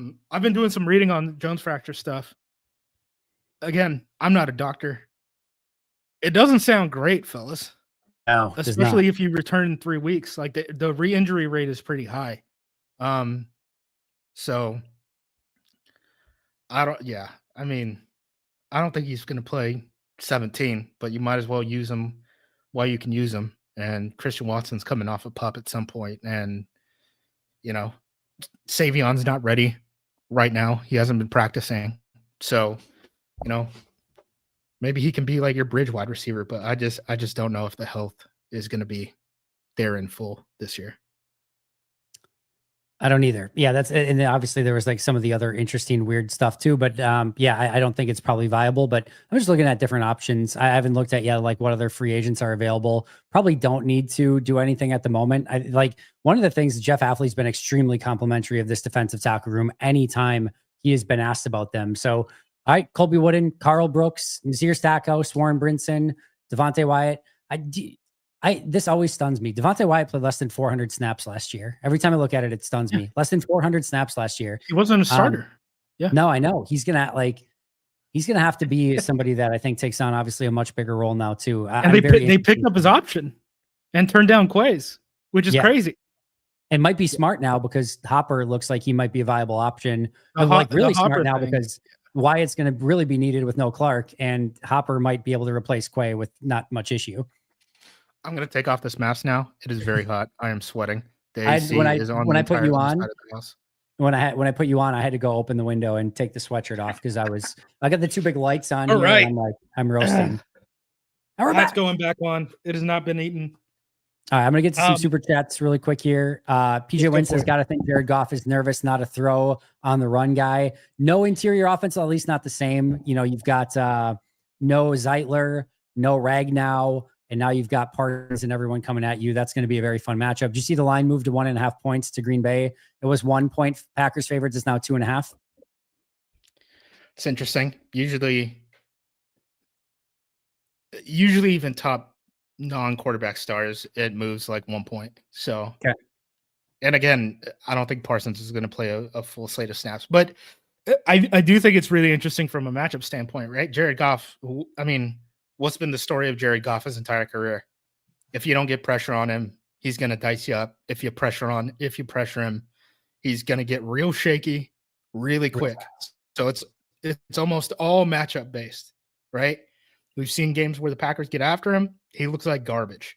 We've seen games where the Packers are only rushing 3 defensive tackles and an outside linebacker. He looks great and he's dicing everyone up. So I do think that the Parsons stuff does swing it. I'm just surprised that, Vegas or online gambling sites, I guess now we don't even have to refer to it as Vegas anymore, has actually taken that into account. Just right on ESPN now. I don't even have to go far, look it up. It's just right on the ESPN line now. It's very easy to see. This is a fun one. And guys, thank you again so much for the super chats. Xavier says, guys, can you compare and contrast the trade impact of Khalil Mack in 2018 versus Micah in 2025? Who is the better player in their era? I'll try this one first. Micah's more versatile. I mean, I don't think we have the questions about Mack being able to play Sam linebacker, right? No. I always think of Micah, and this is crazy that I might be dating myself at this point because I feel like it's not that long ago. But the guy who I always compared Micah to was Sean Merriman. Sean Merriman, before his injuries, right, was basically like, he's going to get you like 15 sacks a year. Yep. Freak athlete, can do all this type of stuff, super bendy, just relentless motor, high effort, all that stuff. So I don't know. It's pretty close to a push. I think they do some things a little bit differently. Like, again, I just think the versatility that like Parsons can do some other stuff other than just play on the edge, I think helps you a lot. Especially with this defense when you kept Lucas Van Ness, right? And you have all these defensive ends on the team. Like, if you bring up Colin Oliver, are we going to like get a pick for Enikbare or Brent Cox? Like, someone's got to go in that room, right? So it'll be interesting. Yeah. Maybe they can trade an end for a tackle or something like that too. Maybe that's within the realm of possibility. Some team that's got some extra tackles. Who knows? We'll see. Yeah. Lots of different options. All right. One Love says, I bet Dallas fans feel like when we were kids, the day we found out that Santa, I don't know what you're talking about, One Love. I refuse to acknowledge that. Or family program. Yes, exactly. It's a family program. You didn't see me spit out a dip. You definitely haven't seen me drink on camera. This is a family program. Santa's real. You also are allowed to drink on camera. That's totally good. So apparently I said that if Micah Parsons would become a Green Bay Packer, I would do the 1-chip challenge. So apparently I had heard that. I saw you put up the alternative to get me out of eating a hat. I'm willing to do the 1-chip challenge. I was going to say I'll donate like $200 to charity to like whatever Wisconsin charity people want in the comments. I'll probably be willing to do both of those things. You name the place, I'll eat the chip. I've done the Hot Ones challenge. I did that a year ago with friends. That was brutal on my stomach. I've done ghost pepper stuff that I was like in high school, my senior year. I just like deleted an entire spring break because of how bad it ruined my gut. I'll put some poison in my body. It's just it has to have calories. I don't know if hats have calories. I'm not eating the hat. So yeah, I'll do the one chip. How bad can it be? Famously, I said in a group chat with a bunch of sports writers, like, how bad can waterboarding be? It's just what, like, you could just breathe through the thing. They're like, there's no way you'd be crying within 5 seconds. So I'm always up for overestimating myself and then learning lessons the hard way. So one chip challenge. I'll have to figure out where to get this chip, but willing to do it. Don't care. All right. TBD on when that happens. Has Green Bay ever scooped up a holdout like this? A holdout. Terry Glenn a holdout? Not like that. This is obviously not the same thing. Terry Glenn might have been a holdout when he was traded. I think he was. I think he was, but obviously that's not to the level of what this is. This is definitely the biggest of anything in that category. But I think Terry Glenn might have been a holdout in New England, if I remember. But don't quote me on that. He was like a holdout every year, I swear to God. Sorry if it was covered. What does Wyatt need to do to step up and be a star? Alternatively, what are the targets to help the run defense? Thank you. Thanks for the super chat. I don't know. You want to take either of these, Justice? I think the targets to help the run, they're going to roll with the guys that they got. They got 3 guys who can feasibly play nose tackle at the NFL level, right? I mean, you kept the 2 Georgia boys. It's time to use them. Like, Nasir Stackhouse is probably going to be active now, right? You'd think. So I think Nasir is probably only going to come in for obvious run stopping downs, but he'll probably get action. Brinson, I think he'll be the true nose tackle too on like normal downs when Kobe Wooden is out, but I think Kobe Wooden's going to be the starter. So I don't think that they're going to make a move. I mean, they're out a pick this year, 2 picks next year. They're going to get some back in 2027 because of comp picks and stuff like that. But I don't think it's going to happen. I don't think that they're going to make a move unless there's an injury or something. So if there was like an incremental like gain somewhere that they could do, maybe they would think of something. But I think for now, they're going to let those 5 guys go and see what they can do.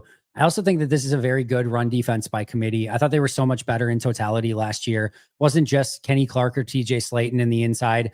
I thought the linebackers were better. I thought the edge rushers were better. I thought the safeties dropping down in the box, the slot corners were better. I just thought they did a better job run defending. It's really a team effort. And yes, you'd like some beef in the middle too that can hold up at the point of attack. But I thought overall the team run defense was better. They can do some of that stuff again. I think you can mitigate it. Hopefully still getting some of those 3rd and longs and then be so much better in those situations because of obviously the pressure stuff that you can do. The other thing I want to point out, do you guys remember how fast the defensive tackle market moved this past year? Insane. There's not a ton of talent there. In free agency, there was basically nothing, right? And you saw guys like who's the guy who went to the Panthers? Got a huge contract, or maybe New England. It was Milton Williams went to New England. Milton was the guy who they rumored Panthers to Carolina. Then he went up to New England, and then I think the Panthers paid like Tershawn Wharton like 15 a year or something crazy like that, which is even Slayton got like $8 million per year, right? Like Slayton was something like $8 million per year. He didn't get nothing either. Yeah. So and then the defensive tackle market in the draft, everyone went higher than expected. Everyone went high. Like by the time the Packers were on the board in the 2nd round, there wasn't a value pick, and the same thing is true in the 3rd round, right? So yeah, if you were looking for nose tackles, slim pickings this offseason. So I can't imagine teams are going to be willing to come off of those until probably the trade deadline once they accept that they've been eliminated from playoff contention. Slim pickings, except for Pickens, the guy the Bears just released. That's one guy that's out there. He went to the practice squad. Was it Zachary Pickens or something like that? I don't know if I can remember. Oh, okay. Yeah. I think he just got released by Chicago. He got picked up by somebody on the practice squad, but yeah, he's not at a good career in Chicago. So that's not exactly something I'm recommending. As far as Wyatt goes, I just need to see him be consistent. Like he has shown that he can rush the passer, but he disappears for stretches. He's not a great run defender. He's going to need to play. Like, I just want to see I'd like to see 700 to 800 really good snaps out of him this year, and not just 400 snaps in a part-time role where every once in a while he looks good as a pass rusher. So to me, I just need to see him be a little bit more consistent overall. Yeah, I'm with you. I mean, the flashes are definitely there. Look at PFF, SIS, any the NFL Pro stuff. Like any charting company, look at their pass rush win ratings, and Devontae Wyatt is near the top of the league. That is not the issue. It's not even being consistent, because I feel like he is consistent as a pass rusher. It's That's just fair. he's not on the field all the time. But part of the reason he's not on the field all the time is because he's not consistent as a run defender. I mean, that's the big key for him, right? It's getting good enough as a run defender where they don't want to take you off the field. So Yeah. No, that makes sense. Yeah, I'm just hoping that he has a big season one way or the other, because if he can, that's going to certainly help mitigate some of the loss of Kenny Clark for sure. I'm calling it now Super Bowl parade in Green Bay. Sign me up, and thank you so much for being a member for 16 months. Craig said, when you are a billionaire and everyone does whatever you want, this is what happens. Someone who doesn't, you can't handle. This is why the Packers organization structure is really ideal for the NFL. I just want to go back to this thing for a second with Jerry Jones. All right. Which one is it? Because he said that within the organization, the coaching staff, the front office, and the ownership group, it was unanimous that they wanted to make this deal and move on from Micah Parsons and get all this stuff in return. Is it he's lying? Or is it that they have no real agreement with him whatsoever, but they're going to be, yeah, absolutely, Jerry, we think it's a great idea? I mean, Doug, there's so many different opinions in Any NFL room. rooms. Any, yeah, like on any there topic. yeah. So like, I mean, was there a consensus among there were Packers fans who were like, this is too much. For sure, Right? yeah. And we're like, I get it. think about 2027 and 2028 and stuff like that for this move. So like, I mean, maybe they didn't voice their opinion, right? Because they knew burn bridge, all that stuff Yep. between him and ownership. But internally, like, you know, you give them truth serum. Did they have a differing opinion? Yeah, dude. Like, there's teams that trade 3 first-round picks to move up for a quarterback in a draft, and an area scout is like, we shouldn't do that. That happens all the time. That's what you pay these scouts for, is their opinions, Input, yep. right? So, yeah, I think it's very childish too. He's treating people as if they don't have brain cells. Yeah, I don't know what's more crazy, that comment or the comment that he thought the team was better this year by making this deal. Like, if you wanted to make the argument of like, hey, in the long run, we think what we can get in return, I'll listen to that argument. That's fine. I can understand where maybe your thought process is to make the argument that you're better here in 2025 by simply swapping Micah Parsons for Kenny Clark. That's a bit of a stretch and a bit of trying to really get us to buy into something that there's no way we're going to buy into. One Love, thank you for the super chat. Pokey says McKinney will eat with Cooper and Parsons now. Very excited to have all of those three on the same defense. And he also wants to know what's in the bottle. And he said, up the irons, I guess. Very special Hennessy. I love it. All right. I'm a Hennessy and tequila guy. I know am a lot not of guys are whiskey guys in Packers world, but I'm Whiskey Hennessy and tequila. brandy. Honestly, mostly beer, but all right, let's see. I guess, is there anything else? I know I've been talking for almost 4 hours now, so I've probably covered just about everything. Was there anything else that stood out to you about this, either from how it happened or like what this means moving forward? I think one interesting way to think about it, right? We've talked about contract projections, things of those natures, right? Romeo Dobbs probably asking for 13, Quay asking for 15, Rashid asking for 20. You add all those up, that's 48 million. So you make the decision, right? And you're like, Yep. I'd rather give Micah the money and we'll figure it out with the rest of them, right? Which it hopes that Morgan had the summer that he had. It helps that Matthew Golden had the summer that he had. It helps that Tyron Hopper had the summer that he had. Big time. Right? So I don't think like this, because there will be roster decay, right? It's just talent decay. It's gonna happen. It's inevitable. Who knows how long the window is open? That's up to the discretion of the Green Bay Packers and how much money they want to take from the future to pay to keep this window open, right? Doesn't matter in 2025, but that decay is going to come down the line. I don't think it's going to happen in 2026. So at minimum, you have a 2-year window. You can keep it open longer than that if you want to keep borrowing from the future. but keep in mind, some of these guys are probably going to be in their last year with Green Bay, and they're probably going to warrant Green Bay compensatory picks once they hit the open market. Yep. And hopefully those comp picks can turn into something and to help with that decay. I talked about this a little bit earlier, but if there's any team that's set up to continue to get good players, Goody's done such a great job round 2nd through 7 to continue. Well, we to can find skip round 3, right? Or do we skip round 3 anymore? I can't keep no track. Tucker Kraft, Sean Ryan, Tyron Hopper now, maybe Marshawn Lloyd if he can actually stay healthy. Savion Williams still an interesting lottery ticket. I'm not skipping round 3 anymore. Tucker Kraft and Sean Ryan probably good enough in and of itself. Yeah, but they know how to find good players, and they find them on practice squads. They can turn wide receivers into cornerbacks at a moment's notice. Like this is, I think, the 1A team, and just finding stuff around Chris Brooks, just like finding a Chris Brooks and be like, yep, you're a good running back now. Like they can do that. So I think one of the more impressive things about the Green Bay Packers that maybe gets overlooked a little bit, when Milt Hendrickson came in from Baltimore and kind of revamped their pro personnel department, right? That's when you start seeing these practice squad poaches and these guys claimed off of waivers and stuff like that, where they're able to get these really cheap multi-year guys in who are young, right? The Packers this year, I think, have something like, it's like 8 or 9 restricted free agents, like 4 more exclusive rights free agents.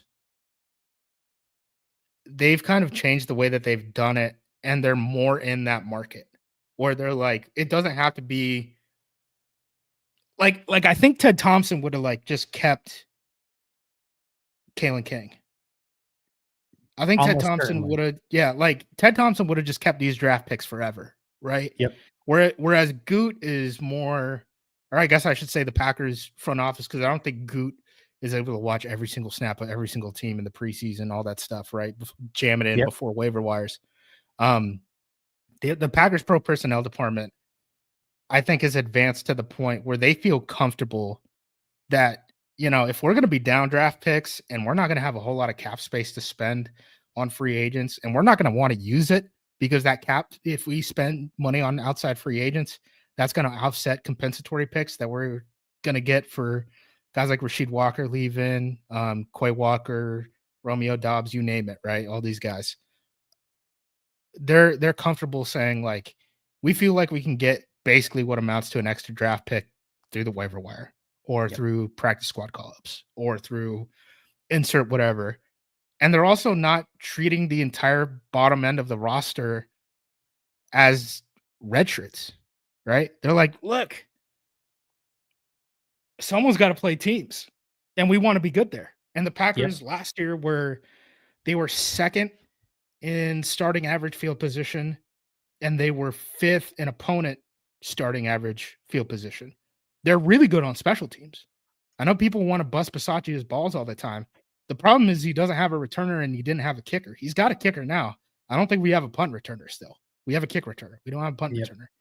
But they got a kick to Keyshawn now. Because if they go for a touchback, it's 35-yard line.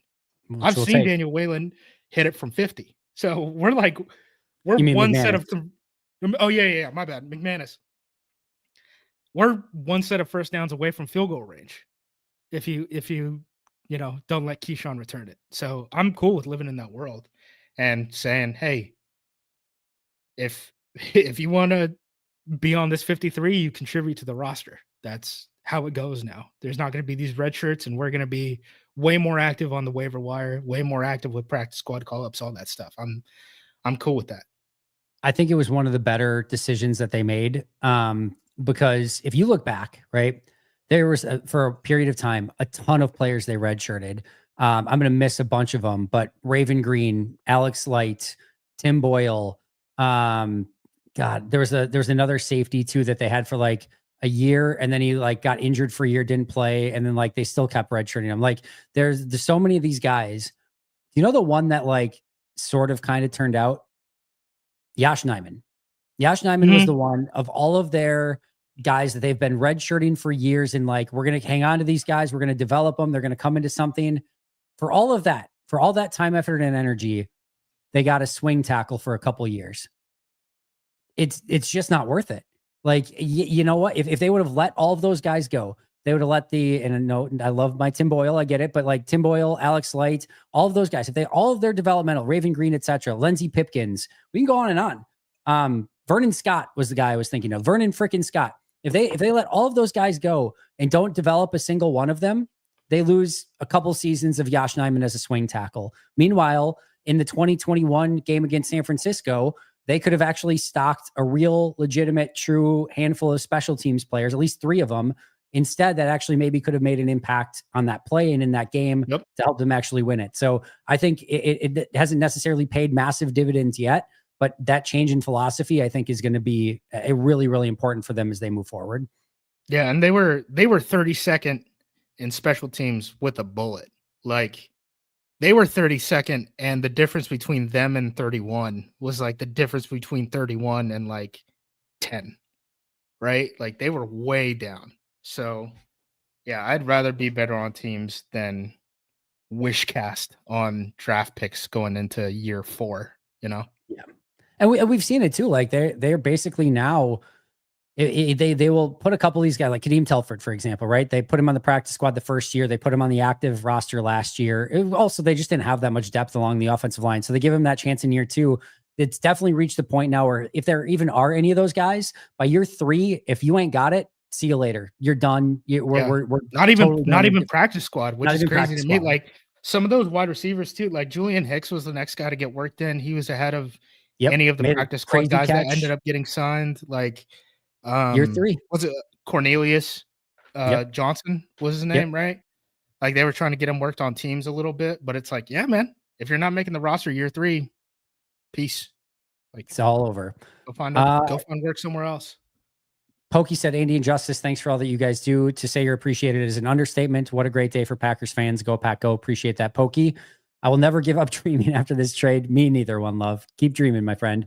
Shout out to my producer, Tommy, on the Pack a Day radio show as well, who kept saying today, he's like, I'm choosing to believe. He's like, I just over and over. He's like, he's like, I'll be disappointed later if I need to be disappointed later. Just over and over. I'm believing it. It's going to happen. It's going to happen. It's going to happen. I'm like, all right, dude, best of luck. And he was right. It happened. So keep dreaming, keep believing out there. One love.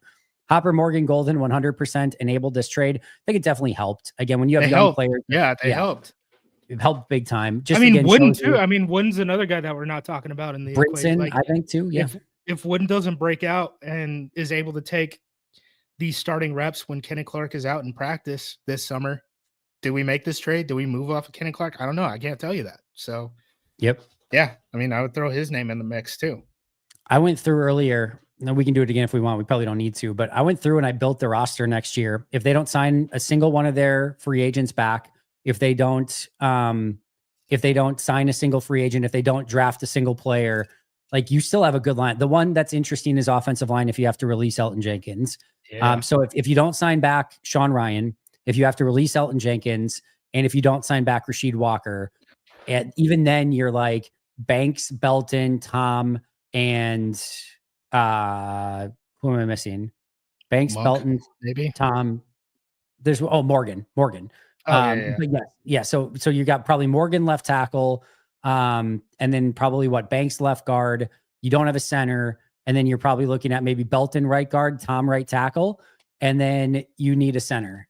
And so that would be the one that I would say is like a little bit more, and you have no depth. I mean, you've got maybe Monk at center and then just no depth after it. So that's the one I think that is a lot more precarious. Even Kennard's a restricted free agent. You're not even sure if you're going to want. You're not going to give him the $3.5 million or whatever. I mean, maybe he comes back after hitting the market, but he's not getting the tag.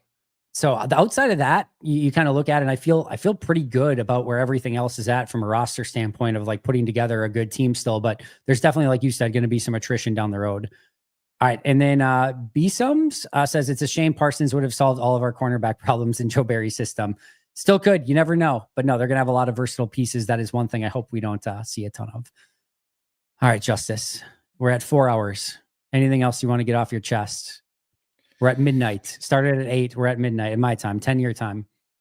This shirt, it's soaked through, man. It is. That was a good 4 hours of Micah Parsons talk. I don't know what I'm supposed to do. All right, what is your like? Normally, I would after a live show, I would still do like an episode for tomorrow morning. I just did 4 hours of talk on Micah Parsons. I don't know. I don't have anything left to say. I've kind of said it all. I don't know what to do now. Maybe I'll break down Josh Wiley. Post the full 4 hours on the iTunes app. I'm going to definitely do it on Apple. I'm going to say 4 hours of Micah Parsons talk. Enjoy, something like that. That's absolutely going up on the audio for tomorrow. I don't know if I need, maybe I'll just do another live tomorrow for a video. That's probably what I'll do. Well, I have happy hour too. Yeah, I'll probably just do that. That's what I'm going to do. All right. I got nothing else. I have nothing left to give you amazing, incredible people. 1,700 people still in chat. Thank you to the 149 of you with the super chats, memberships, etc. Thank you to the thousands and thousands and thousands of you that like commented all throughout today's chat.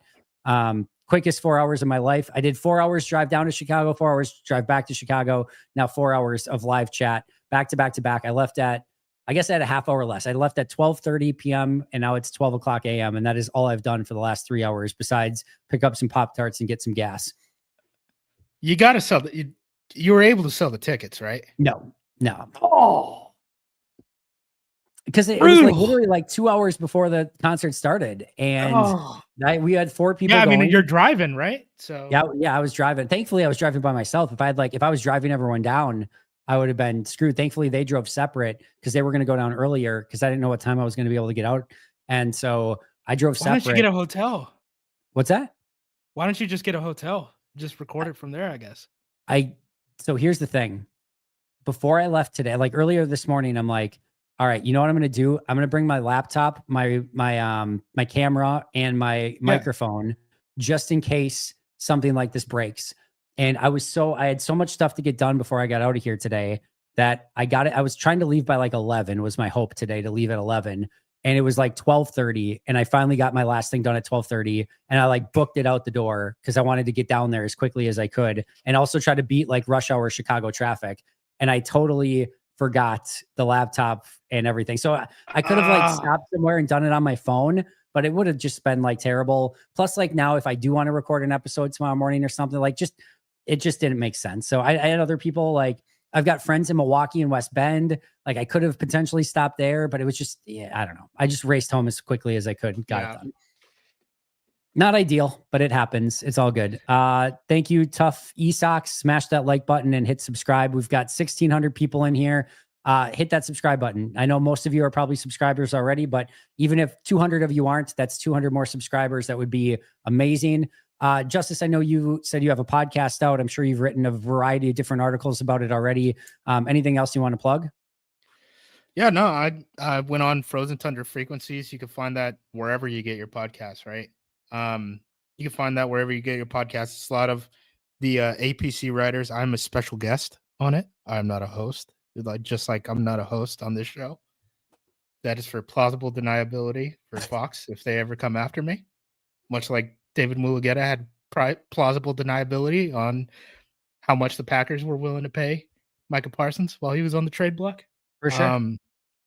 Yeah, and then catch my writing at APC. I had just general thoughts about the trade after the trade. I got to sit with it for a little bit. It's not super coherent, but it's got, it's broken down into blocks with, headers over it. Couldn't thread it all together. My head was still spinning.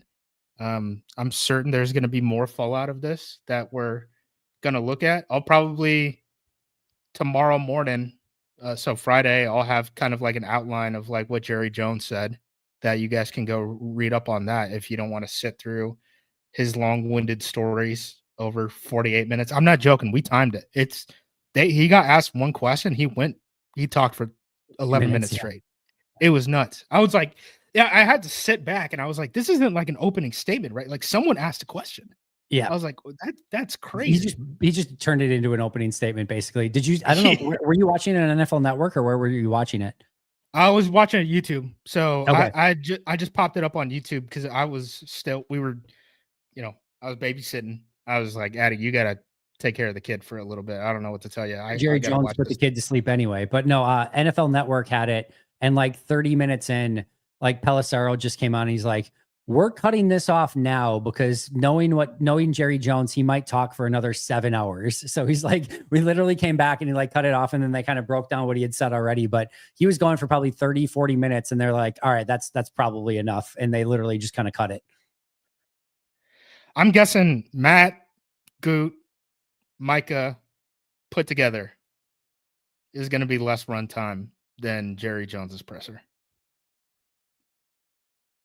Yeah, I bet it's right around even would be my guess, right around even, but it's probably right. That's a good over under. I like that a lot. It's probably very much in the very, very similar vicinity. All right. Pokey said, by the way, Andy, irons means raise your glass. I did not know that. Thank you, Pokey. I'm now more educated. Sullivan became a new member. Thank you, Sullivan. And Aiden Yang said, does this affect our cap to sign the 2023 draft class? Yeah. Everything's going to affect the cap. I mean, it's all going to be there. They're just going to have to be intentional with what they do from here on out. They're just going to have to decide, like, if they want to bring somebody back, like next year, if they wanted to bring back Sean Ryan, like they can find a way to bring back Sean. If Christian balls out, if Quay balls out, they'll figure out a way and they'll just kick the money forward. Yep. But I don't think they want to re-sign guys just to re-sign guys. Nope. So that's the best way to put it. And they want to re-sign guys to long-term deals, which again, that's going to be an issue with Romeo and his health situation. By the way, people got on my ass and said someone was in my mentions talking about I wrote Romeo Dobbs clickbait. One, I didn't write it. Two, if I didn't write it, how could it be clickbait? I was talking with you guys. I'm willing to say it now. The Jacksonville Jaguars called about Romeo Dobbs. They offered a 6th-round pick. Packers said no. Romeo Dobbs was involved in trade talks ever since the DK Metcalf stuff started. That the national media told you never happened until the moment that it happened. Are we seeing a thread through these stories? Don't trust anyone if they say that someone isn't available via trade. Why the hell would teams ever admit that someone is on the trade block? You got it from the horse's mouth in Jerry Jones today. I think Romeo could be a guy that they could use to get more draft picks if they can find someone willing to give them more than probably the 5th that he'll get as a compensatory free agent. I don't think that they're in a position to do that right now. Not until Christian comes back. Yeah, I mean, with the Reed injury too. Yeah, I mean, it's going to be a real play it by ear type of situation once we get down to with the trade deadline with Romeo. I don't know if that's something that gets done, but certainly NFL teams are looking at Romeo and are like, that's interesting. You guys aren't paying him. You guys clearly don't like him that much, because if you would have, then you would have extended him by this point, which is probably true. So, yep. I do have one bone to pick. I beat you by like 25 minutes on your Kenny Clark was the last Ted Thompson draft pick tweet. Oh, did you? I'd be like 20 minutes. It was like my first tweet of the entire thing. And yours went viral, damn it. And mine did not. So I'm very bitter. I know you didn't steal it. I'm totally messing with you. Well, I did steal it, but I stole it from John Meerdink in the ABC Slack. So maybe he stole it from you and I stole it from him. That's how it is. But yes, it was like my very first tweet of like, oh, it's kind of like beautiful that Ted's last draft or like remaining draft pick helped us get, obviously helped us get Micah Parsons. And then I see everyone retweeting yours and I'm like, son of a justice. Like, but no, I forgive you. You'll just have to do the 1 chip challenge for me. You don't have to do the hat. You'll do the 1 chip challenge for me and I'll forgive you in entirety. Yeah, I got to do something. I'm not eating the hat.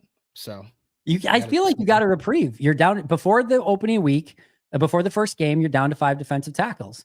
Now, if they sign somebody tomorrow and they're up to 6, then maybe it's a little different story, but I feel like you got a get out of jail free card.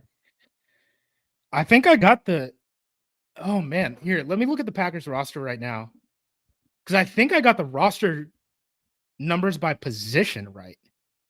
Okay. The problem is they just like, I obviously got, oh no. Because I got the wrong corners. I got 6 of them instead of 5. I had the 5 linebackers. Okay. I had the 5 safeties. You had Mosby? No, but I had Terrell. Maybe that's what it was. Yeah. So I had an extra at the end. and I was down a defensive. Well, the defensive tackles are fine now. So Down what a the hell corner. am I getting? Down a corner. Down a corner. Yes. So that Down a that was the corner, math. up a defensive end. Down a corner, up you- a defensive. No, No, you're up two. down two. You're up. It's I think screwed I either used way. one as just like general like waiver edition is the problem. Okay. But I still don't know where the other number is coming from. So Well, yeah. where do you have Micah now? Maybe defensive end is now because we have Micah too. No, so Micah's even because Micah would be even at defensive end then because we have 6 defensive ends at the moment, right? Yes. So okay, that's what it was. It was just I had a corner down, and then I had just one general like waiver edition. That's what I it was. think. You were correct. Yep. So that's how it was. Okay. But I mean, if you guys care about the cut down thing, like it's Neiman for Welsh. I got the corner 5 and 6 wrong. They went with outside corners. I thought I that they were told you going to go hadn't. with the I told you slots. hadn't. I know you were right. You You were got right. everything else wrong, but I told you hadn't. Yep. So All yeah, right. I think we're sitting pretty. This makes a lot of sense. I like the roster. They're clearly going to win the Super Bowl. Nothing could possibly go wrong from here on out, and I'm going to choose to believe that. And that's how we're going to end today's show. Justice, I cannot thank you enough. Follow him on social media at JUMOSQ. You can find me at Andy Herman NFL. Thank you for being patient with me while I rushed aggressively back. Definitely obeyed all speed laws and driving laws the entire time I was driving back. I will see you guys soon. A happy hour tomorrow. I might have to change that time too because I can't go at noon because Goody's speaking at 1, right? Is that what you said? 1, 1:30, and 2:30, I believe. Yeah, so I'm not going to be able to do happy hour at noon, but we'll figure out something tomorrow.